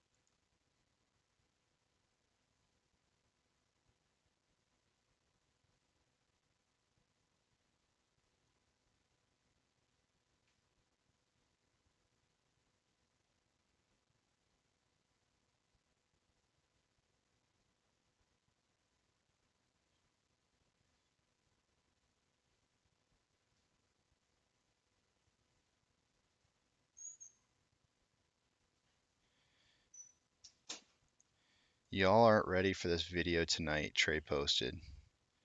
Site securities, make sure you tune in at 3 p.m. Central Standard Time. So when market closes, it looks like Trey's going to put on a show.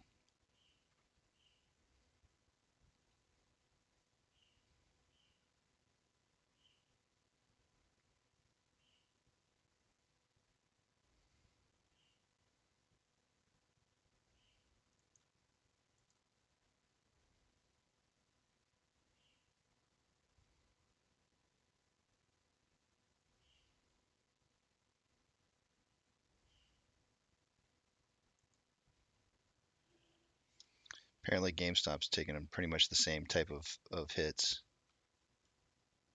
Yeah, looks pretty familiar.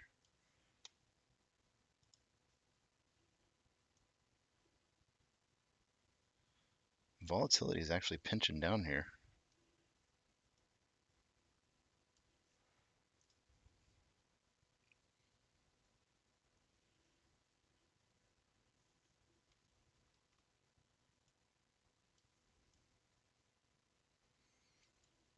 don't have much further to get this. What do they got? They got to hit 22.94. They got less than a buck. We got half a buck left. Oh boy, can they do it? It's the good old Colin Powell. It's pinching off. The Colin Powell's pinching. Hold on a second, guys.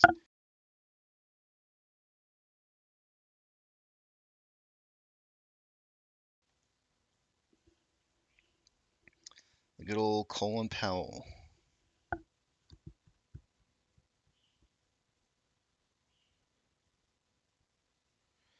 Yeah. ABC says, it makes me laugh. They push the price down, yet percentage turnover is at 2.47%. I mean, it's absolutely manipulation down in price. I mean, look at the inflow versus outflow. 64 to 63. There's like 1 million difference in the order flow.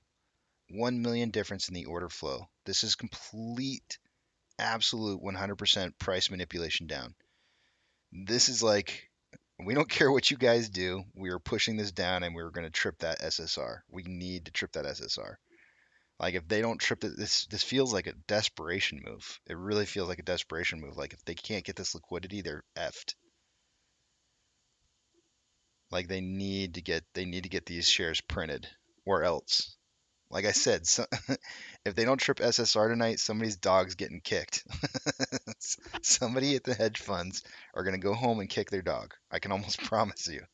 There'll be some dogs getting kicked around. Why? Oh man, please go save their dogs, guys. If you know anybody who's in the hedge funds, who works for hedge funds, go save their dogs. I can't, Joe. I can't, man. It's one time.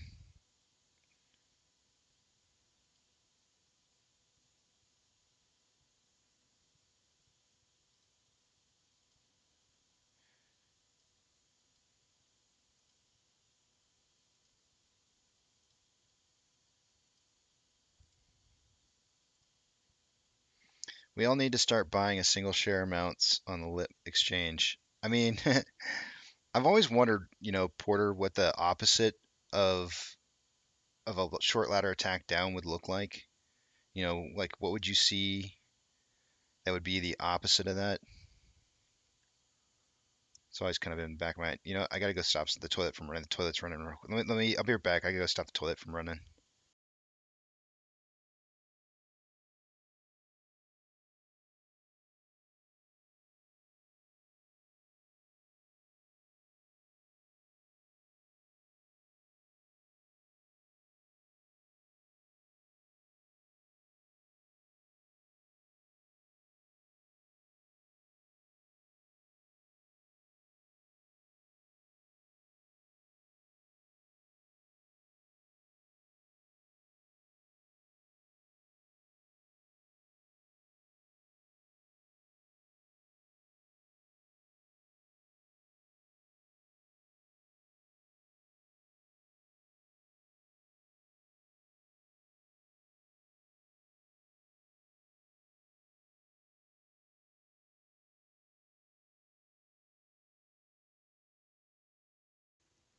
Oh, guys, you know what I totally forgot about?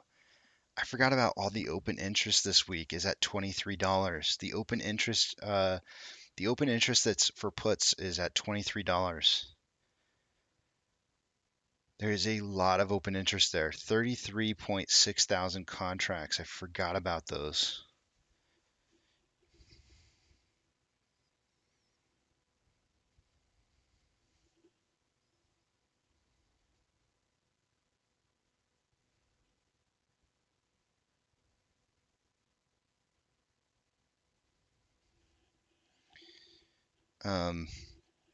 That makes a lot more sense now. Drop the price to $22.94. Trigger SSR. Allow for yourself to be able to give yourself a little breathing room. Use the printed shares that you're going to legally print at that point to drop the price just a little bit more, get those into the money, and then and then you're safe. That's how I would look at it from the other side, right? That makes so much more sense why 2294 is such a big number to hit today, because if they don't if they don't trip SSR today, then the SSR, whatever the closing price today is, that's 10 more percent down they have to go. 10 more percent down they have to go. And it's more work. More work. Okay, this makes a lot more sense now.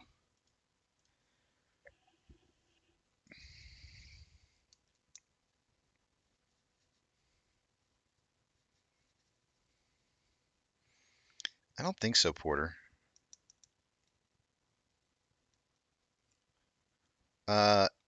When they trigger, so I'm going to give you a page to read up on.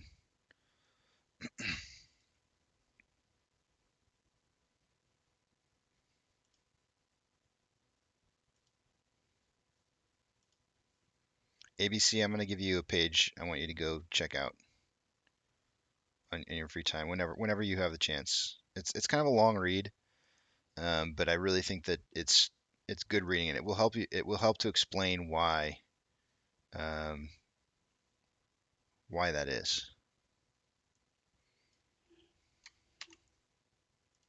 Because quite honestly, I don't even think I could put it into words as well as True Demon did. That's the link I want you to go to, and True Demon does a beautiful job of explaining why reg show is so important and why tripping SSR is a big deal. Because and just to very roughly and loosely summarize it, it allows them to print synthetic naked shorts during that period of time, and due to liquidity issues. If there are liquidity issues in the market, like if they're having problem with liquidity, finding shares to borrow or finding shares in the market at all, any kind of liquidity problems, they can start printing shares. And so that's why SSR is so big and so important for market makers. So check that out. That is really huge. Understanding that's important.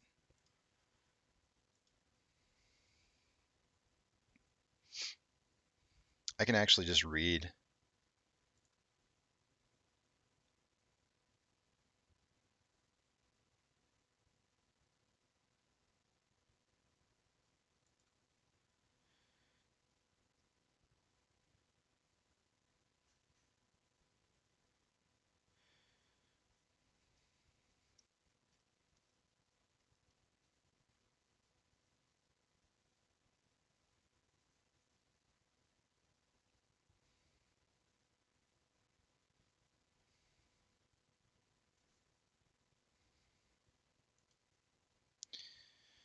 So this is part of the reg show. This is under Rule 17 CFR 242.203B1. Rule 203B1 of Regulation Show requires that a broker or dealer may not accept a short sale order in an equity security from another person or effects a short sale in an equity security for its own account unless the broker or dealer has borrowed the security. I guess I should say one. I'll just say one. One, borrowed the security or entered into a bona fide agreement to borrow the security. Or two, reasonable grounds to believe that the security can be borrowed so that it can be delivered on the date delivery is due. And three, documented compliance with this paragraph. B1. This is known as the locate requirement. Market makers engaged in bona fide market making in the security at the time they are affect the short sale are exempt from this requirement. Exempt, meaning that when they trip SSR, they are exempt from those requirements. Market makers engaged in bona fide market making in the security at the time they effect the short sale are exempted from this requirement. That's rule B1.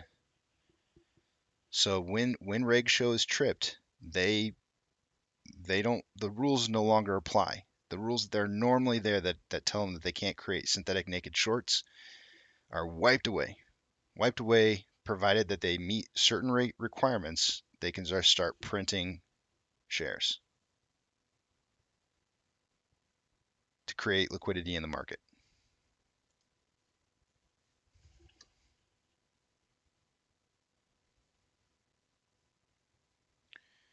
Randall says, Casey, if the SSR allows naked shorting, wouldn't the institutions not want it to hit SSR? I would tend to agree. Like I'm assuming you're saying that long institutions therefore stop it from hitting in order to continue loaning real shares. I would agree with that statement 100%. I would completely agree with that statement 100%. Long institutions would probably not want SSR to be hit. That would be true. And we've seen huge attempts to resist the pressure or movements down in price over like the last 2 weeks, which I've been calling as like on-off switches. Like it looked to me like only the long institutions were the ones controlling the price. Everything looked like an on-off switch. And quite frankly, if you zoomed in on this right now, doesn't this kind of look like it's getting throttled down?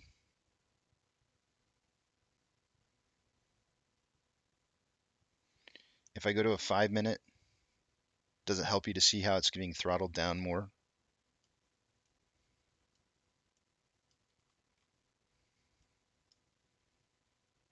If I go to a 30-minute, does it help you to see how it's being throttled down more? Do you see on-off switches here? Do you see them? Let me get rid of these Bollinger Bands. Actually, let me get rid of everything.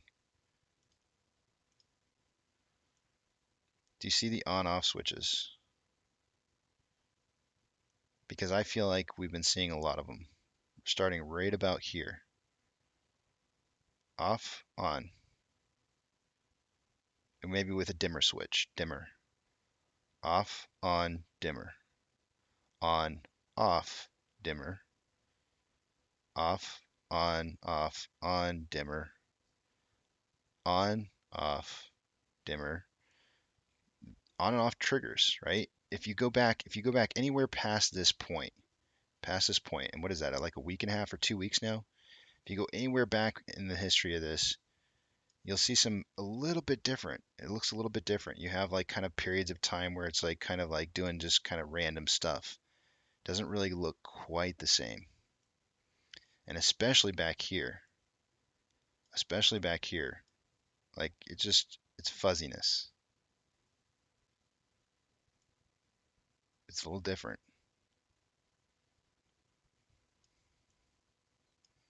But starting about right here, this looks different to me.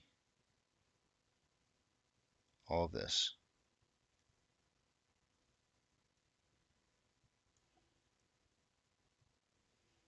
Someone tell them to turn it back on. Maybe they will. Maybe they will.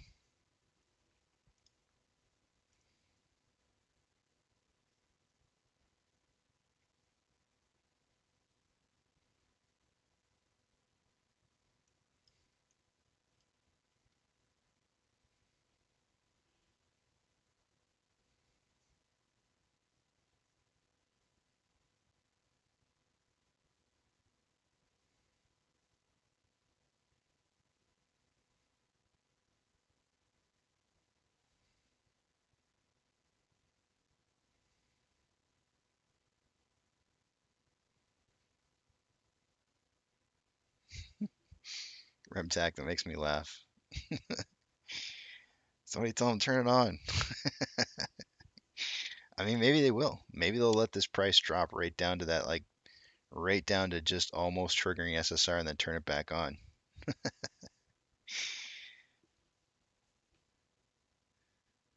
What is the open interest at 23? I missed it when you talked about it. Open interest at 23 is a staggering amount right now this week. It started the week out that way. I was really surprised when we came in on Monday. What was price on Monday? Let me go back. Let me take one step back here. Price coming in on Monday was 27.20, or the market opened at 27.42 this week. We opened up at 27.42 right off the get-go. Within the first 30 minutes, I can't tell you if it was before the first 30 minutes or not, because I do my first analysis at at the first 30 minutes. The open interest at $23 was 30,000 contracts or thereabouts. You can go back and look at my video from Monday morning, zoom into market open and watch, and you'll see it. Zoom into a half hour after market open, you'll see. There's 33.6 thousand contracts open at a $32 or $23 strike price. Those have been there since the beginning of this week in open interest. Beginning of this week, those have been there. I don't know how long those have been open for. I would suggest those have been open since before this week. But I wasn't really looking. However, I told you guys this on Monday. I think it was Monday, or maybe it was yesterday. I don't remember which day I told you. I think it was yesterday. Yesterday, right as soon as I came on the show, I told you guys, I said, guys, I think we need to start preparing for 19 bucks. And the reason that I was saying that, the reason that I was preparing you for that is we typically don't see synthetic price failures go from 20% dips to 40% dips back to 20% dips. But I only have GME to go off of, right? I haven't done huge technical analysis at other of their stocks. I've done comparisons, but not deep dives. GME went 20s, 40s, 60s or higher.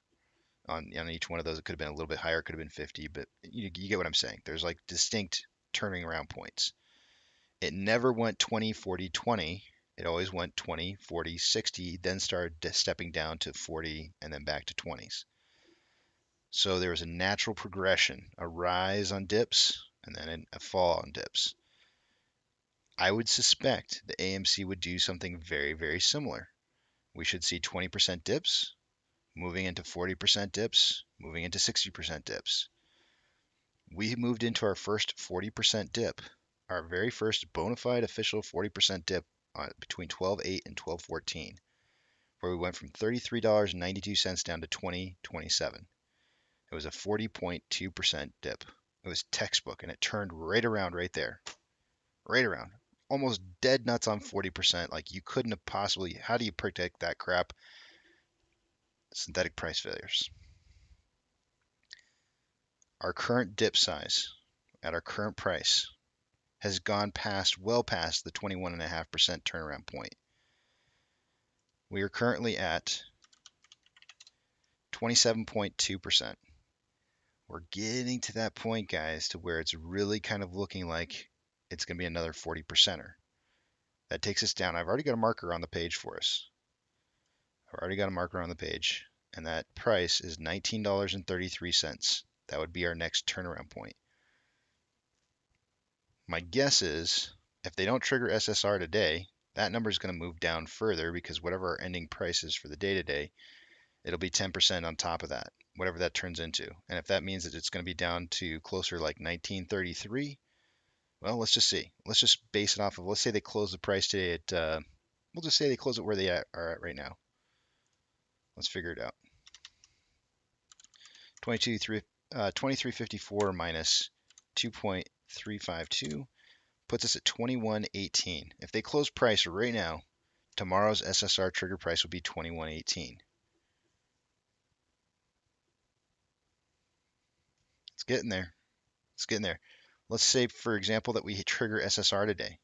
Let's say we trigger SSR today, and as they start printing more shares, it becomes easier to knock the price down a little bit. Let's say there's not a big, huge rebound, and they knock the price down to, let's say, 22 bucks. 22 bucks on top of that. SSR works for tomorrow as well, right? Because it always goes into the next day as well whenever it triggers.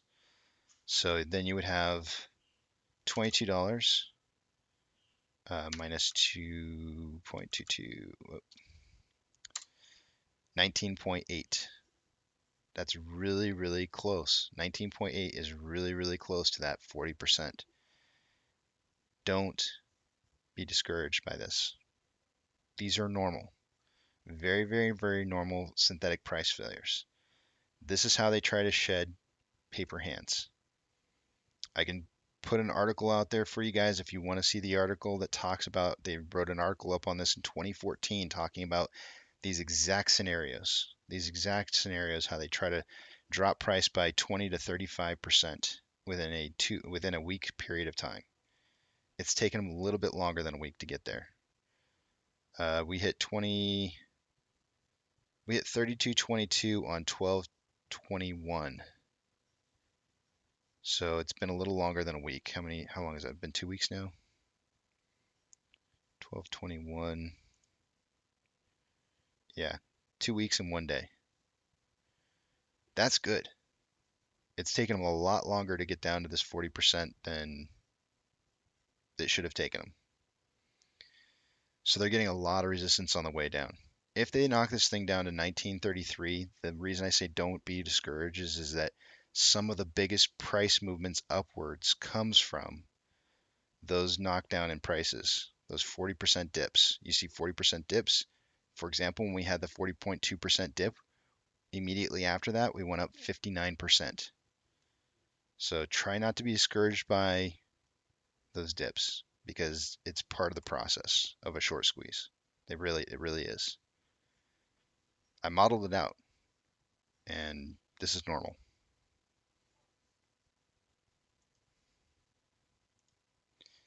I don't know if we'll get there. I'm not saying that we couldn't see a turnaround once SSR triggers. At this point, I don't know. We could see it turn around. It wouldn't be very typical, but we could see it turn around.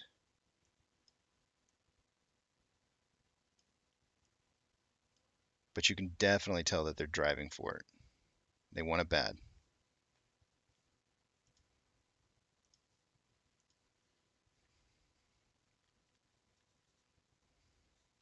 Those are puts, Randall.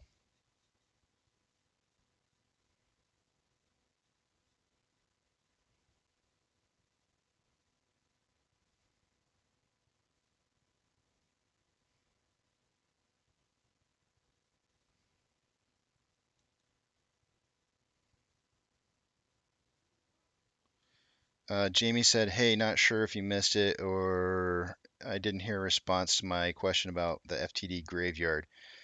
I'm not sure. If you have, like I said, if you have something that I can link to about that so I can research it some more. I do think there is sort of an FTD graveyard, but it shows up in the on loan amounts. So because there's two ways to pay off a failure to deliver. One's to go to the market, buy shares, and fulfill your requirement to replace those shares, or the other way to do it is to loan shares and replace the shares that you owe with loaned shares, thus getting rid of your cycle, your failure to deliver cycle. So that would be the graveyard, so to speak. But if the graveyard exists in the on loan amount, then you should see a separation between on loan amount and your short interest. So, and we do see that separation happening. And that's probably one of the best indicators you can see of that quote unquote graveyard. Joe says, Casey, how necessary is upwards momentum if when it hits 19? What will make it bounce instead of more downwards pressure by printing more shares? If I knew the answer to that, Joe, I'd tell you. I really don't know the answer. I can only make assumptions on what I know, and it's that those values, the 20, 40, 60% values, are just kind of key turning around points. When I looked into it originally, when I was trying to figure everything out, I was trying to figure out like why exactly those values. I honestly don't know. Maybe it has something to do with those ratios are so right, so like weird that it makes me think that it has something to do with earnings. Possibly how much it costs to get to certain levels. Like if you're going to work to get to this level, you might as well just take it to the next. I don't know. I really don't know the answer to that. I never worked for a hedge fund before, and I'm not sure how they function exactly. Is why they choose certain points to turn around at. I just have no idea.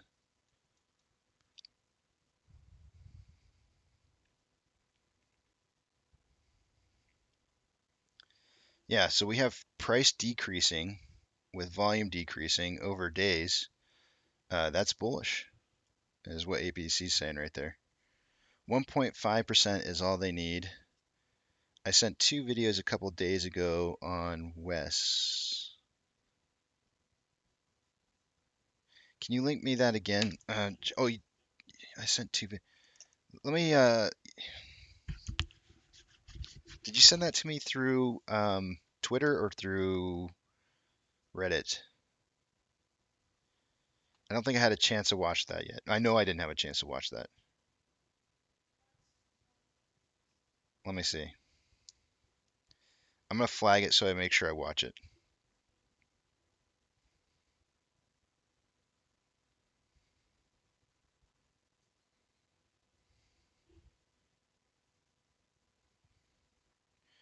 Andy, I've got it marked on the page. It's 22.94.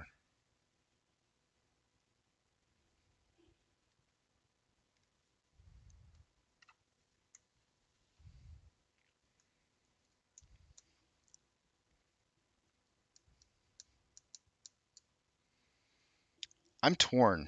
I'm torn, Randall. Like I want him to hit it because I want to see it turn around. But at the same time, like I feel like the most pain would be felt from them not getting it.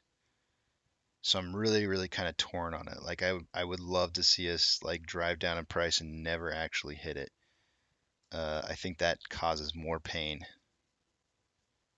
I mean, they're putting us through so much pain. Like why not return the favor? Nothing like getting really close to your goal and missing.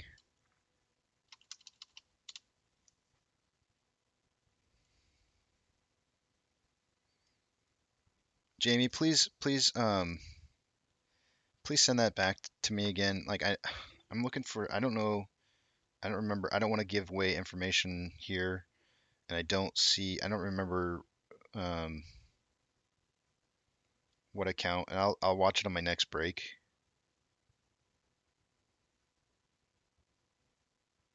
I don't know whose accounts.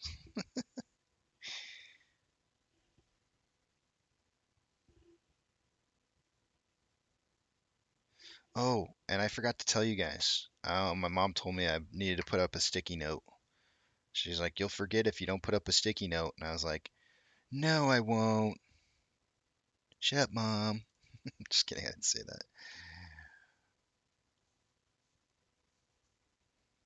Spiffy, welcome to the channel. I have a new Twitter @ I changed it because what did I change it to? I can't even remember what I changed it to. The gaming tag name that I had there just doesn't match my profile. Oh, here it is. Didn't match. So I thought like I should probably try to make it match a little bit. I'm probably not going to change the Reddit one just because I that's my main account and I won't be able to post stuff if I have to create a new account. And I don't think I can maybe I can change it. You know what? I bet you I can. I'll try changing that one later too.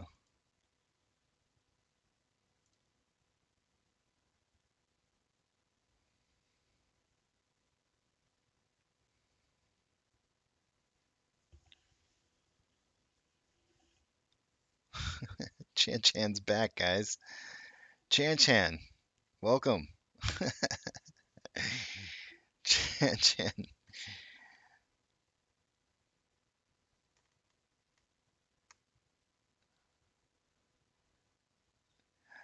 I love Chan Chan was doing threes. He was doing threes. Like his posts were in groups of threes the first couple days, and then now he's doing posts of two. So I'm hoping that maybe the closer we're getting to winning, maybe he goes down to one post. I'm not gonna ban him.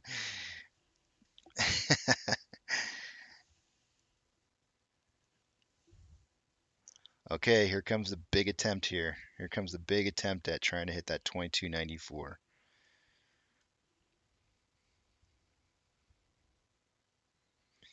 And let's see, who was it?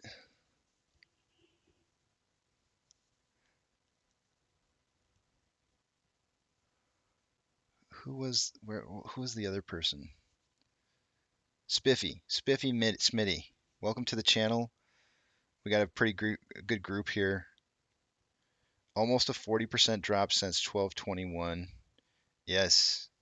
How long have you been in it? If you don't mind me asking, you don't have to answer if you don't want to, but how long have you been a shareholder? Are you just recently bought in, or did you buy in a while ago? Like, because when you say new, I would assume like really close to new.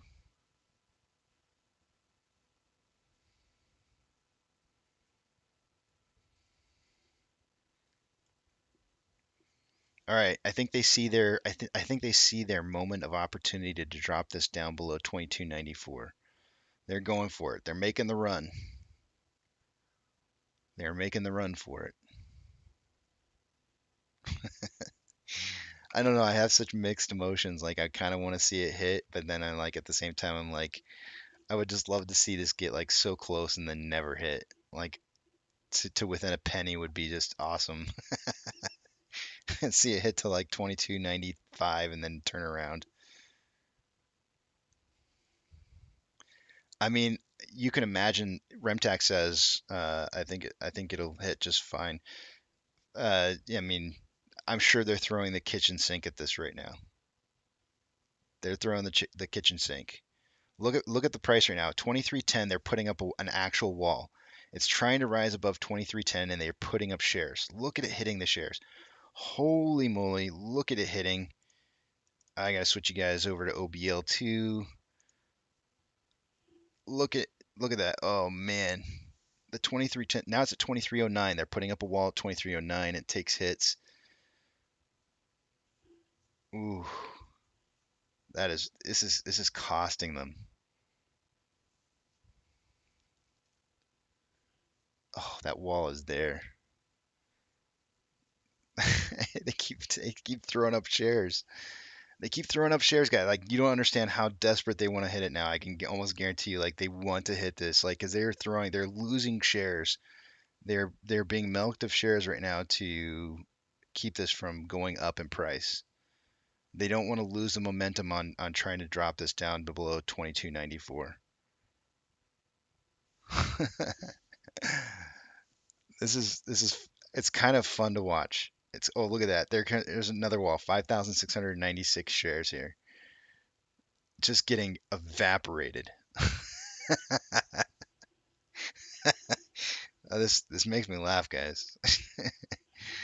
I'm sure I'm pretty sure it's gonna drop below it, but I mean watching them watching them struggle to get there is the best part, I think.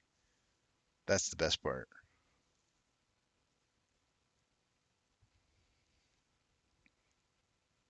Jamie, can you please post it again? I'll make you a moderator long enough to post it.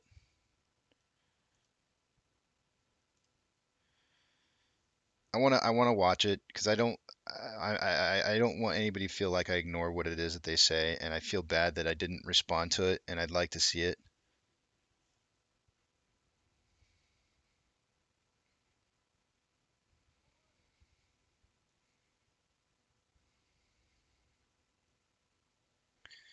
No, these are real walls, Remtac. They're taking hits. You can see it in the order book. You can see the actual orders taking hits.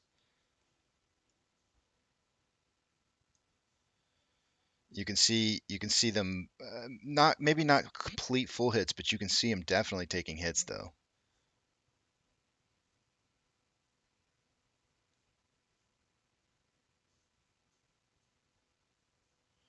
You bought back in March. Oh, well, you're doing good then, Spiffy. You're doing good. You're doing March, you're probably getting a little worried right now. I'm just trying to, put myself in your mindset as to, where you're at in March. You're still in the money. You're still in the money in here, but you're kind of curious, like, what the heck is going on? Like, is this thing going to tank out on me or what? What's the deal? And I get that. Trust me, there's people who have been in this place since late June or May, or not May, July, August.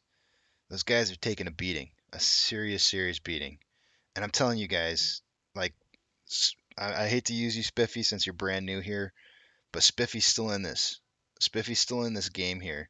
I'm still in this game here. I'm not going anywhere. I'm holding for you guys. I'm not going. I'm not leaving. I believe in the data that I see. I don't see any reason to leave this. I feel like there's so much more left to see. There's so much more price discovery left to see. I'm not going anywhere.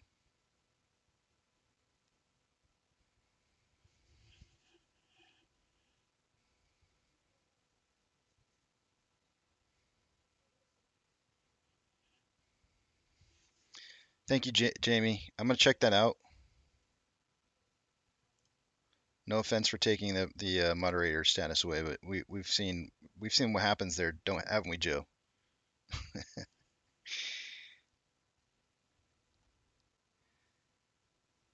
Uh,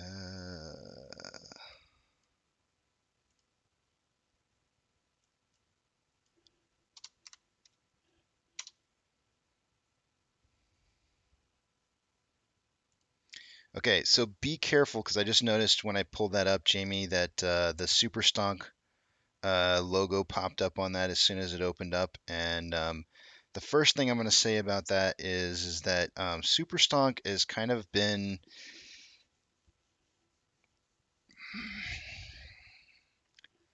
I don't want to say anti AMC, but there's been a lot of propaganda that has come through Superstonk that has been that I can say for 100% certainty is anti AMC. So I'm really careful about some of the stuff that I watch from Superstonk because I know that it's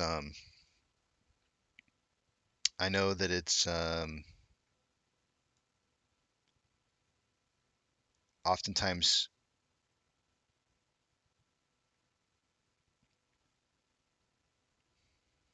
I'm trying to use my words very carefully here. Oftentimes very I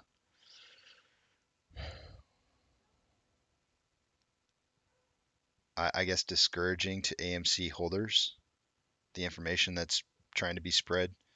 So I'm just really careful. I'm wary of it. I'm just saying that right off the bat, just from having seen what I've seen so far.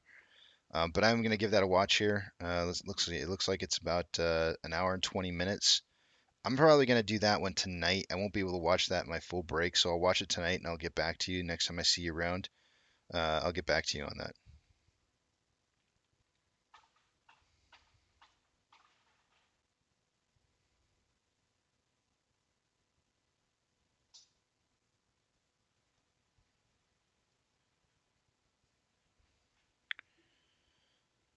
I mean, I was talking to somebody last night. I don't want to say any names, but I was talking to somebody last night, and I saw a Twitter post not too long ago where I don't remember what the name of the person was, but they posted up a picture of how many shares that they had, and they said, um, I'm still holding for you. If you're still holding for me, post up your picture of how many shares you have. And there were some pictures that were posted up on Twitter that I don't think were altered. I mean, I didn't run any software on it to see if they were altered pictures or not, but they didn't appear to be altered pictures. And it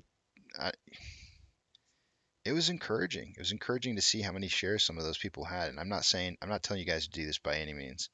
I'm just saying it was encouraging. If you want something encouraging to go look at, go out there and look and see how many shares some people hold out there and why they're still holding. Why would somebody still hold through all of this? Why would they still hold through all of this? And you have to beg the question inside your head is because they know something. What is it that they know? If you don't know what it is and you're in this stock play, then maybe you didn't do your research before you got in. But I can guarantee you that reason is the same reason that I'm here. It's the research that I did on this before I got into this investment. And I'm going to continue to hold.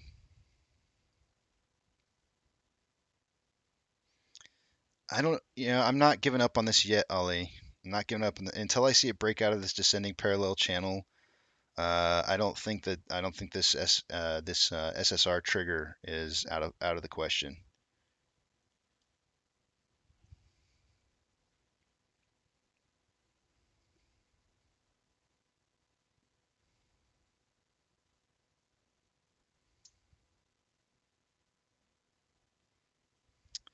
Joe, I am not gonna lie to you, man. It is definitely easier to hold when you're green, by far. I'm not gonna lie. It's way easier to hold. But I went through the red. I went through the red, man. I started out at 12 bucks. I doubled down at 6. I watched it drop to 5. I watched it drop down to 5 before I ever saw it started going up again. And it was hard. It was really, really rough because I was like, man, what did I get myself into? And I was like, you know what? I don't care. I don't care. I know this company is worth so much more.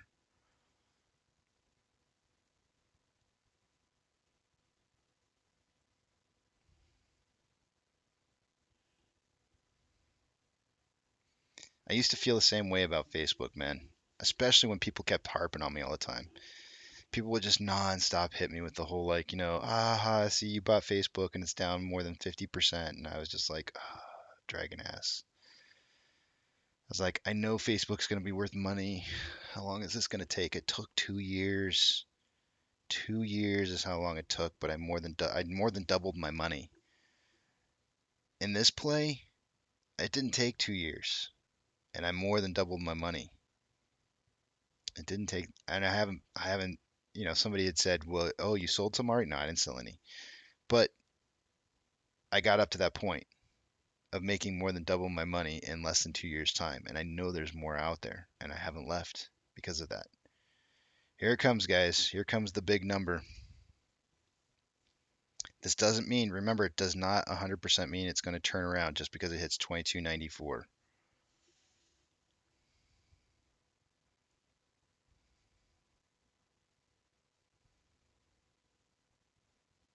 I'm telling you guys, I would love to see this get to within 1 penny and not hit like 22.95 and never hit. I think it would just be like priceless.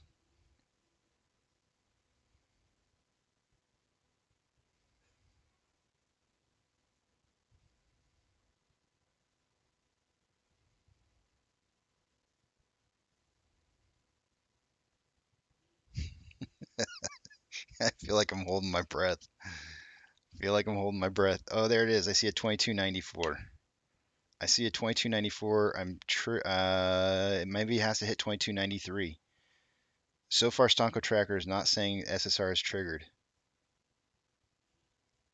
It may have to hit 22.93 for it to trigger.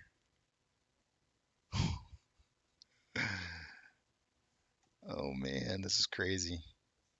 It like hit it and just popped up like instantly. It hit 22.94 on the dot and popped up.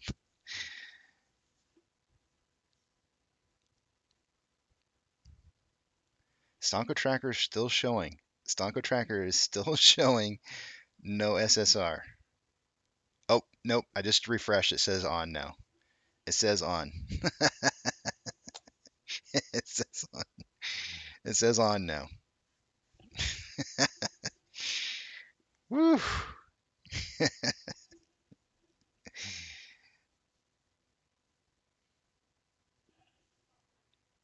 22.94. All right. Well, the question now is, are they done? Are they done, or are they going to start printing enough liquidity here to try and continue to short this down? If it was profitable for them to get to this point, then they'll probably try to attack this down further. If it was not profitable, then they'll probably just go ahead and let this go.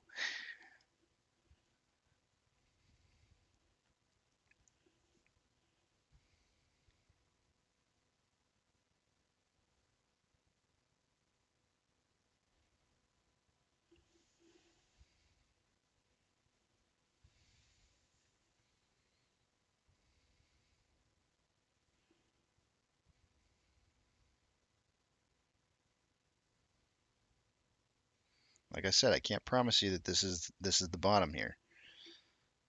It's a goal. It's a goal to try and hit that. This is going to relieve liquidity issues.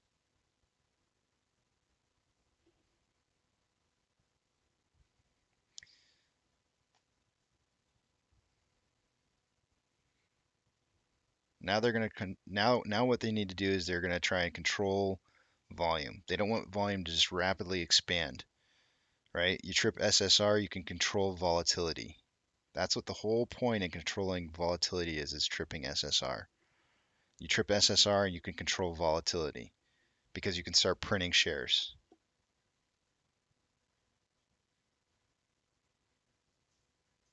SSR is not good for us. It sounds like it's good for us. Oh, I forgot got you on the wrong page.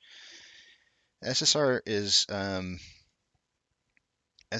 supposed to sound like it's good for us, but it's really not. Not for us, it's not.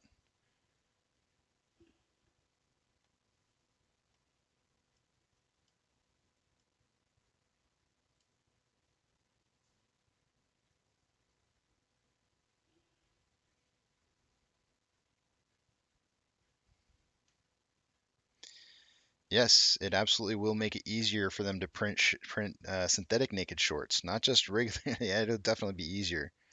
It'll definitely be easier, but I told you guys. I told you on Monday or Tuesday. I think I told you on Tuesday. I think that I would plan to expect that there's a chance that we hit $19, $19.33. It's a strong possibility.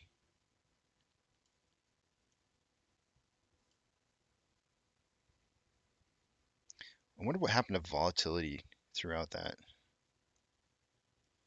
Actually, let me go to the 1 minute. Let me go back to the 1 minute, throw up the Bollinger Bands, because I'm really curious how that actually was.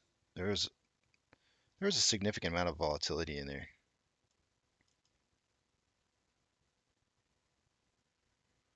On that drive down, there was definitely some volatility in there. I would expect them to try and dry up that volume. They're going to want to dry up volume now, and this is where they're going to try and make the price stick.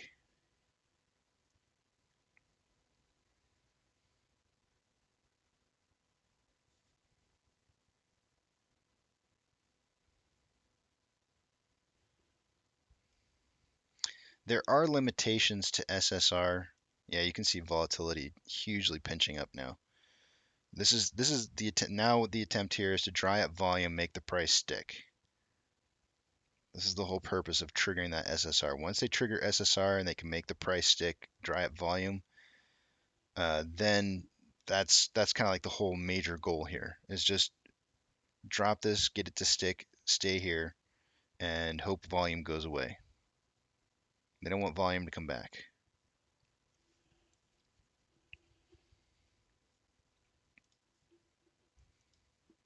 It's 12:09, guys. Let's take a look at the numbers. We sat through the SSR triggering. Let's see what's going on here.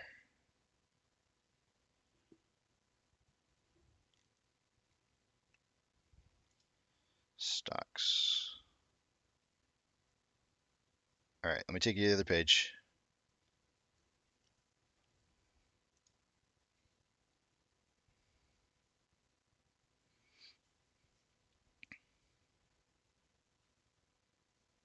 Off exchange. 54.01 in the off exchange, 16.1 on the CBOE EGGX. They really, like I said, they threw the kitchen sink at this one. Really, really threw the kitchen sink at this one. And you can see it. Taking a look at Ortex.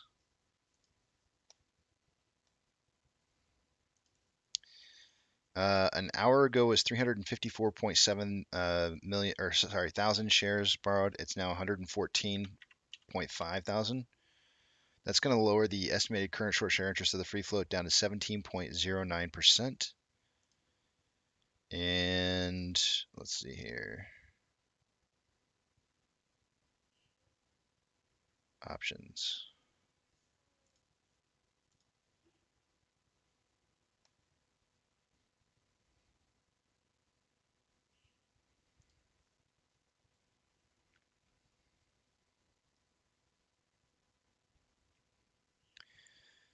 At a $25 strike price an hour ago, there was 13.6 thousand contracts. There's now 17.4. And also an hour ago at a $23 strike price, there was 11.3 thousand contracts for the puts. There's now 14.8.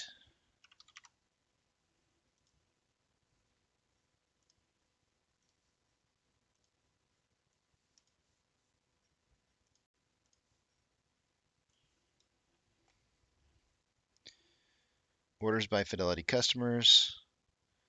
AMC not on the top 10. We were 14th an hour ago. We are currently in 11th. We moved up a couple of positions. We have 72% buy ratio to 28% sell ratio. There's definitely more buying going on than selling. Jimmy. Did Jimmy come out to play? It did. 26th. 22nd, I mean. Look at that buy to sell ratio. 84% buying to 16% selling. Not bad. Beautiful numbers. You can imagine that volume's going to start to increase potentially. You know, if they're going to start creating synthetic naked shorts now, volume will start to increase a little bit because you know, they can move stuff around easier. It's easier to manipulate things. Shares having been borrowed so far since an hour ago looks like 50,000 shares is the only additional amount borrowed. That puts us at 2.65 million shares borrowed for the day today. That's about half of a little less than half of what we borrowed, what they borrowed yesterday, which was 5.6. Currently, there's 1.8 thousand contracts in the money on the calls and 59.4 thousand contracts in the money or out of the money on the puts.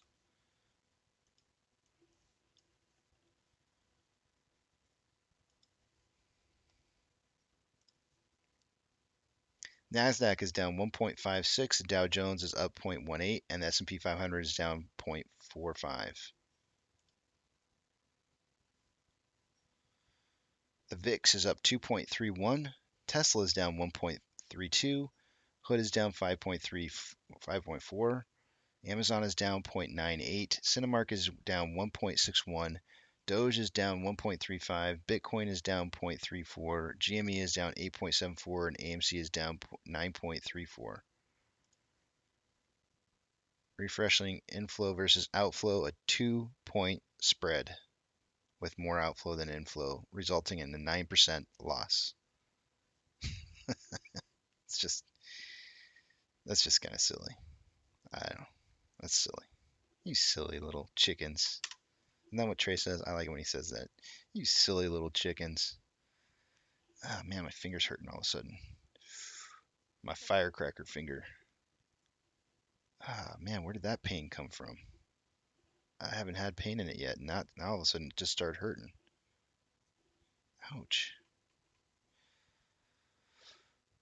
It's actually looking a lot better, guys. It's the black and blue part of it's gone. The part that got charred by the flames, not so looking good. Gangrene for sure. I don't know what's going on there. I'm gonna have to start putting some ointment on it, I think. Let's see how many shares we have, what kind of pace we're on share-wise here.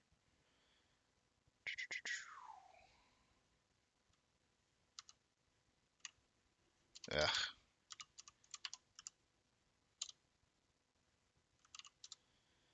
$224. We are on pace for 40 million shares traded for the day today. That is pretty darn close to what it was, I think, an hour ago. I was suggesting between 10 and 30 million shares. If we see something different, if we see something unusual occur with volume, remember, as SSR was triggered, a lot of synthetics are being created. So fake volume. Remember that, guys. Anytime you see weird amounts of volume happening, it's fake volume. I sound like Trump saying fake news. I neither support or back Trump. I just want to say that right out loud.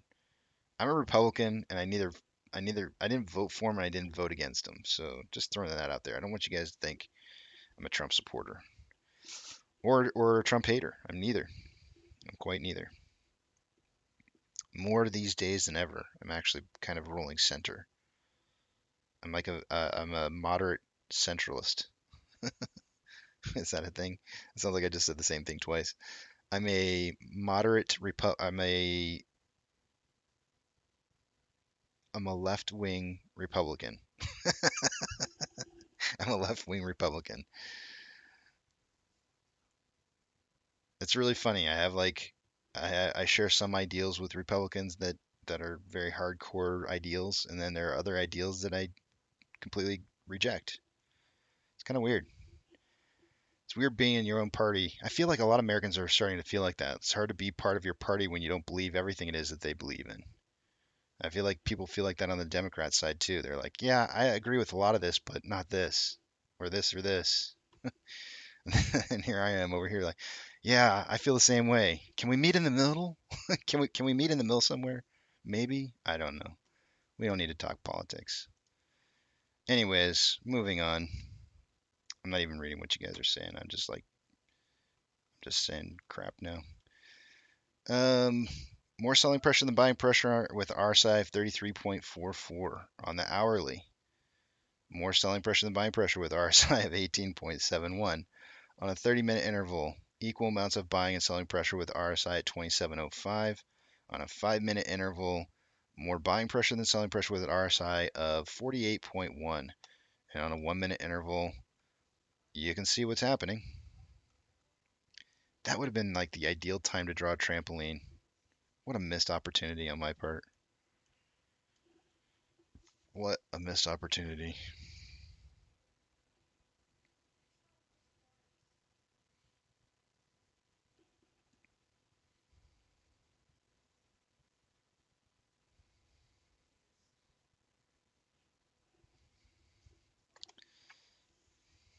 I just want to go back to what Razor had to say.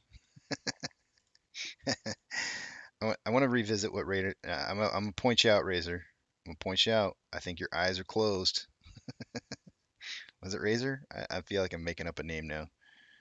Who was it? I'm scrolling back up in the comment section.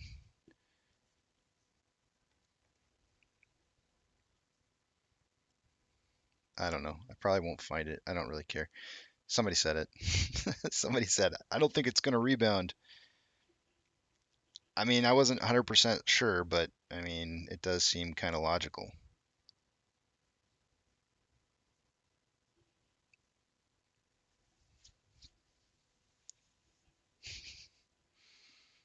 MCon says no politics. Yeah, let's just avoid politics. We all here for the same thing, and I don't care which side of the aisle you're on. We all have the same motives in this together, and I think that's the key that I want to focus on. The American Party, I like that. You know, I wanted to believe in the Tea, or not Tea, was it the Tea Party? I wanted to believe in the Tea Party. I've said this for years. I've said this for as long as I've said that we need to get rid of hedge funds. Like in 2001, 2000 era, I was saying we need more parties. Like, why is our system? No politics, guys. No politics. I just feel like there needs to be more parties. You know what I'm saying? Like, why two? Why? Why two? It's corruption, man. It's corruption. I'm telling you.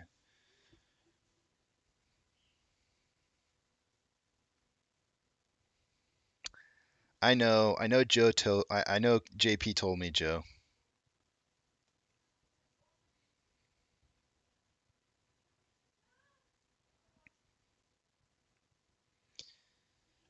Let's see here.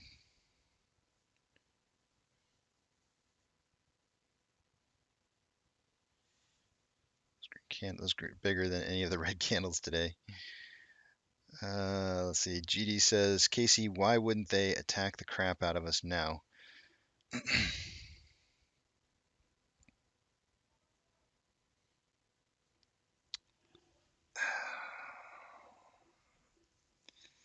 It's such a loaded question, GD. Like, I feel like,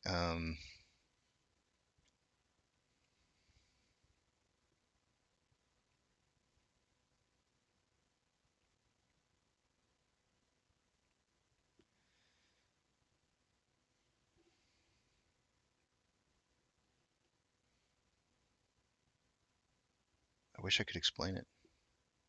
I'm trying to come up with some words that will help you to understand. I'm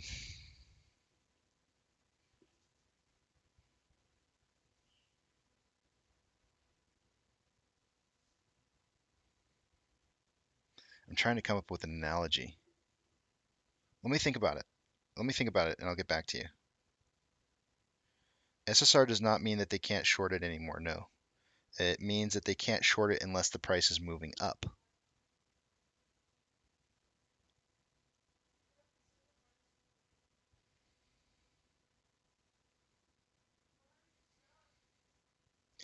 In Spain, there's been 2 parties for years, and now there are 4 or 5. They couldn't even form a government last time, and we had 3 elections in a row. I don't know if that sounds desirable. I'm going to come up with that. Somebody's asking the question, why wouldn't they attack now? Um, I feel like they threw the kitchen sink, right? Like, but I'm trying to give like an explanation. I'm trying to give an explanation. Do you know how? This might be a good one. You know how when if you're watering your yard and you kink your hose, and the hose you can feel it starting to swell, and it's getting bigger and bigger and bigger and bigger, and then at some point it just kind of stops and it holds there, and you might have a little bit of water kind of coming out the end of it, right? Just maybe a tad bit of water, just pew pew, right? And then all of a sudden you just open up that hose and it just like goes, pwah, just everywhere, pwah, pwah, and it's just like lets go of all the pressure and the pressure just comes flying out. That's I think that's probably the best way I could probably explain this. And they absolutely could do what it is that you're saying. They could do that again. They just kink the hose back up, right? They just kink the hose back up, start, but it would probably end up being worse. It would probably end up being worse. So what you'll probably see is you'll see this thing start to rip a little bit, right? It's the hose coming undone. It's the huge plug, right? And once they can get the volume control or controlled, that's when they'll start attacking it back down, right? Once the volume of the hose and you've let it loose has kind of come undone a little bit there, they can't really control that, right? Like wait for the hose to get back to that normal amount of pressure before you kink it again. Because if you kink it too early, it's just going to get you all wet. It's going to be nasty. That's probably the best explanation, or that's probably the best analogy I could possibly give you.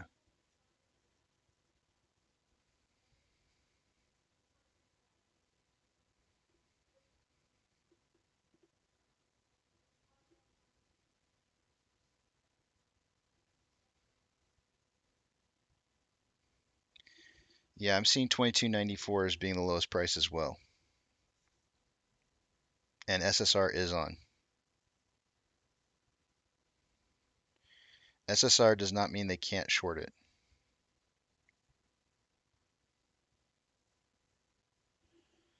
No, this is like that analogy that I just used. This means the hose just got unkinked, right? And all the pressure of the hose being kinked up over here, all this buying pressure of the hose being kinked up got released, right? All in one fell swoop. And once the pressure's gone, then they just kink the hose back up again. So you might see an attack back down.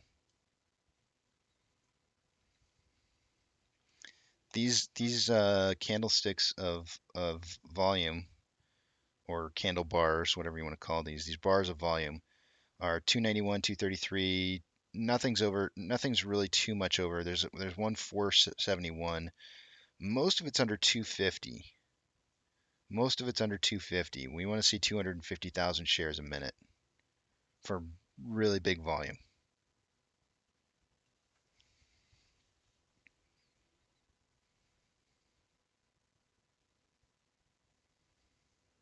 Yeah, they can only short it on the uptick right now. And that'll be today and tomorrow.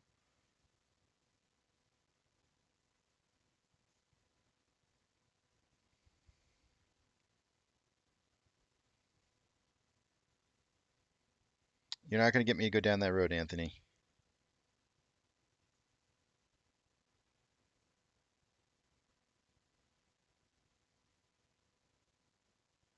MCon says I had a king toes once.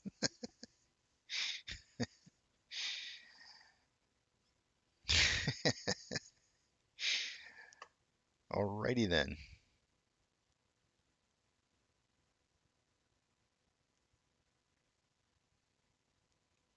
Yeah, that's it, GD. You got it.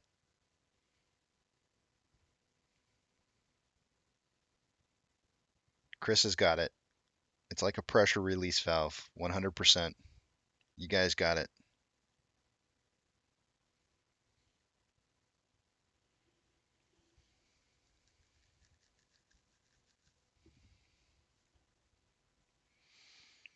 So they release, they test. If they can't control, they let it release. They test. They keep testing it as on its way up, checking to see when they can start attacking back down again.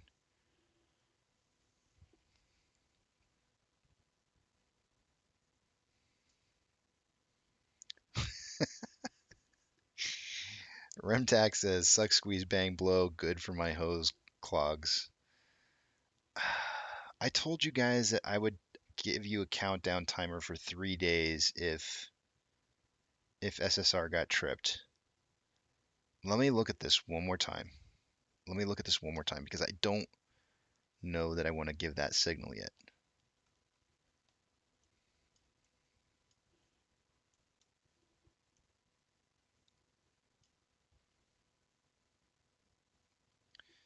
I think I have the wrong one.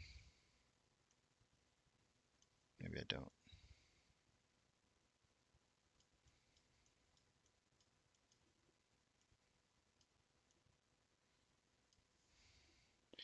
So here's the problem I have.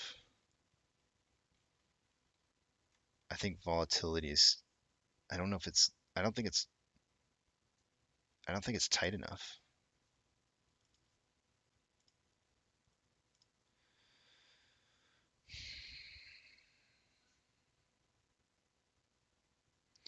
Well, look what happened last time SSR tripped. Tripped.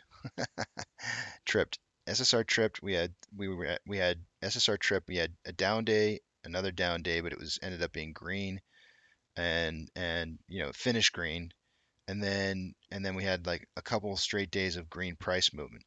Well, here we are in the inside of this Bollinger Band right here, this daily Bollinger Band, which is set as a 1 sigma, because I really want to know when volatility is closing in on this. We just dropped down out here. If this led to like 3 days of upwards price movement, but stayed within this band here, and you saw the band starting to tighten up, I don't know. I don't want to call it yet. Because I feel like this, I mean, just looking at this band right back here, this band was a lot tighter than this band. It's tighter. And usually the pop in price happens first, then you see SSR trip. In this particular case, SSR tripped first, and then we may see the pop. So it's different. Here you see SSR trip, then the pop. We need to see the pop and then the trip.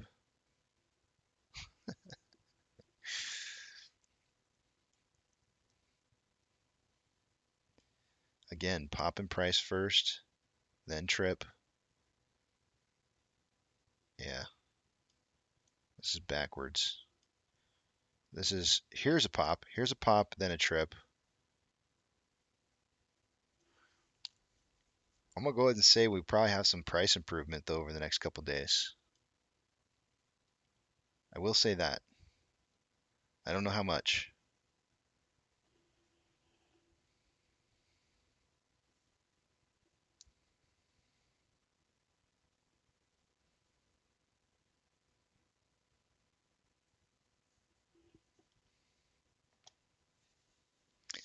I don't want to go there. I don't want to go there yet, Ollie. I think this is backwards. This is backwards. Do you need to see a pop? You need to see a pop in price first, and then you need to see SSR. This is literally the first time we have ever seen SSR being tripped inside of a cycle. Like SSR usually is tripped in a cool down. Normally you start seeing SSR being tripped inside of cooldowns to control volatility, right? And you're seeing, and you do see volatility here. You see volatility where the price is outside the bands. You see that, and you see volatility, an attempt to control volatility with SSR being tripped, but it's not. I want to see a pop in price, then an SSR trip. I think that's when you call for the 3 days out. I don't think this is it. I don't think this is it. Enjoy the moment, but I don't think this is it.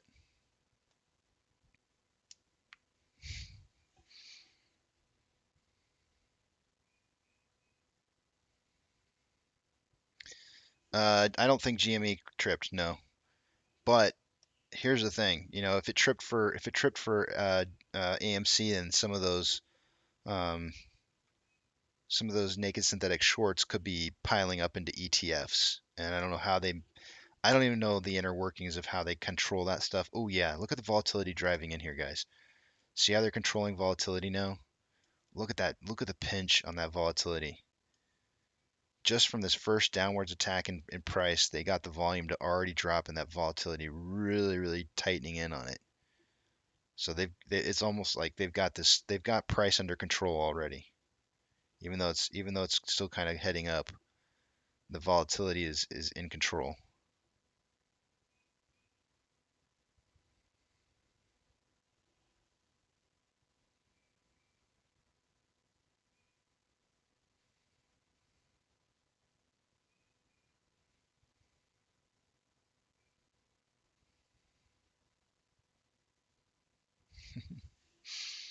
I'm not calling it yet, Ali. I'm not calling it. It's not ready. It's not ready.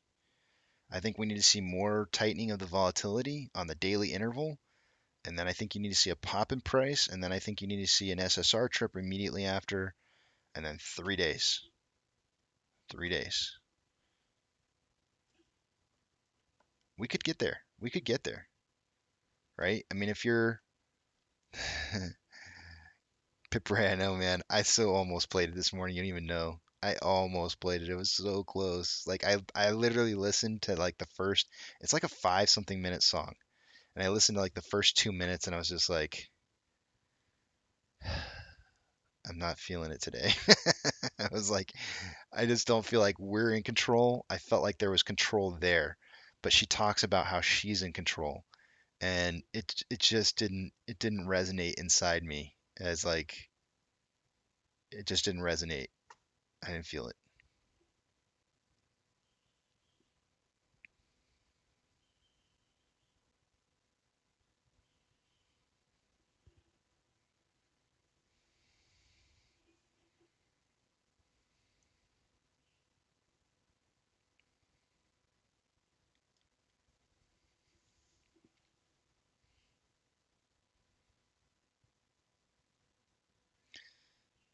Jamie says they need to get it down before 121 options. So here's the deal. On the one, I already kind of showed this earlier, but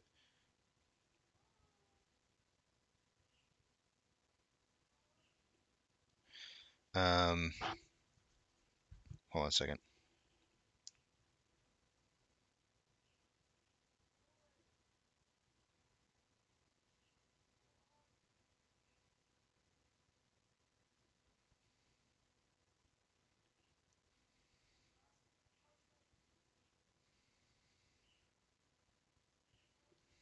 Sorry.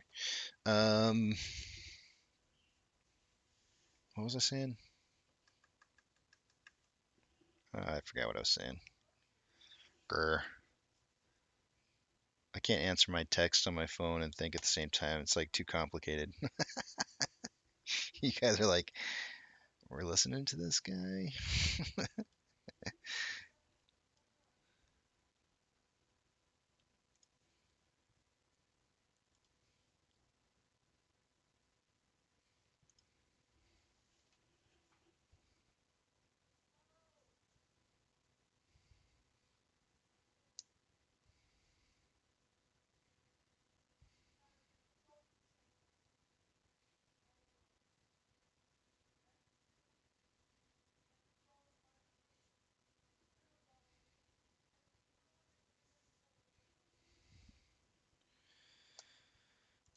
I'm being told SSR didn't trip. Wow.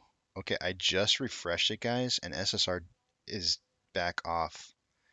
It was showing on Stonko Tracker. I kid you not, I was looking straight at it. It said it was on. It's now showing it's off. Wow. Oh man.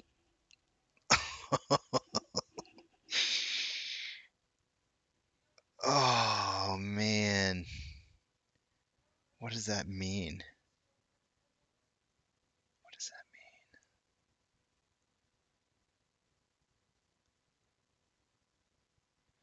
Surely they wouldn't have let it rip if they didn't know that they had triggered it.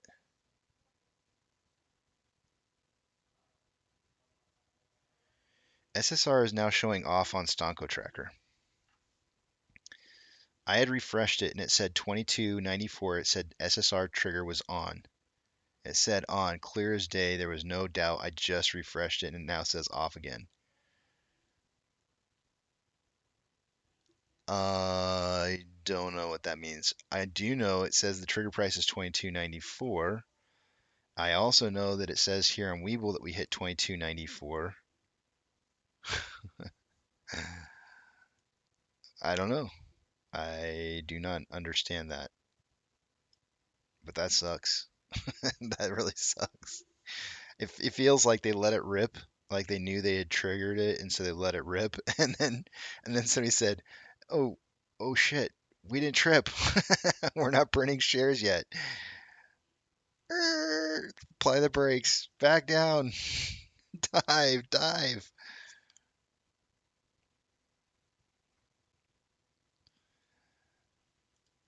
I don't understand this. SSR said that it was on. Initially, when we hit the 2294, I refreshed and it said SSR was off, and I was like, okay, it still didn't trip yet. And then as soon as I refreshed it a couple more times, it started saying on. Now it's showing off again. I don't know. I don't know what's going on here.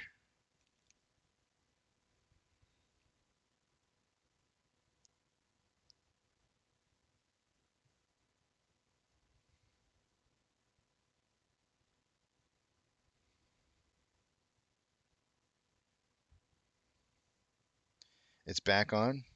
Hold on a second. What the heck?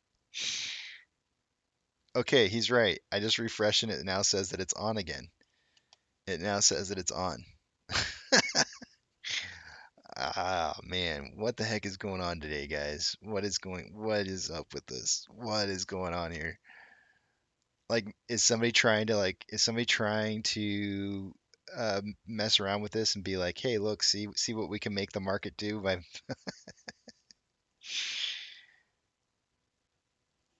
oh, geez.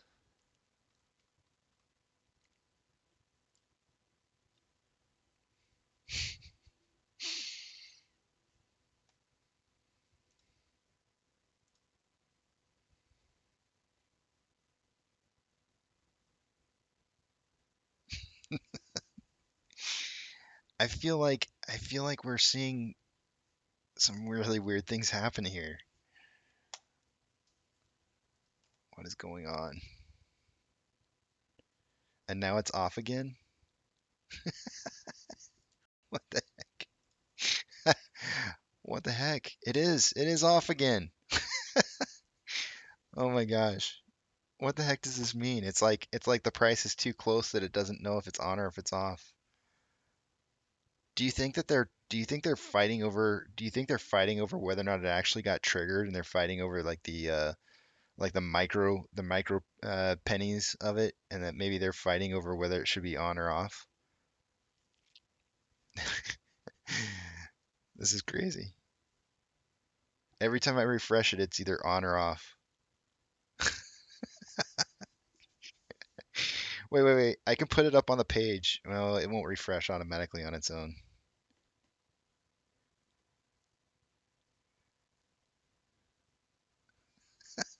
Lamp on, lamp off. Oh man, this is so crazy. Oh, my heart can't take it. I don't know. I don't know what this means. I don't know what this means. I'm refreshing. It says on. It says on. I'm refreshing again. It says off every time I refresh. Okay, it says off right now. I refresh. It's still saying off.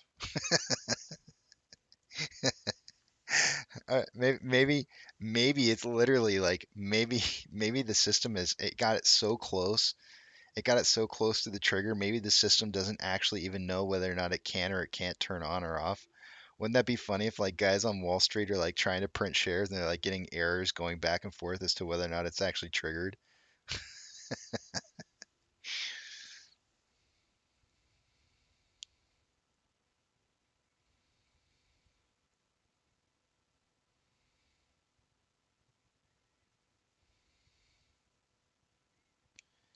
It is. It's like a total algo fail. Now, I see corrections all the time, guys. I see corrections all the time on highs and lows and stuff like that. Like there's like you'll see values change. Like you wait 24 hours and you'll see values change. But like whether or not SSR gets tripped or not should be a hard set value. Like it should be either on or off. There should be like no question.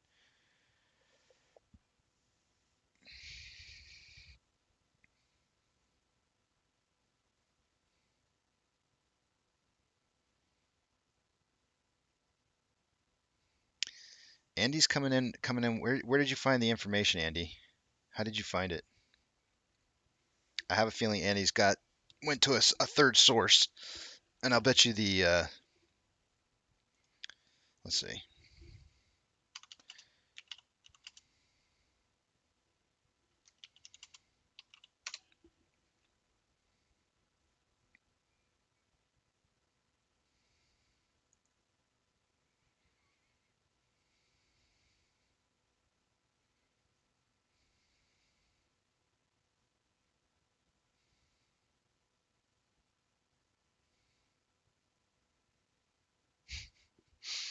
I couldn't have picked a better. I couldn't have picked a better title today than SSR and volatility.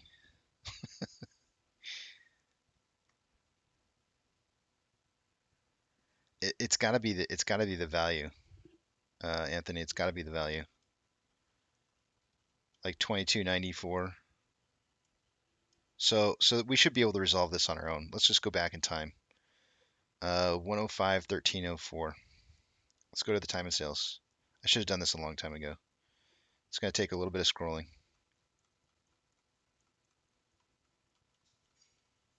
I'm actually going to go through the time and sales and look for the exact time, and we'll see if we see a 2294 or not. It's going to take me a bit of scrolling, so you guys will have to kind of put up with it for a little bit here.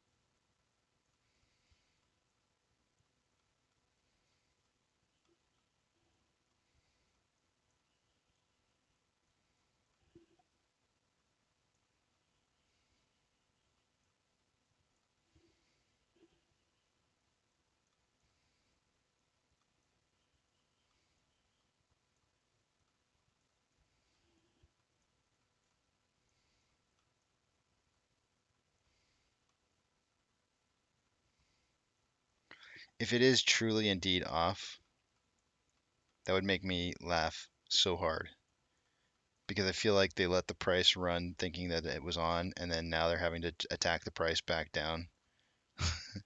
And so that whole scenario of like me saying how I wish they could get it to within a penny and then just let it, and then just prevent the price from continuing to fall farther.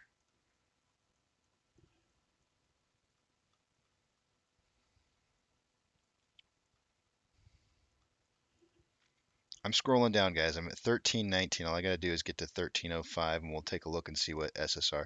We'll see what actual time and sale stamps we have on prices, and see what went through. I should have done this the other day too when we had the discrepancy in price without the order book showing the values that went through.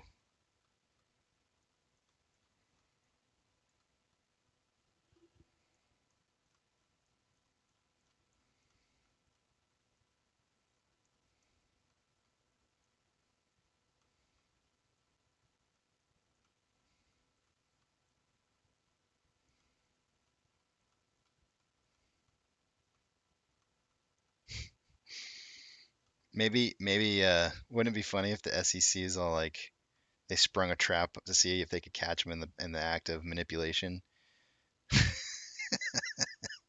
So like they're rating. Oh wait, did I have the time? I'm close. They're rating offices right now. That would be hilarious. You guys fell for the trap. All right, what are we looking for? 2294. 2294.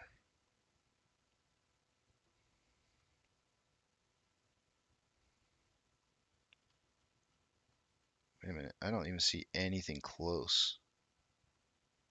Okay, here we go.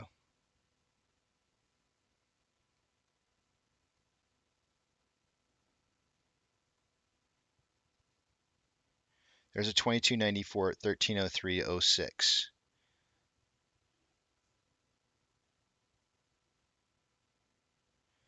There's a 2294 in there. If they needed 2293, if they needed 2293 in order to trip it, like, because it says trigger price is 2294, but if they actually needed 2293 and 2294 was not enough, then they did not hit it. And I don't even know how that would be the case. Look at the single digit shares all around it though. Single digit shares all around it. They were definitely working this price down.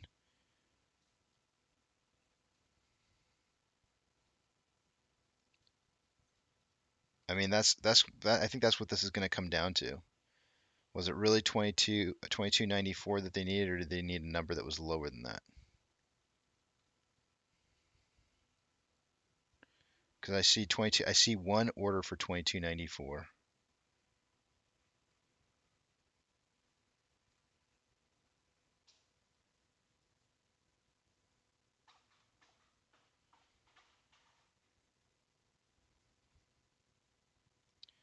All right, I'm gonna take a screenshot of this real quick, guys.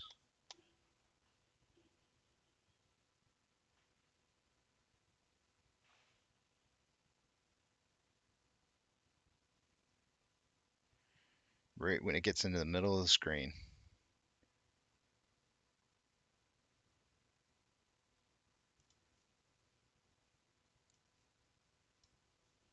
Got it.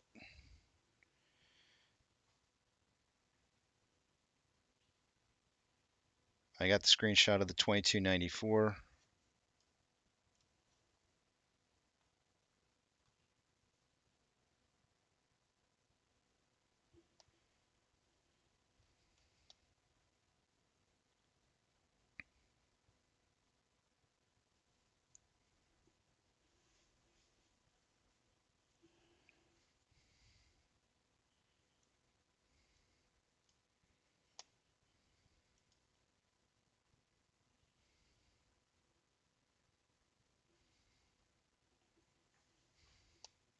And it was just one single sale for 200 shares.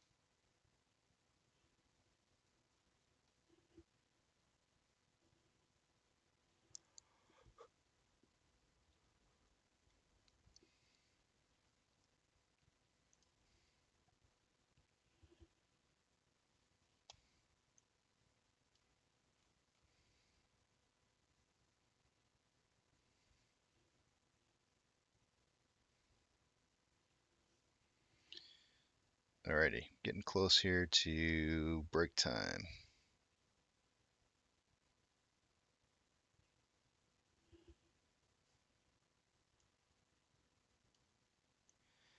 Yeah, it's hard to say, Randall. It really is hard to say if it'll hold or not.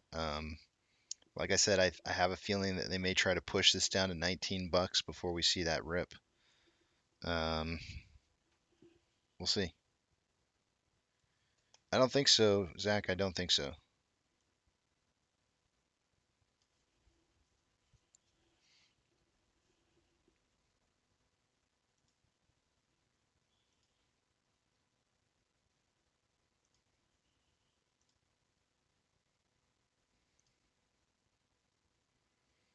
I'm curious if Reddit's talking about it. Let's see what we got here.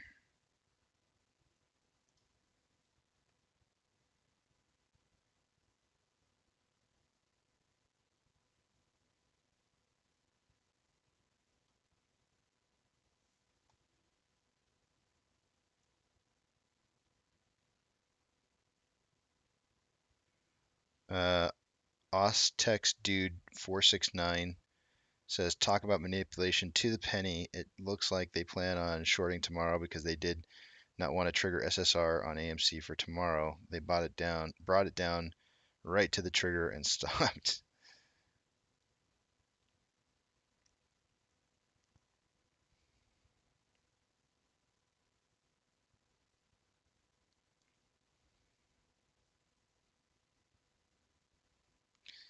1.493 trillion reverse repo.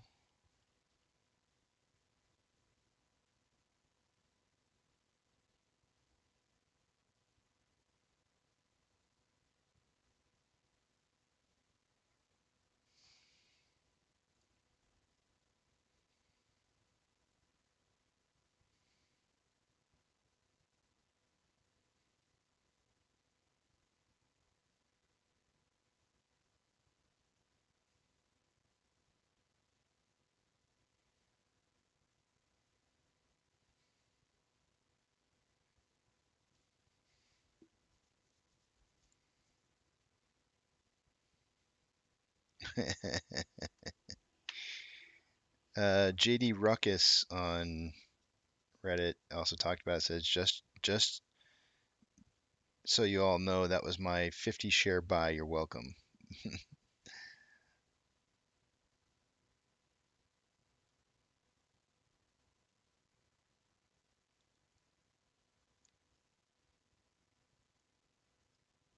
Sounds like he's saying he bought 50 shares at 22.94.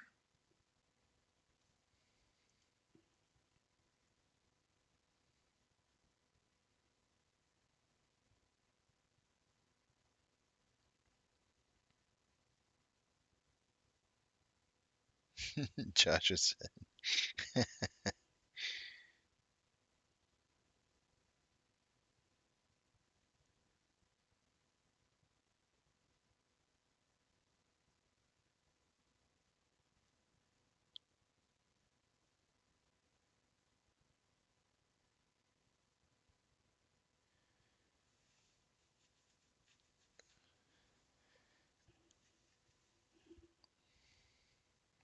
Well, we know the order that was filled for 22.94 was a 200 share order, at least according to that screenshot that I've got.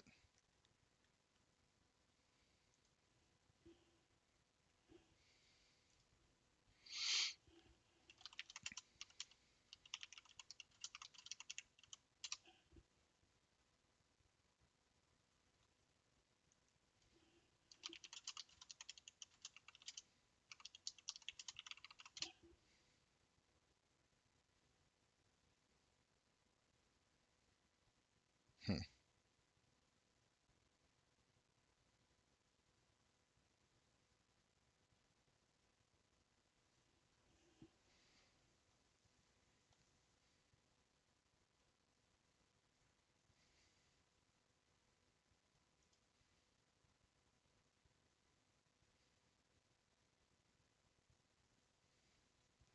I got something. I got something for Charlie to look over.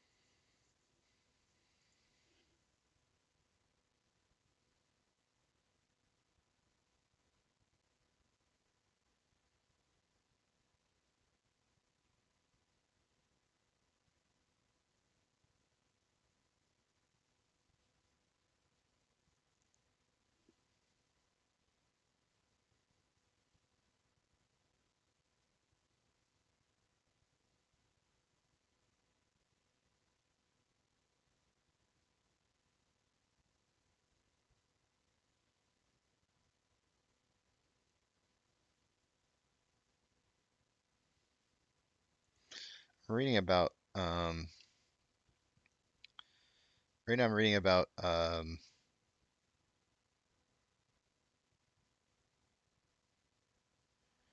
trade reporting facilities, or TRFs.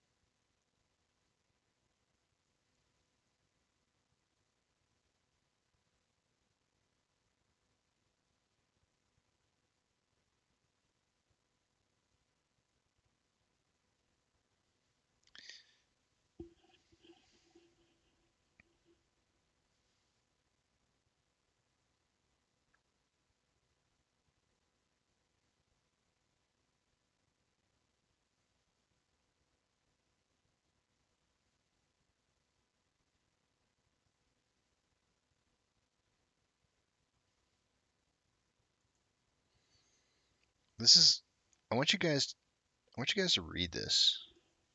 I mean, it may be a lot. How many pages is this? It's 46 pages. But the reason I'm reading this, is I was just kind of looking at the different types of orders that we're going through, and some were Nasdaq. Then we got TRF in here. Our one value that hit. Oops, I just drew my line right through the middle of it. No, how do I edit?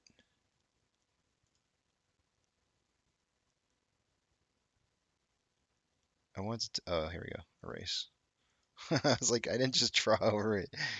Our one specific value right here that hit 2294 was a TRF trade.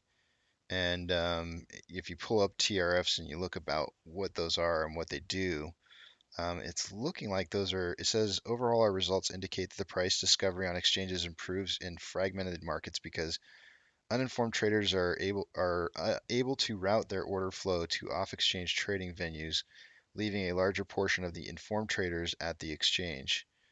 The consequence was not the result of a conscious regulatory choice, but a byproduct of the introduction of Reg NMS, particularly the order protection rule and the mandate to improve intermarket communications create a higher risk for uninformed traders at exchanges. Where was the part? Oh, contemptuous order imbalance on exchanges is significantly negatively correlated with the current return. Wait, where was that part? It basically makes it look like it's an off-exchange um, order.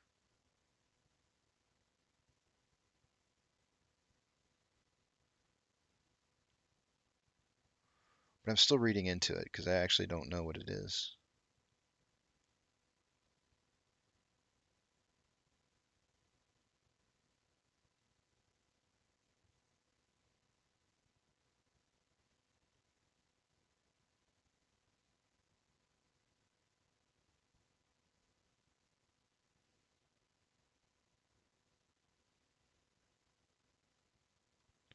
It's kind of an interesting read. I don't know if I could go through that whole thing. I don't expect you guys to either, but I would give this. Somebody should submit this to Charlie and tell him to read this, and maybe we can understand who placed. There is information on these orders, who placed the order and what off exchange it went through.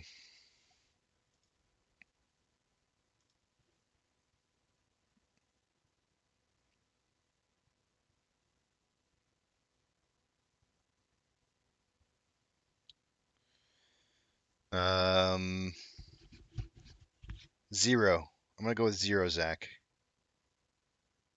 Until this, yeah, until the shorts cover.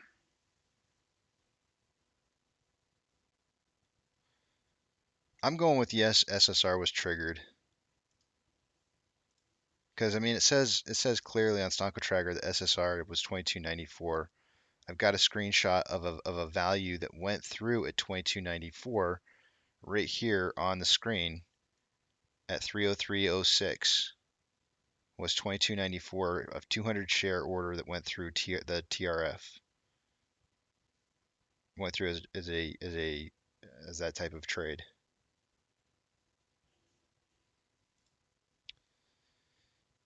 As a trade reporting facility, which I think is an off exchange.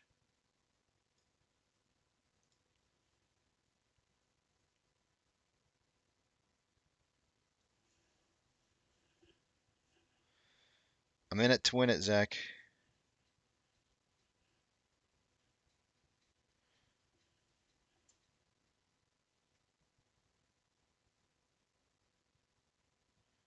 That's the one thing that true apes, anybody who's not a true ape, will never understand. They will never understand what this movement means until they can understand what it means to buy and hold at any cost. It means something. And you can't possibly understand what the meaning of that is unless you were part of it.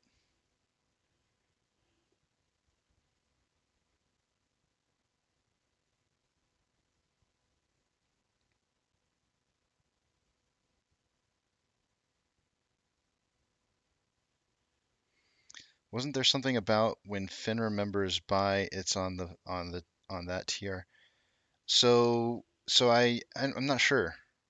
I'm not sure, Anthony.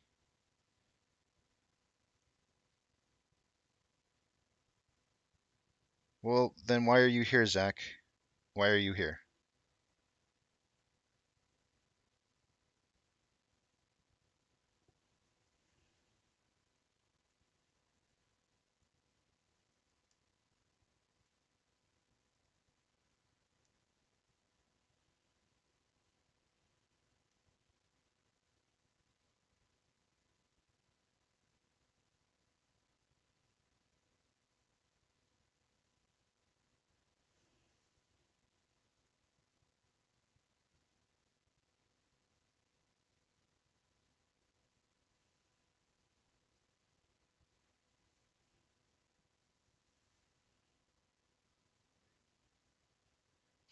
That's messed up, Joshua.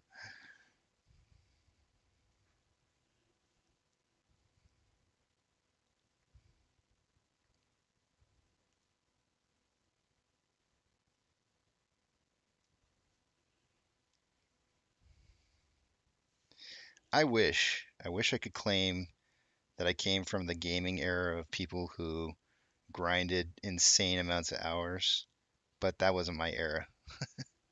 But I have done some major grinding on poker tables.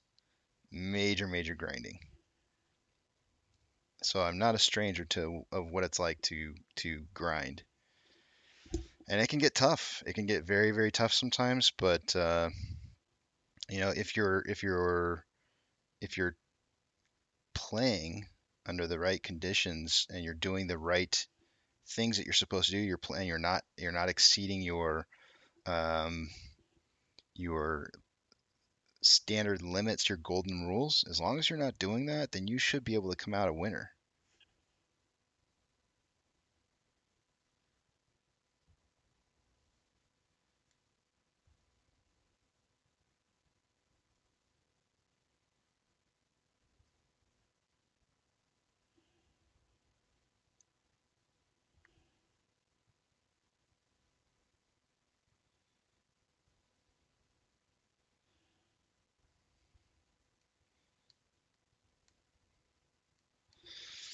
How did we go up back in June, Zach?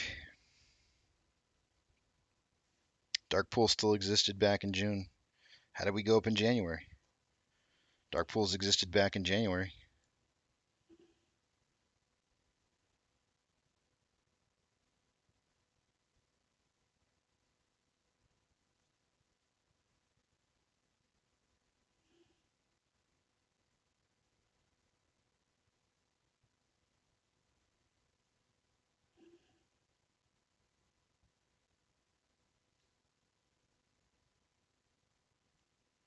There was a video from Al from Boston about FINRA members See, I did read something about that in that article that I posted that I linked you to.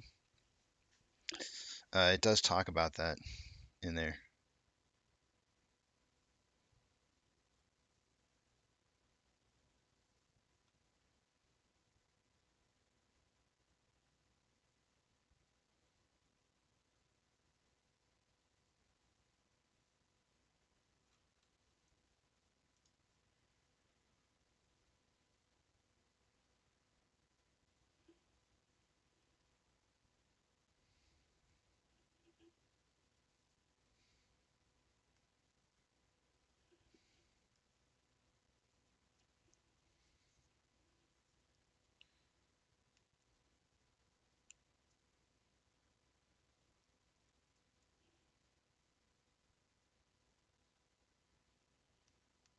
TRF is an employee. Oh, the rabbit hole is gonna get deep here. All right.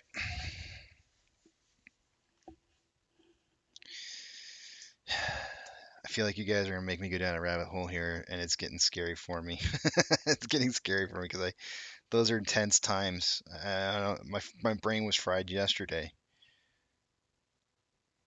Yeah, low volume with price decreasing is bullish. Well, don't worry, Brian. They're trying to make a statement. They're trying to make a statement that if price is decreasing and that we're all screwed, and it's a false statement. It's a false statement because we've had that happen several times throughout the stock.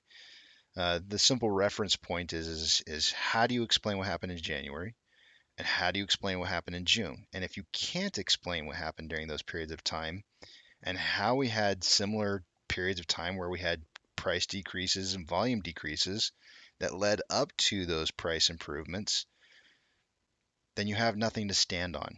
You have nothing to stand on because you're basically saying that you don't understand how there was price improvement. And if you don't understand how there was some price improvement, then you can't say that that's not going to happen again. And if you can't say it's not going to happen again and you can't prove it, then you have no case. And so you're really just here to try and upset people. That's really all you're trying to do. But they're welcome to try and build a case. And I'll argue against it. But they don't have any case because they can't explain it. They don't know how to explain it.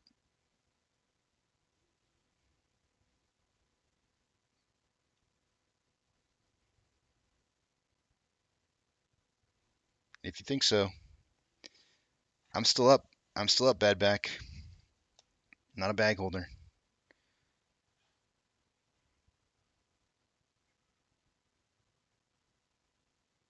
Yeah, FINRA is what it says in that report that I was reading too. So an employee, it's an employee. What did it say? Let me go back and reread it.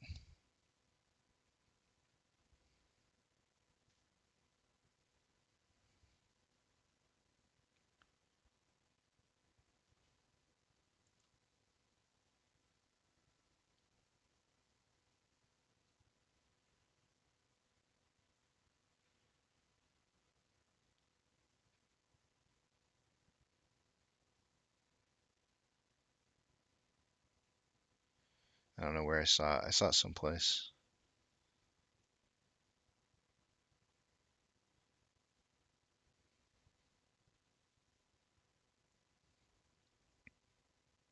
Well, it's time to do. It's time to do the. See, it's like they can't explain it, so they just go to insults. They just go to insults when you can't explain it. Like, I'm not dumb. You're dumb.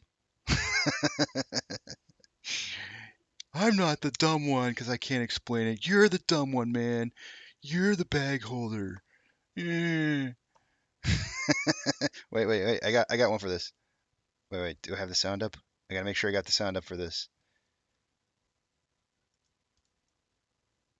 Here you go.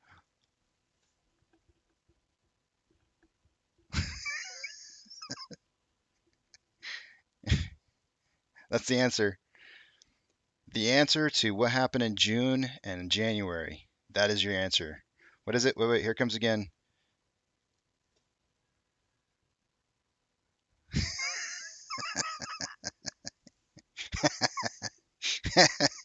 You have no answer. You have no answer except for, oh, you're the bag holder. It does sound like Patrick. When I listened to it the very first time, I was like, oh, that sounds like Patrick Star. I liked it. It's like, you try to argue with a kindergartner, you know, try to have a logical conversation with a kindergarten. They just go like, you're dumb. Okay. Can't argue with you. Can't argue with you. You don't have an argument. Moving on.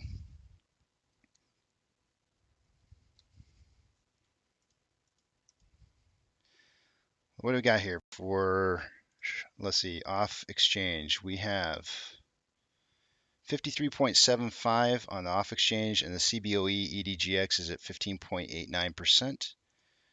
Taking a look at Ortex.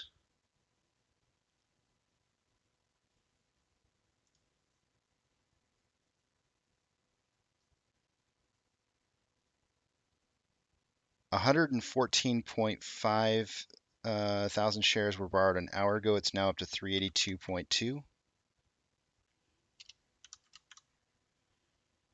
That's going to raise the estimated short share interest of the free float back to 1713 again. And taking a look at the options chain.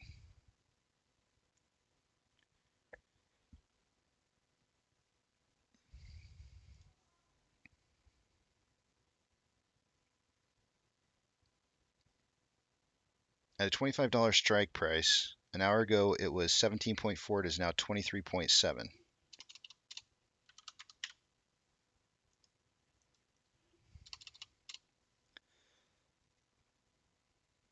On the put side, an hour ago at $23, it was 14.8. It is now 22.3. Kind of looking like it's signaling for like a $24 closing price. We're under that right now though, 23.50. Moving over Stonko Tracker.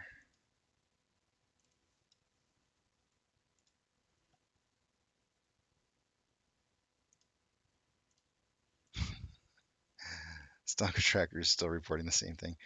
Moving you guys over to Fidelity. Fidelity shows AMC moving into 9th position with a very strong 73% buys to 27% sales. GME has made the list over here earlier. They're actually moving up the list quite rapidly. In 16th position, look at this buy-sell ratio. 88% buys to 12% sales. Looking super, super strong. Very, very nice. Not going to make fun of them when they're actually doing well. But I still say that volume would be better without all those shares in DRS. Why would there might be a reason why their volume is up, right? If AMC's trigger on could help out the exempts, the ETFs, if it could help ease some pain or tension inside the ETFs, because we know we've seen the prices of the two stocks shared together, and volume has oftentimes been linked as well together. So it could in a roundabout way be helping them with their volume levels. Very likely. Although their SSR wasn't tripped on them, but it could be helping some way or another. Shares having been, let's see, 13.1. Looks like an additional 0.1. Nope, I already counted that one earlier.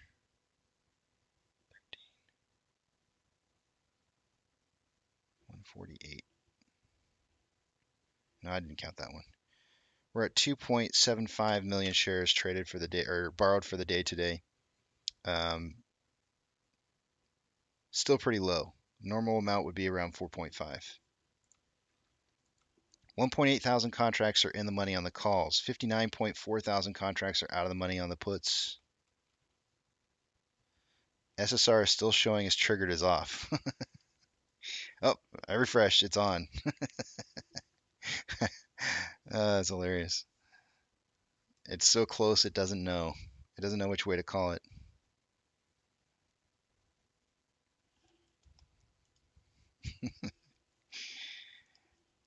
The Nasdaq is down 1.84. Dow Jones is down 0.12. S&P 500 is down 0.7. The market is declining over advancing with 4,708 decliners to 2,850 advancers. The VIX is up 2.6. Tesla is down 1.89. Hood is down 6.61. Amazon is down 1.04. Cinemark is down 1.34. Doge is down 1.49. Bitcoin is down 0.3. GME is down 8.19. And AMC is down 8.44. Refreshing for our inflow versus outflow. We currently have more inflow than outflow, even though we're down 8%, 8.5%. We have a 3-point spread with more inflow than outflow. Taking a look at our volume, we're already exceeding. Our volume has already exceeded beyond what I said volume would be for the day-to-day. I said 10 to 30 million. Obviously, volume has gone way up since that trigger of SSR. I'm calling it a trigger for now. I mean, I don't know. I guess we'll find out later. Somebody smarter than me is going to come along and say, yeah, we definitely triggered SSR or we didn't.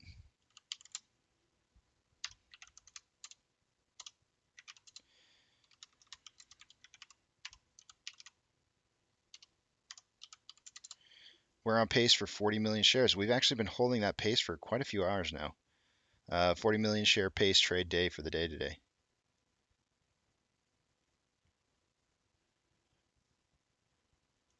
On the daily interval.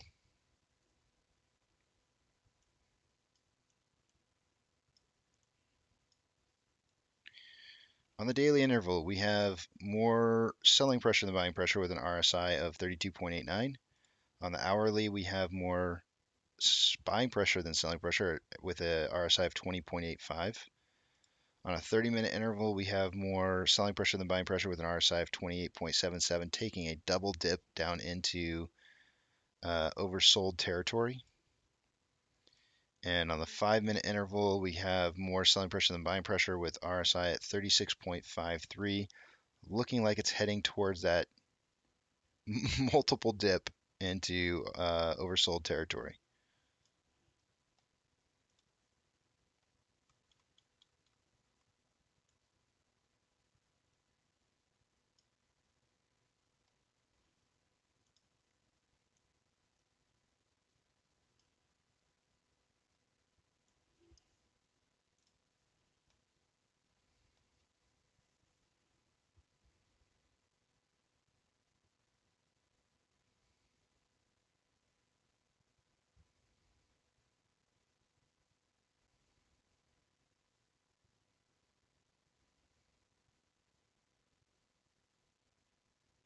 I'm listening. I don't listen when I'm doing the if you guys don't see my picture on the page, I listen. I promise I do. It's just when my picture's not up on the page there, I can't see what it is you guys are writing when I'm doing the technical analysis. So I apologize for that. If I had a third screen, it would be simple for me to. Why is that? Oh, I screwed up. Oh no. Oh, it popped up. Thank goodness. Okay. I couldn't get Stonka Tracker to show up. I was like, oh no, what did I do? I kind of screwed up a little bit, put it on the wrong side. If I had more than one screen, I'd be able to see, but let me see what you guys got right now. See.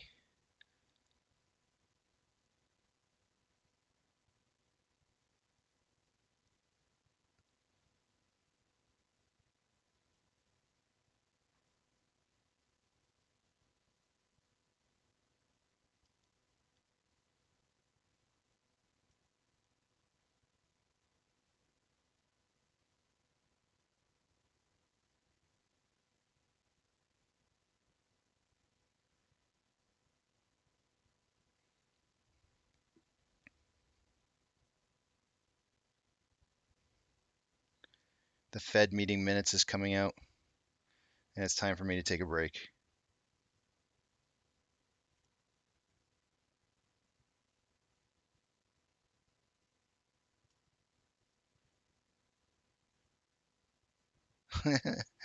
Joshua says he has another shirt he wants to give away. It's a picture of a giraffe that says "Moo, I'm a goat."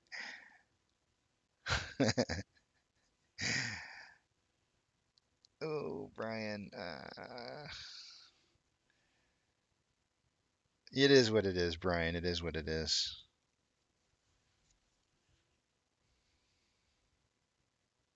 Another one that says it's an opossum and it says, uh, "Let's eat trash and get hit by a car."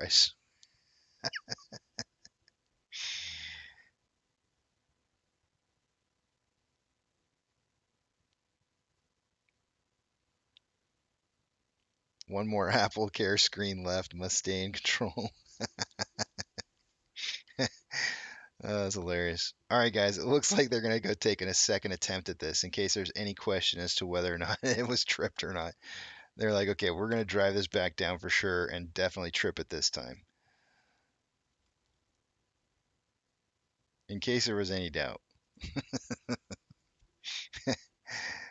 They're not gonna settle for it. And we did indeed break out of a descending parallel channel heading up. I don't know if you guys. I guess I wasn't even really paying attention to that myself.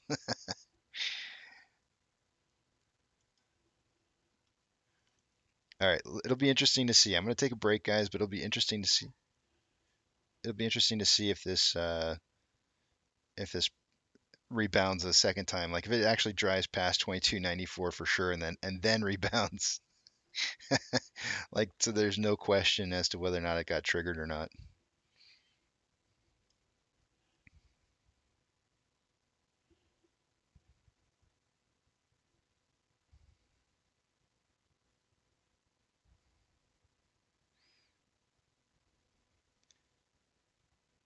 It's actually taking hits too.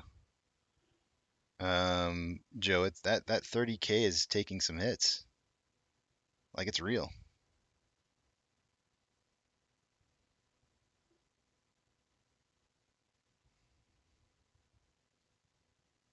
It's taking hits and reloading.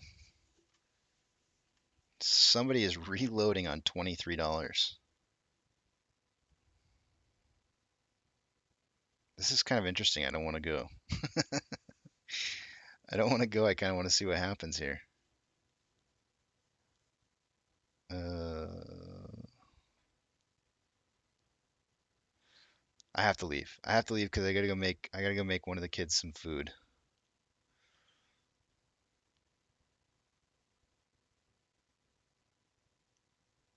Huh. Well, I'll leave it here, guys. I'm gonna leave it here so you guys can see this just like it is. I don't know. Maybe I should draw a trampoline this time. Let's draw the tramp in. Let's get this trampoline going here. We'll draw it right about here. Nice big one.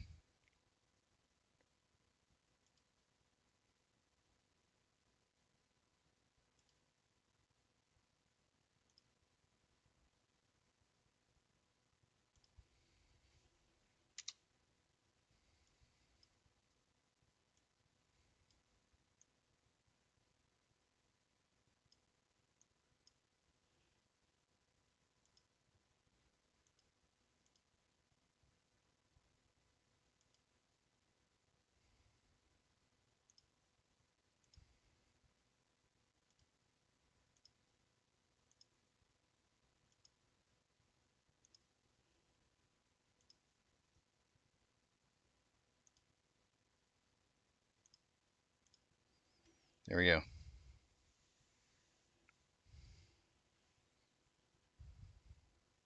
All right, I saw 2293. It definitely broke this time, guys. There should be no doubt whatsoever that it broke through this time.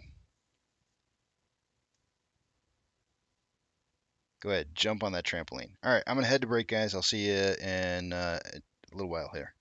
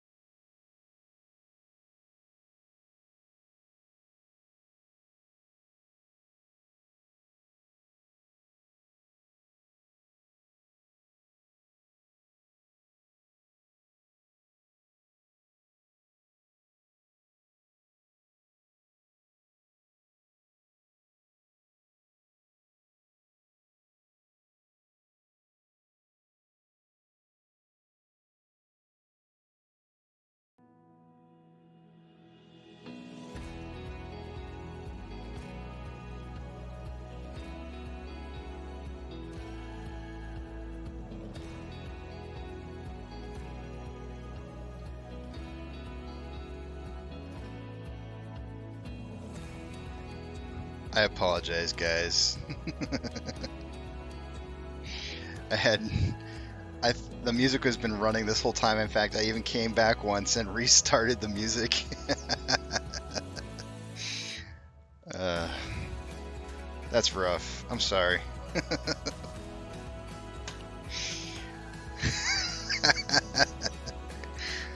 Oh boy.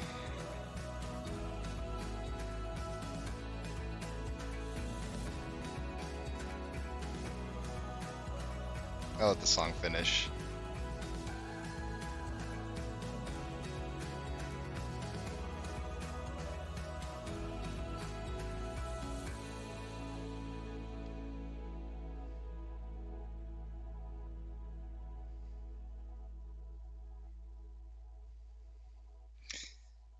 Well, you know what time it is. It's that time of day. It's time to do our power hour toast. You like it when it's on, right? Well, today, because we had the failure to deliver in beers because I forgot to go get one, today is the drinky drink. We have drinky drink day today. It is Wednesday. It is normal day to have drinky drinks in the morning, but my wife was not at work, so we'll have it later portion of the day today, which is right now. And the way I'm starting to slur my words before even taking any drink, you'd probably think I'd already had some. I have a special toast today, guys. I really do have a special toast. To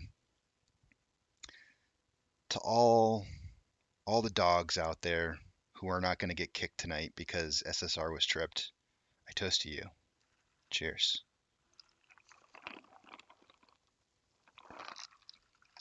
I am not for animal abuse, and I would have hate to have thought that any dogs were going to get kicked tonight.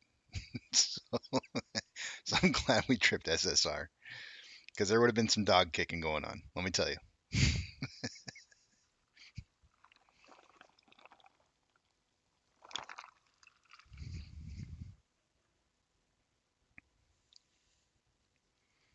Alrighty.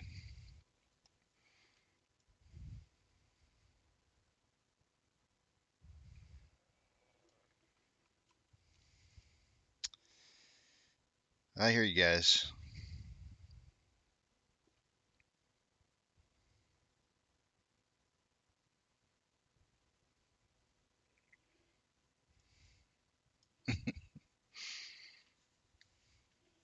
I hear you guys. I hear you guys how rough this is. I really do. I feel it. I deleted a descending parallel channel earlier, which I feel like some of this data right in here actually kind of falls within that channel. We didn't actually break out of the channel until right here. Went a little sideways and then came back down, and it was almost as if they weren't quite sure themselves whether or not SSR was tripped, and so they went for the one final push through to get to the SSR for sure tripping. Then you can see a little bit of consolidation here. This looks more like maybe like a pennant.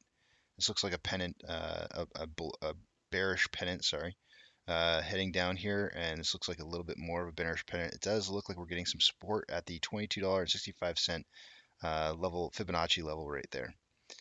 I love how they step like all around my trampoline pretty much. There's a little bit of point in here.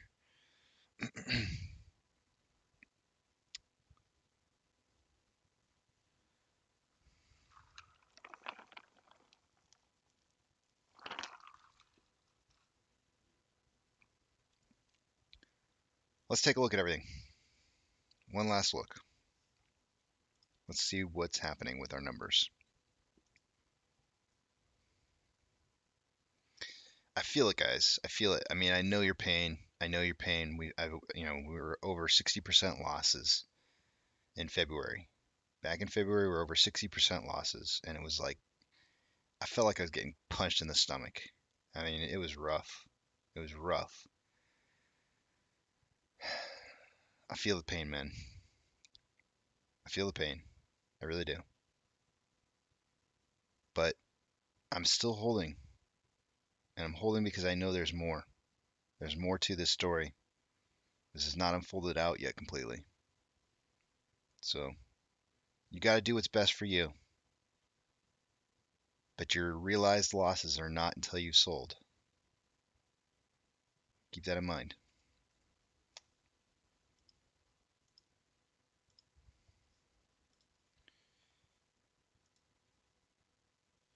Stonko tracker is officially posting that it's triggered.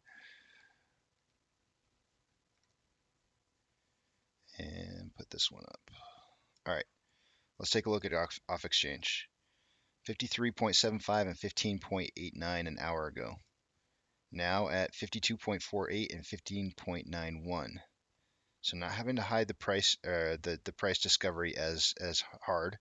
You know, they've accomplished the printing press has started. So that's going to be probably the new weapon of choice for today and tomorrow. Taking a look at Ortex.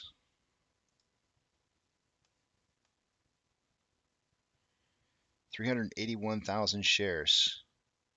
An hour ago it was 382.2. So very little change whatsoever. And that is a borrowing of 381,000 shares. That's going to keep the estimated current short share interest of the free float at 17.13. Next, we got options.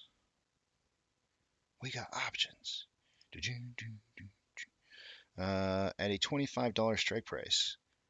An hour ago it was 23.7. Let me just refresh this one more time, make sure I got this.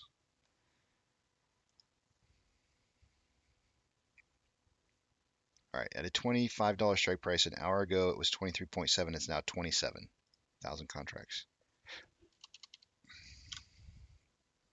At a $23 strike price, an hour ago it was 22.3. It is now 26.7.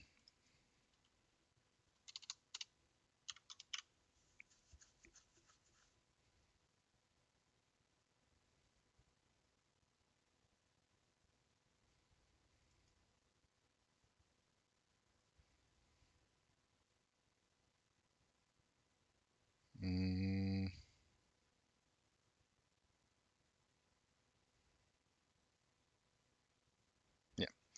Going to the next string. Orders by Fidelity customers. I mean, if there's anything I want to point out to you guys, it's this one. If this means anything, I know I got a request on break to post a poll to find out, you know, if anybody knows of anybody who's sold shares. I'm probably not going to do that. I don't want to put anybody under. I don't know. I mean, if you find out people sold shares and people say yes, you know, that's going to be you're going to have it's a very non-objective question. Like if I ask a question of like, do you know anybody who's sold shares? Well, we all know somebody who sold shares. So you end up getting 100%, and then everybody's like, oh crap, everybody's selling. But if you come down here and you look at this and you look at what AMC is showing, I don't think you need anything more than this. AMC has the 9th highest volume in trades, and it has 74% buy ratio to 26% sell ratio.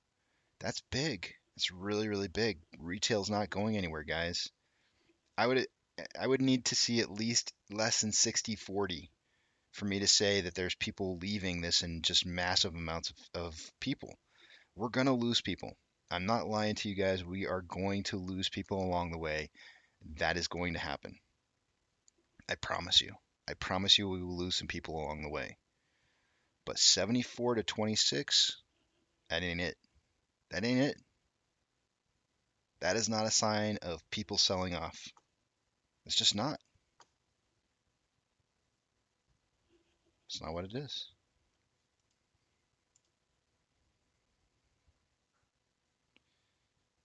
Let's see, GME. Wow, moving up to 14th.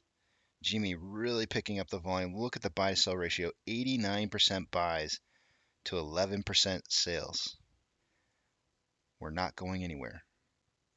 We're not going anywhere, guys. I don't need to put up a poll. You don't need any more data than that right there alone. 89% buys to 11% sales for GME. AMC, 74% buys to 26% sales. 3 to 1. 3 to 1. That's nuts. We're buying the crap out of this. We're buying the crap out of this, and I'm proud of them. I don't know who it is. If you're one of them, you got my mad respect. I wish I could be one of you. I really, really wish I could be one of you. I'm down to a single working person in this family. I wish I could be one of you, but I'm not. But for those of you who are buying, mad respect. Mad respect. I think it's awesome. Thank you. I'm holding for you. I'm holding.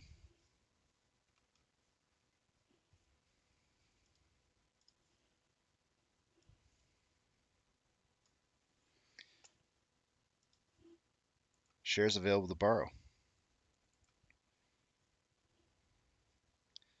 Another 100K.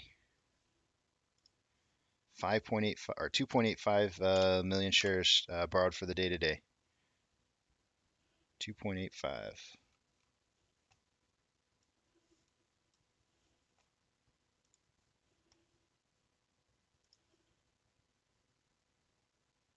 Nasdaq is down 2.89. Dow Jones is down 0.68. S&P 500 down 1.47. The market is almost on fire. Almost on fire.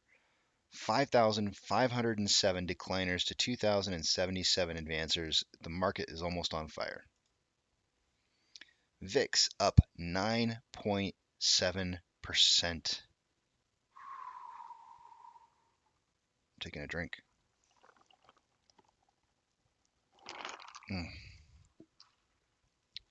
Rum and Dr. Pepper is good stuff. 9.7%, that's good. Tesla down 4.4, Hood down 8.23, Amazon down 1.4, Cinemark down 3.21, Doge down 5.15, Bitcoin down 3.6, GameStop down 11.39. No mistake, they have tripped their SSR. Make no mistake. AMC down 11.89. I'm telling you guys, I can't. The need, the severity to trip SSR was there. The signs were there last week. We saw it in the order book on GME. They had a bunch of on Jimmy. Jimmy had a bunch of ones in his ask column. That just sounds so wrong. Jimmy had ones in his ask column, and you saw it. You saw it. You knew they needed liquidity. You knew it. You knew it because they had none. There were no shares out there. They had to hit this because they had no liquidity. They needed to start the printing press. They had to hit these numbers. They absolutely had to hit these numbers. Dogs have been kicked for less.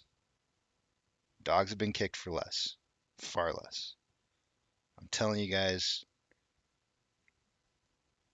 dogs got saved today. We legit saved dogs.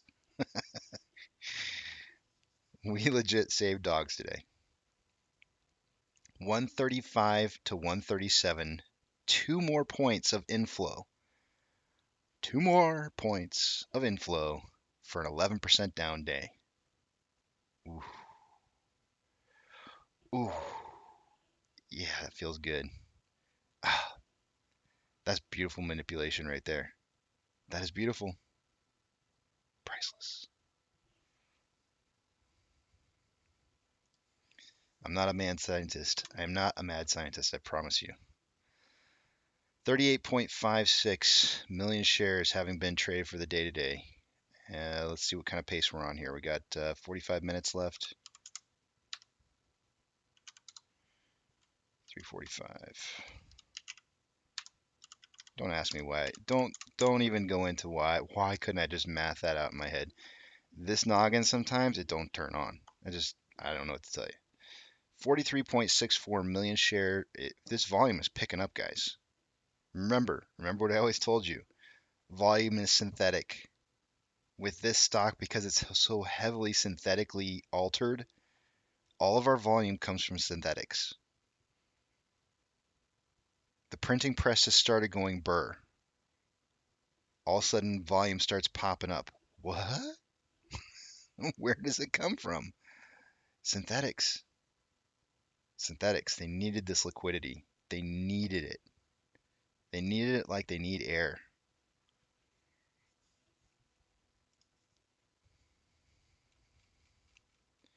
More selling pressure than buying pressure with an RSI of 31.85 on the 1 hour. More selling pressure than buying pressure with an RSI of 17.43 on the 30-minute. More selling pressure than buying pressure with an RSI of 23.86 on the 5-minute. More buying pressure than selling pressure with an RSI of 32.35.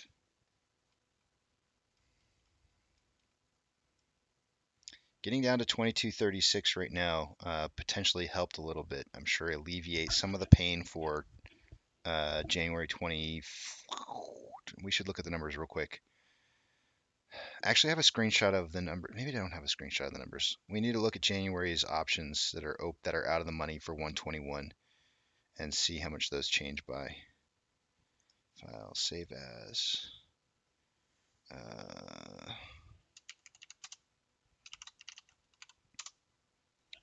New.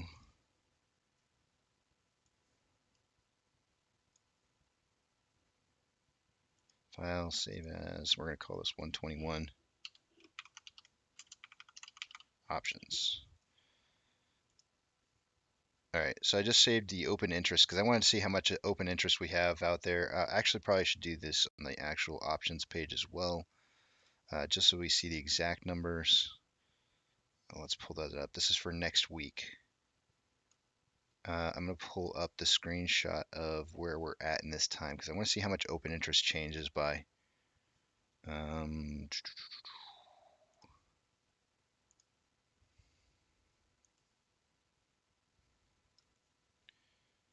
File, save as.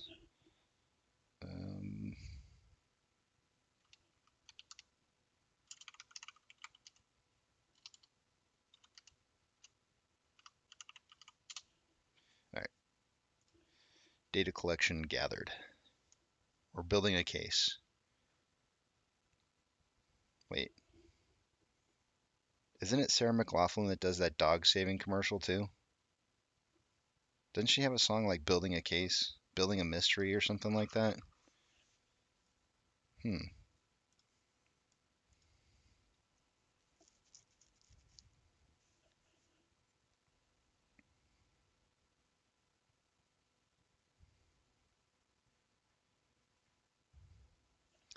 right, let me go back to seeing what you guys are writing here.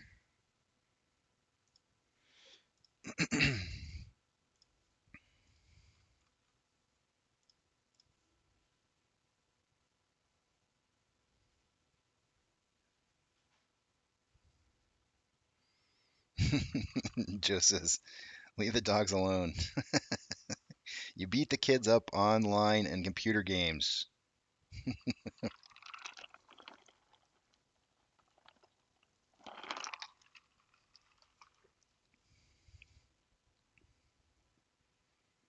So where is the money going?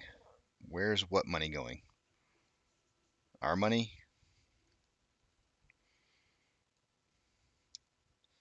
For the time being, it's going into the pockets of others. Mostly our brokers. That's my opinion right now. Mostly our brokers.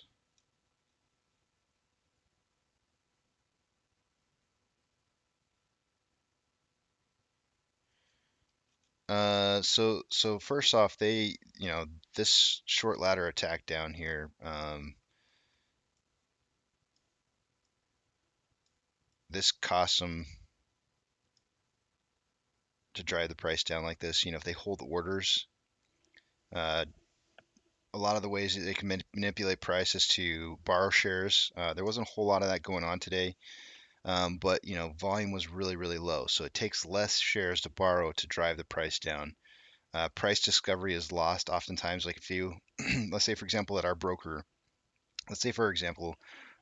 sends over a buy order to a market maker, quote unquote, Citadel, says, hey, we want you to sell these shares at $24.50.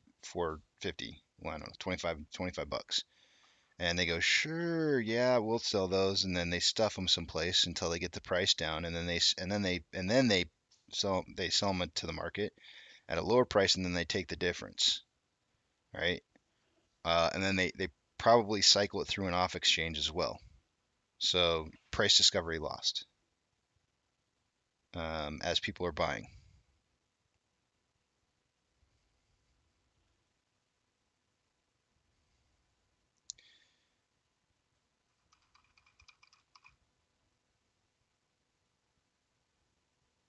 and I don't think we're buying millions. First of all, synthetic volume comes from the trading of shares back and forth. So the only amount that we're buying throughout a typical day would probably be somewhere in the range of like 4 to 5 million, if we're buying that much. That would be the most that we would be buying. But you see 39 million in volume. Where's the rest of that volume come from? Synthetic shares being transferred back and forth.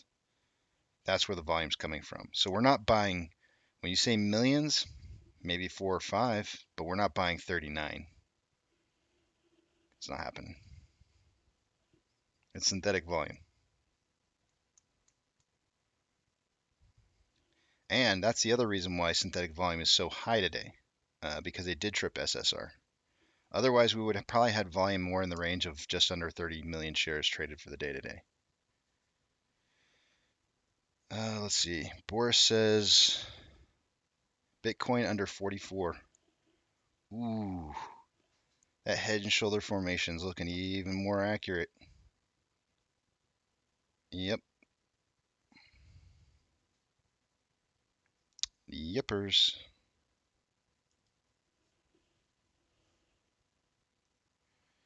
Best thing the Bulgarian lad ever said on his YouTube channel. We didn't come this far just to come this far. Oh, I love it. Man, I wish I was a man of words. Like good words. I'm filled with empty words. Words are very unnecessary. They can only do harm.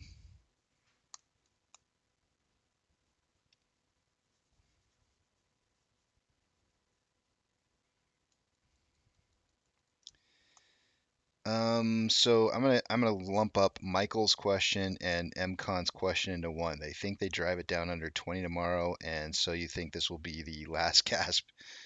I told you guys before that typically speaking, I tried to prepare you on Tuesday for $19 price.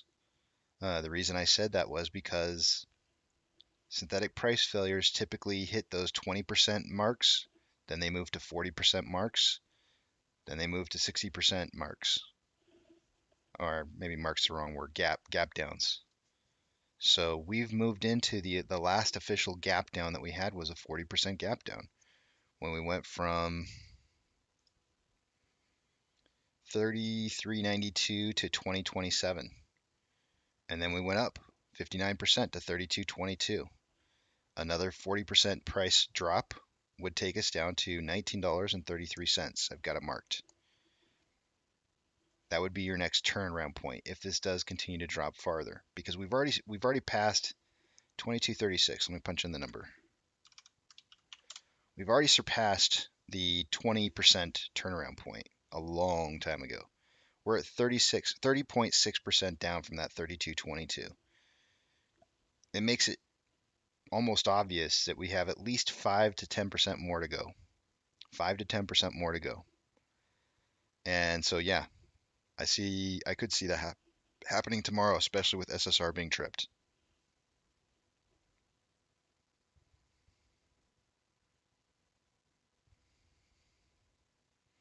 Brian got my words. He got the words. Bitcoin just swan dived. Maybe we get to go up. I don't know. We'll see. We'll see in about 2 days.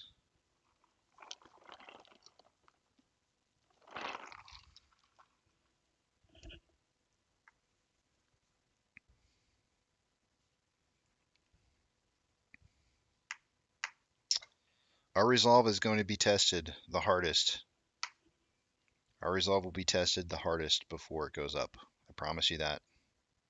I promise. And we're going to lose some people, guys. It's going to happen. We're going to lose some people. But I like that saying, though. I haven't come this far to not come this far. Isn't that what it was? We didn't come this far just to come this far. I'm seeing it out. I think there's more.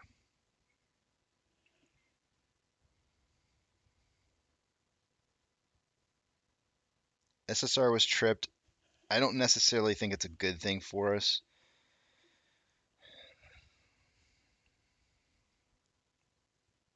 I don't want to say it's a good thing or a bad thing. I feel like I feel like it's a tool that is used by hedge funds. Uh, it's a tool. It'd be like asking me if buy orders are a good thing for us. Yeah, it's a tool. It's a good thing. Sure. Is it a bad thing for us? Yeah. It's a tool that the hedge funds use.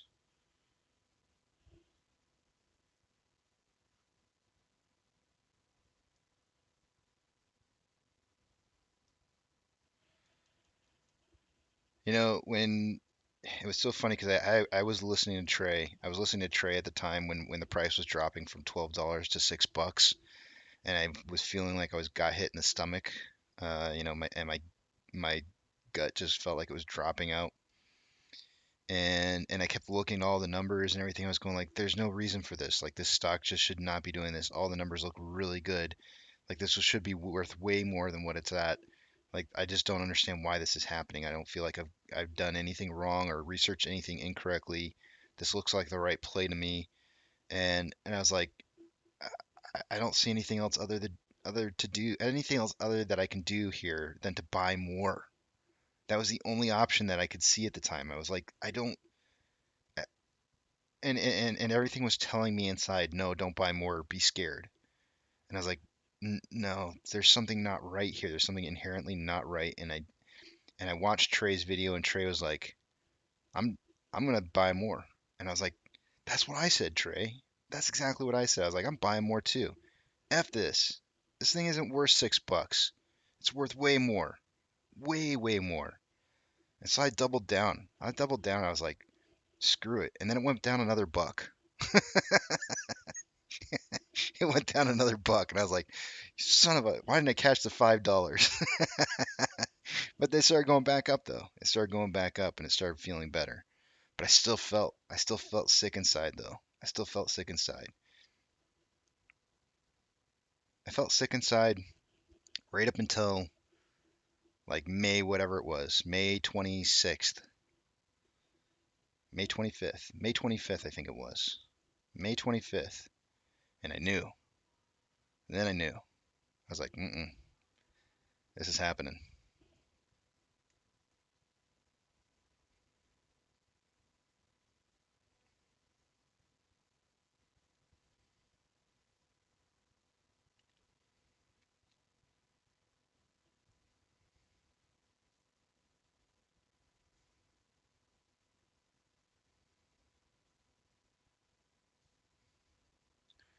What the heck, crotchety? I have never had to do that. I called Fidelity. Once you are approved for pre-market, you have to route your order through either ARCX, XNMS, XNYS. What about XNYS? That might be okay. That might make some sense, but it should do it automatically for you. Thank you for that work. I'm actually going to write that down. I guess if you're going to do straight to lit market, it's XNYS during the day, and then maybe in the aftermarket hours. I don't know what it would be. ARCX.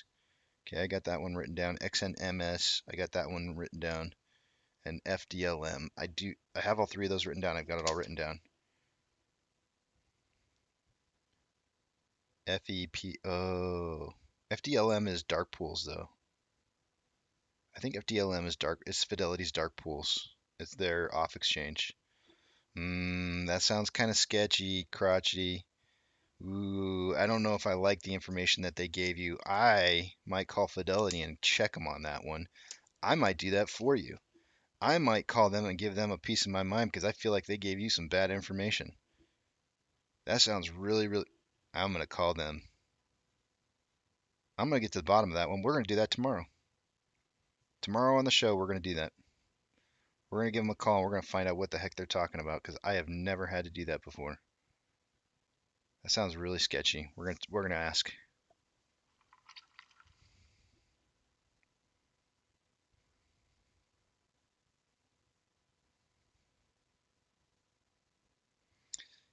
Fidelity only participates after 7 a.m. in the pre-market. It's 6 a.m. my time, 7 a.m. Eastern Standard Time, so that is correct.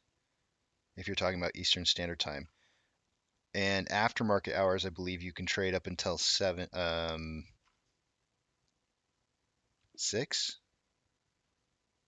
I don't know. I forget what the aftermarket hours is. It might be till 7. My time, so it might be 8.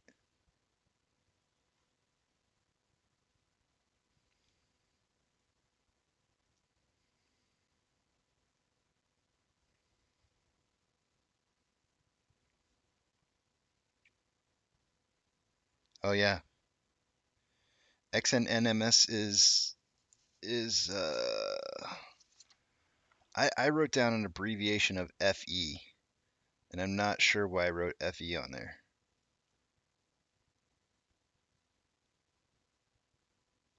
I have XNYS as the NYSE, but the XNMS, what did you write was? NASDAQ? That sounds right. But I don't like that FDLM though. I'm pretty sure that's Fidelity's off exchange.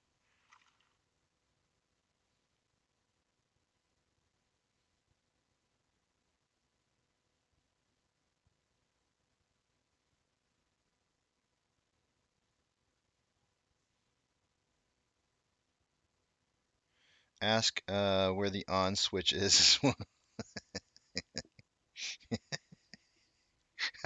I might just do it, Rem. I might just do it. I might just ask just for the hoot of it at the very end after I get all the serious stuff out of the way. I'm gonna lay into him, crotchety. I'm gonna lay into him tomorrow. Let's decide what time I should do it. I hear, I don't know if this is true or not, but I hear that 11 a.m. I think my time is like the highest period of time that people are watching. I don't know if that's true or not. I hear that. So maybe I'll do it after my first break tomorrow when I get back on at 11.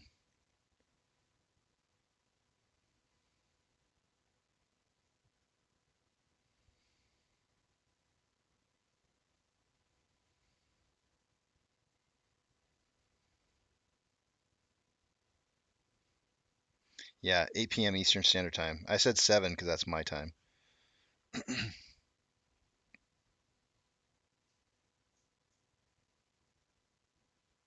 You know the weird thing, crotchety. The weird thing is that I feel, and this is going to be one of those. I hate to bring back up a same subject we ended on yesterday, which was the whole um, Mandela effect. But I'm almost like positive I was making trades at like 4 o'clock in the morning my time, which would be 5 Eastern Standard Time through Fidelity. And then suddenly one day it just switched. And I called them up and they're like, nope, it's always been 7 a.m. Eastern Standard Time. And I was like, bullshit. I made trades at 4 a.m. in the morning all the time before. What the heck just happened? Like, you suddenly restricted me from making trades at 4 a.m. And they're like, nope, it's always been that way. I had no way of proving anything. I couldn't prove it. And I was like, this is crap. Because my orders only showed dates. They didn't show times, which I thought was a bunch of crap.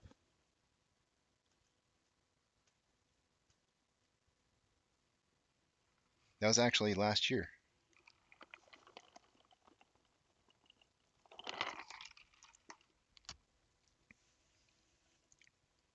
I felt like I'd gone through a Mandela effect. And it wasn't just me. It was somebody else I was working with. We were doing some trading, and we both felt like that was the case. We were making trades at 4 a.m.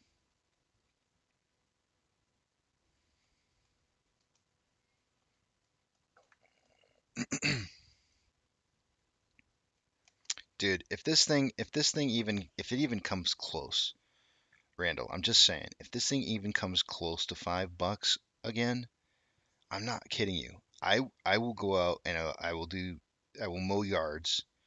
I will do everything I can to find $5 someplace. I will dig in couches. I will empty out my penny jars. I will find every stinking last penny. I will go stand on corners and beg for money. and I will buy as many possible shares as I possibly can when it hits that price because there's no way. There's like to get that lucky twice, to hit that kind of price twice. I'm telling you, man, it'd be nuts. It'd be nuts.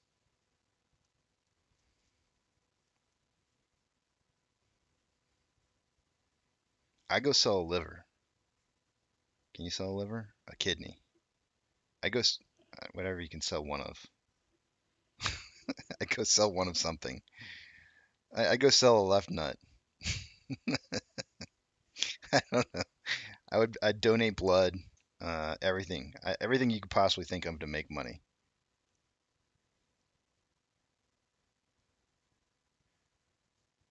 I know, Pip. I know. I'm sorry.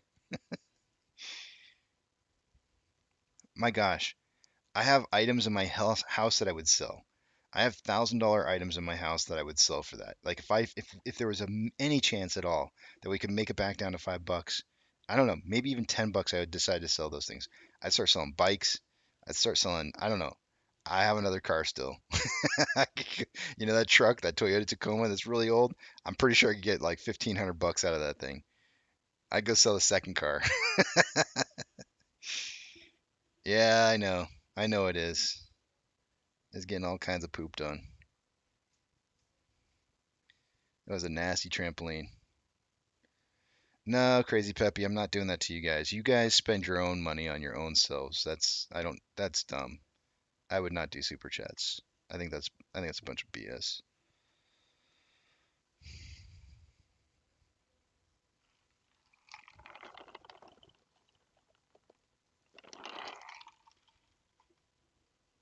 There's nothing more annoying than trying to reach out to somebody that you're watching on YouTube in a live stream and then just ignoring the shit out of you.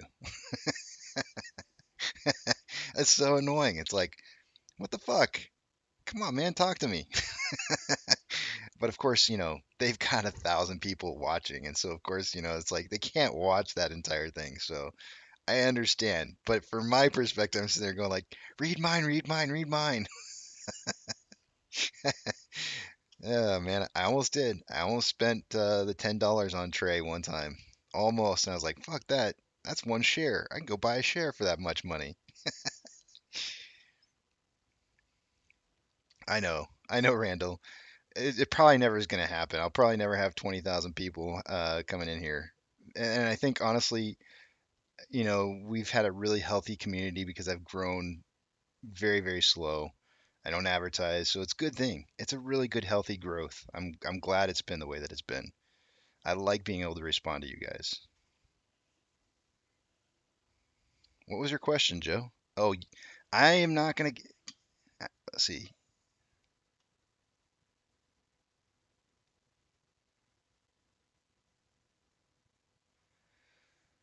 Let me see the question, Joe. After hours trading, AMC is 10 cents more expensive to buy. Is it still good to buy AMC through NSY instead of TDG, TradeGate AG? I'm not positive. I'm not positive about that. I mean, here's the thing. Like, if you're happy with getting it at getting a markup on your, because I think it's only per trade, right? It's only 10 cents extra per trade. If you're gonna buy a whole lump sum of them for a certain value in the aftermarket hours, I don't know that I would necessarily care too much in the aftermarket hours what market it's traded on. I would probably care more about during market hours. But if you're gonna do something like that, I would make sure you get your money's worth. Like do all your trades in one shot. I mean, it is only 10 cents, so like I don't know. Depends on how you want to look at it. It's your money. You decide if it's worth it to you. Oh, it's 10 cents per share? Really? I think it's 10 cents per. Are you sure? Is it if it's really 10 cents per share, that's pretty expensive. I mean, it is what it is. It is what it is. The way I look at it is when it comes time to MOASS, if you're not willing, if you may be looking at like hundreds of dollars worth of price action that you'd be missing out on. And I'm just talking strictly from a selling perspective, not from buying. But if you're not willing to lose, even if it is per share, if it's 10 cents per share and you're not willing to lose 10 cents per share on, I'm just going to make up a number, 1,000 shares that you're selling off, right? If you're not willing to lose that money over hundreds of dollars in price action that you could be missing out on, you're probably making a pretty big mistake. Probably making a pretty big mistake. And so that's why I think it's worth it. And that's just my opinion, but go back and look at GME and see when their big moves happened. Go back and look at it. It's important to know your history.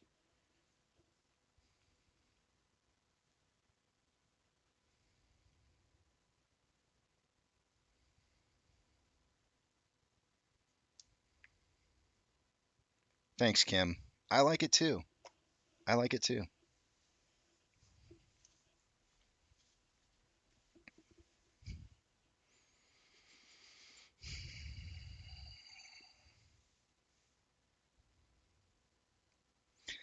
If you're talking about Fidelity, Joe, I haven't had to change. Like mine is set up. I'm pretty sure I've got mine set up the way I want it, and I don't think I have to change it. Let me go. Let me go, Jared. I'll verify. I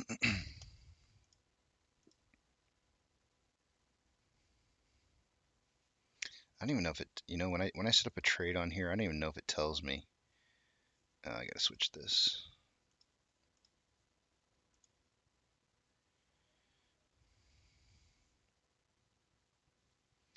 Yeah, if you're doing it through Active Trader Pro, then you have choices. If you're just going straight through the portal trade system through Fidelity's main page, it doesn't. No, it does. It does say it says XNMS and EDGX.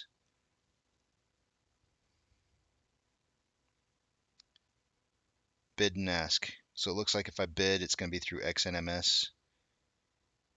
And I ask is going to be looks like I'll be going through EDGX potentially maybe.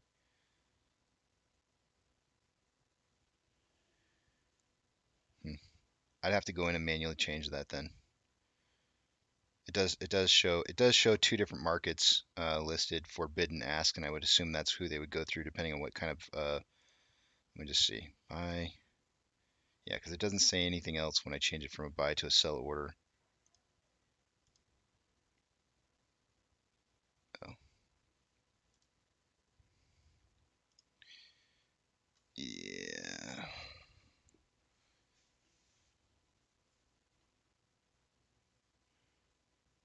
Important disclosure. Exchange information. Okay, here we go.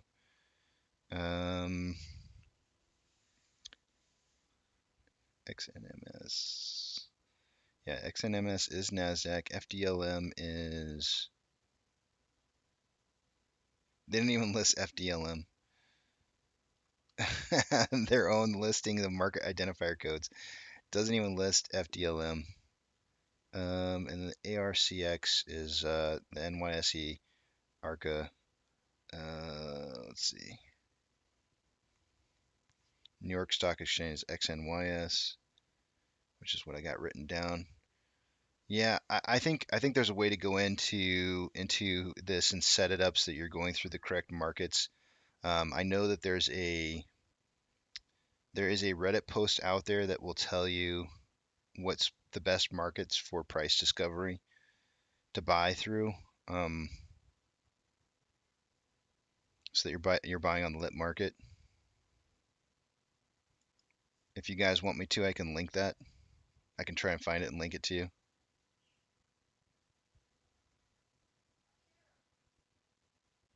I can't tell you the answer to that, Joe. I'm not sure. I think NYSE is fine. That's not financial advice, though, obviously.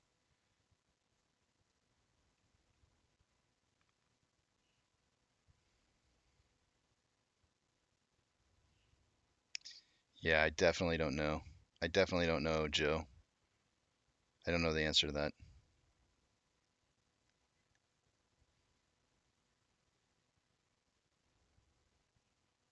that. Brian says, so did we win today? There are plenty of dogs out there. There's plenty of dogs out there that won today, Brian. Plenty of dogs.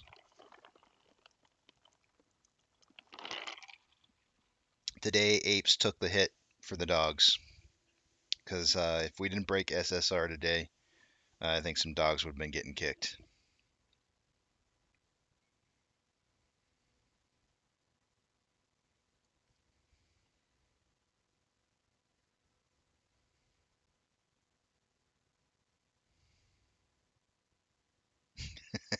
I did say that, Danny. I did say that. Like I kid you not, we're down to a one. I'm doing this 9 hours a day. This is my job. This is my job right now. My wife, we're living off my wife's outcome. My wife's outcome, my wife's income. And if AMC got down to $5, man, I'm telling you, I'd go out. I'd do all those things, and maybe more. I might even do things I wouldn't like to talk about. I don't know, but I would do things. I would do things.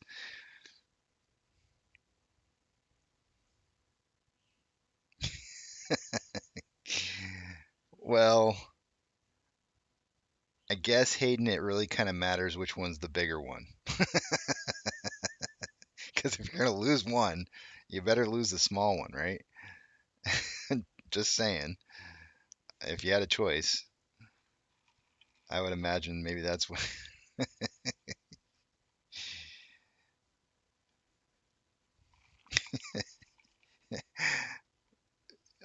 You may have a choice, but Lance Armstrong didn't.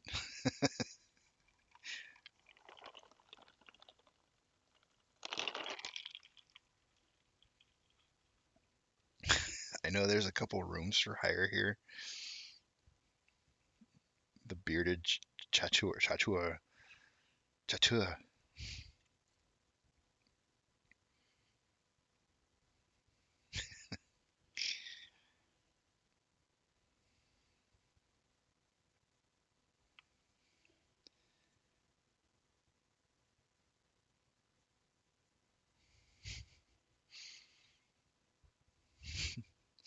Maybe I'll cut off some. I'll cut some fat off, and I'll make hand soap. Sell hand soap. Lance is from around here. I know he's around here somewhere where I live. I do know he's local. I think he's local. I just happen to know somebody in the family who he frequents as their business, and I don't want to say what it is, but he does frequent their business, and that's here in Austin. So I know he at least makes trips into Austin on occasion. Uniballer Lance.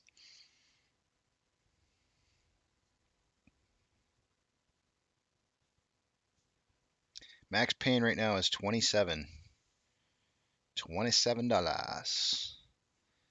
As a rule, we need to talk, man. We need to talk about. I was waiting to see you come on.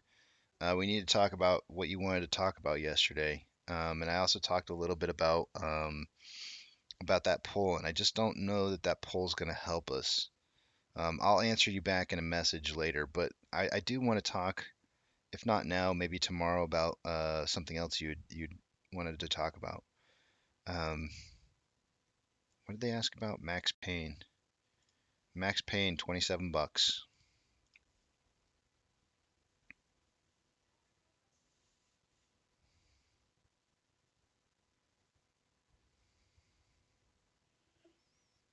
I was a big Lance Armstrong fan back in the day. Not so big that I would wear one of his Livestrong bracelets because I thought those were kind of stupid.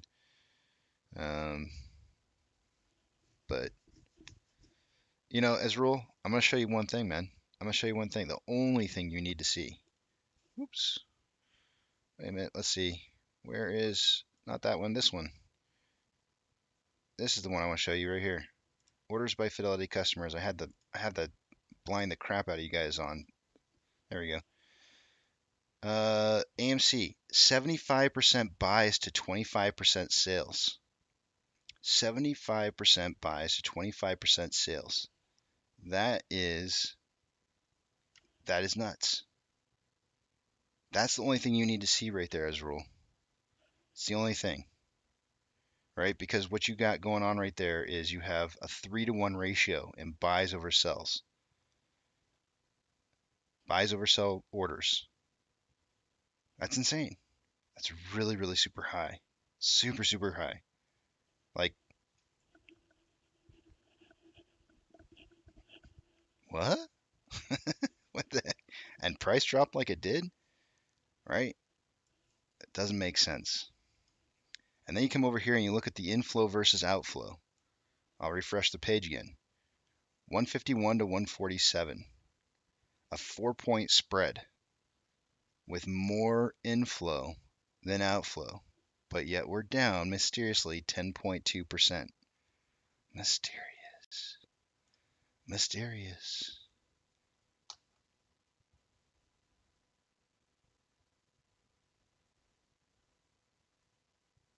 That's all you need to see. You don't need to poll. Because I guarantee you, Israel, if we polled everybody and we asked them, do you know somebody who's sold shares? We're all going to say yes, right? And then all you got is a poll that's going to make us all feel shitty. But what you do is you go out there and you look at the actual hard data. Are we buying more or are we selling more? Because it's right here in front of your face and it says we're buying more. We're buying more. I don't think we need a poll.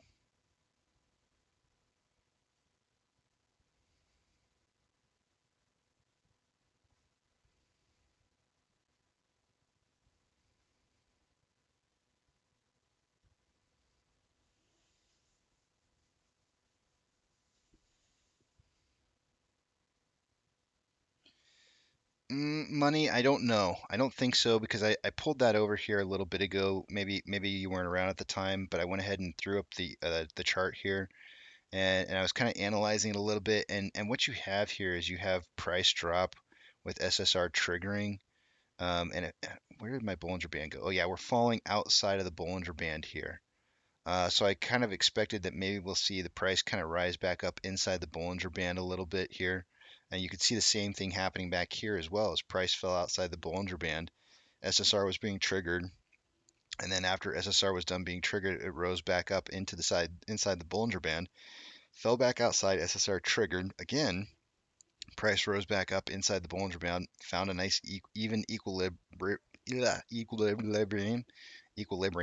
and traded sideways for a little while, and then now all of a sudden you have that price failure again. You have that price failure with it happening with the SSR triggering. But if you come back here to pre-June, what you have here is you have shares trading inside the Bollinger Band having a pop up, right? And then a drop in SSR followed by a couple days of down, 3 days, 1, 2, and then on the third day starting to pop upwards in price, right? And you go back to January and same kind of thing. I kind of have to zoom in on a little bit. Same kind of thing here where price is a little bit below the Bollinger Band here, but kind of rises up and then a pop. You get a pop in price.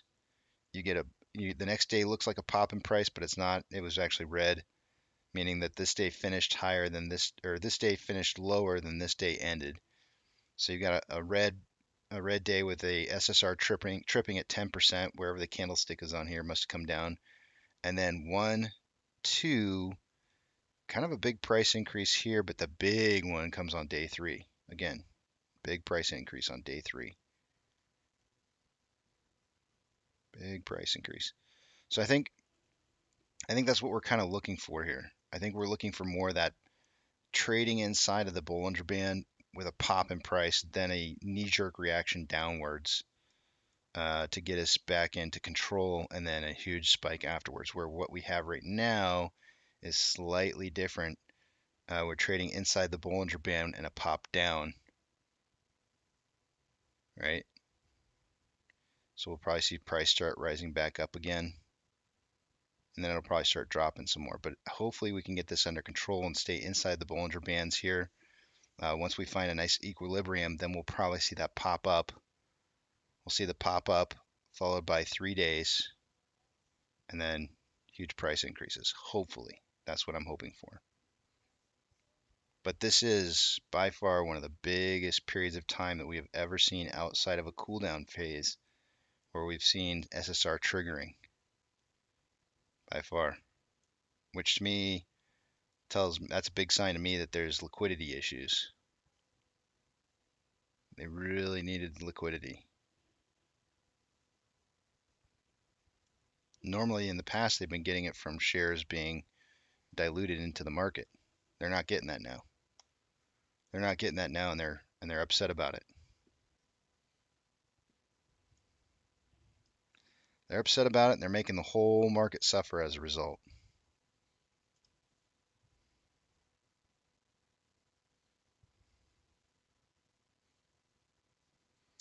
The percentages for the dark pool markets today are kind of higher than usual. We got 52.48 on the off exchange, but which is lower by about 3%. But we have 15.91 on the CBO EDGX, which is higher by 5%. So we've got about 2% more being traded into the off exchange.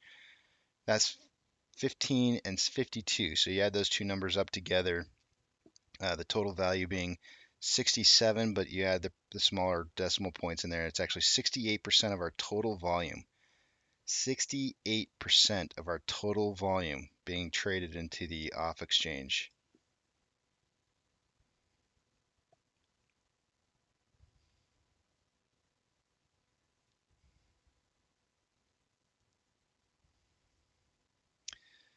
But on Webull, they have neutral 5.93 million. What is new? I don't know what neutral is. You'd have to show me what neutral is, but I'll tell you what that number represents to me. Israel, that number 5.93 million would be about how much I would expect to see in natural volume movement on this stock. That's about how much natural volume we should be having. Natural. So everything above 6 million shares in volume is unnatural, synthetic. I don't know if that's what that's in reference to, though. They have a neutral 5.93. I'm not sure what that is.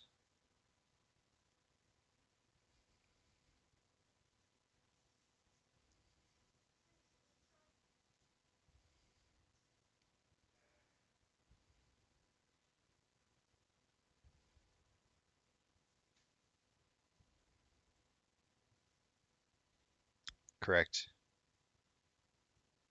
Correct, GD.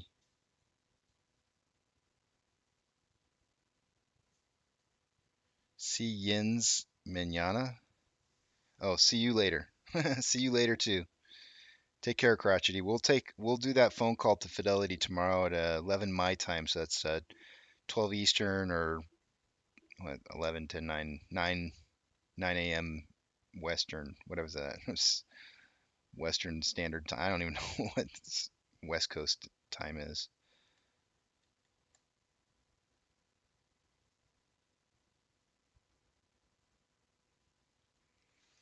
I don't know if that much. Let me see here.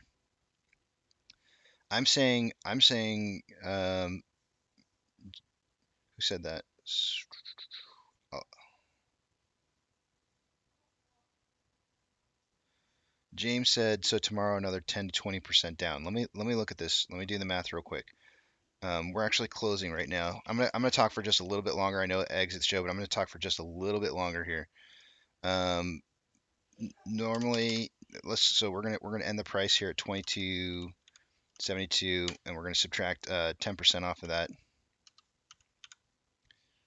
and that would put us at 20.45. That would not be enough to get us to that 19.33 level that I was suggesting. So it would be more than 10%. It would probably be in the range of 15% if I had to guess. So let's figure that out.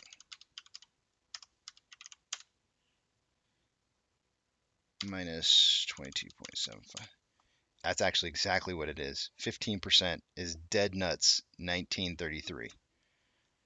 Dead nuts. 15% tomorrow. That's how much it would have to drop to get to that 1933. I know that sounds yucky. I know it does. I don't necessarily think it would happen in one day, but it possibly could. Be ready for it, man. Be ready for it. I tried to prepare you guys on Tuesday. I started talking about this on Tuesday. I can't stress to you guys enough. This is part of the process that I believe this is part of the process. And I'm here. I'm here and I'm sticking with this. I hope for you guys. I'll see you tomorrow morning. As usual. You know, wait a minute, I gotta turn around my headphone here. Alright, you guys know the routine. I almost closed out the show without even saying this. Is the music on? Test, test. Eat, sleep, drink. Get plenty of rest, guys. Tomorrow's another day. Prepare. Prepare your mind. Spend time with your family. Spend time with your friends. Spend time with your pets. Go beat up kids on the internet and computer games. But whatever you do, don't just have a good day. Have a great day.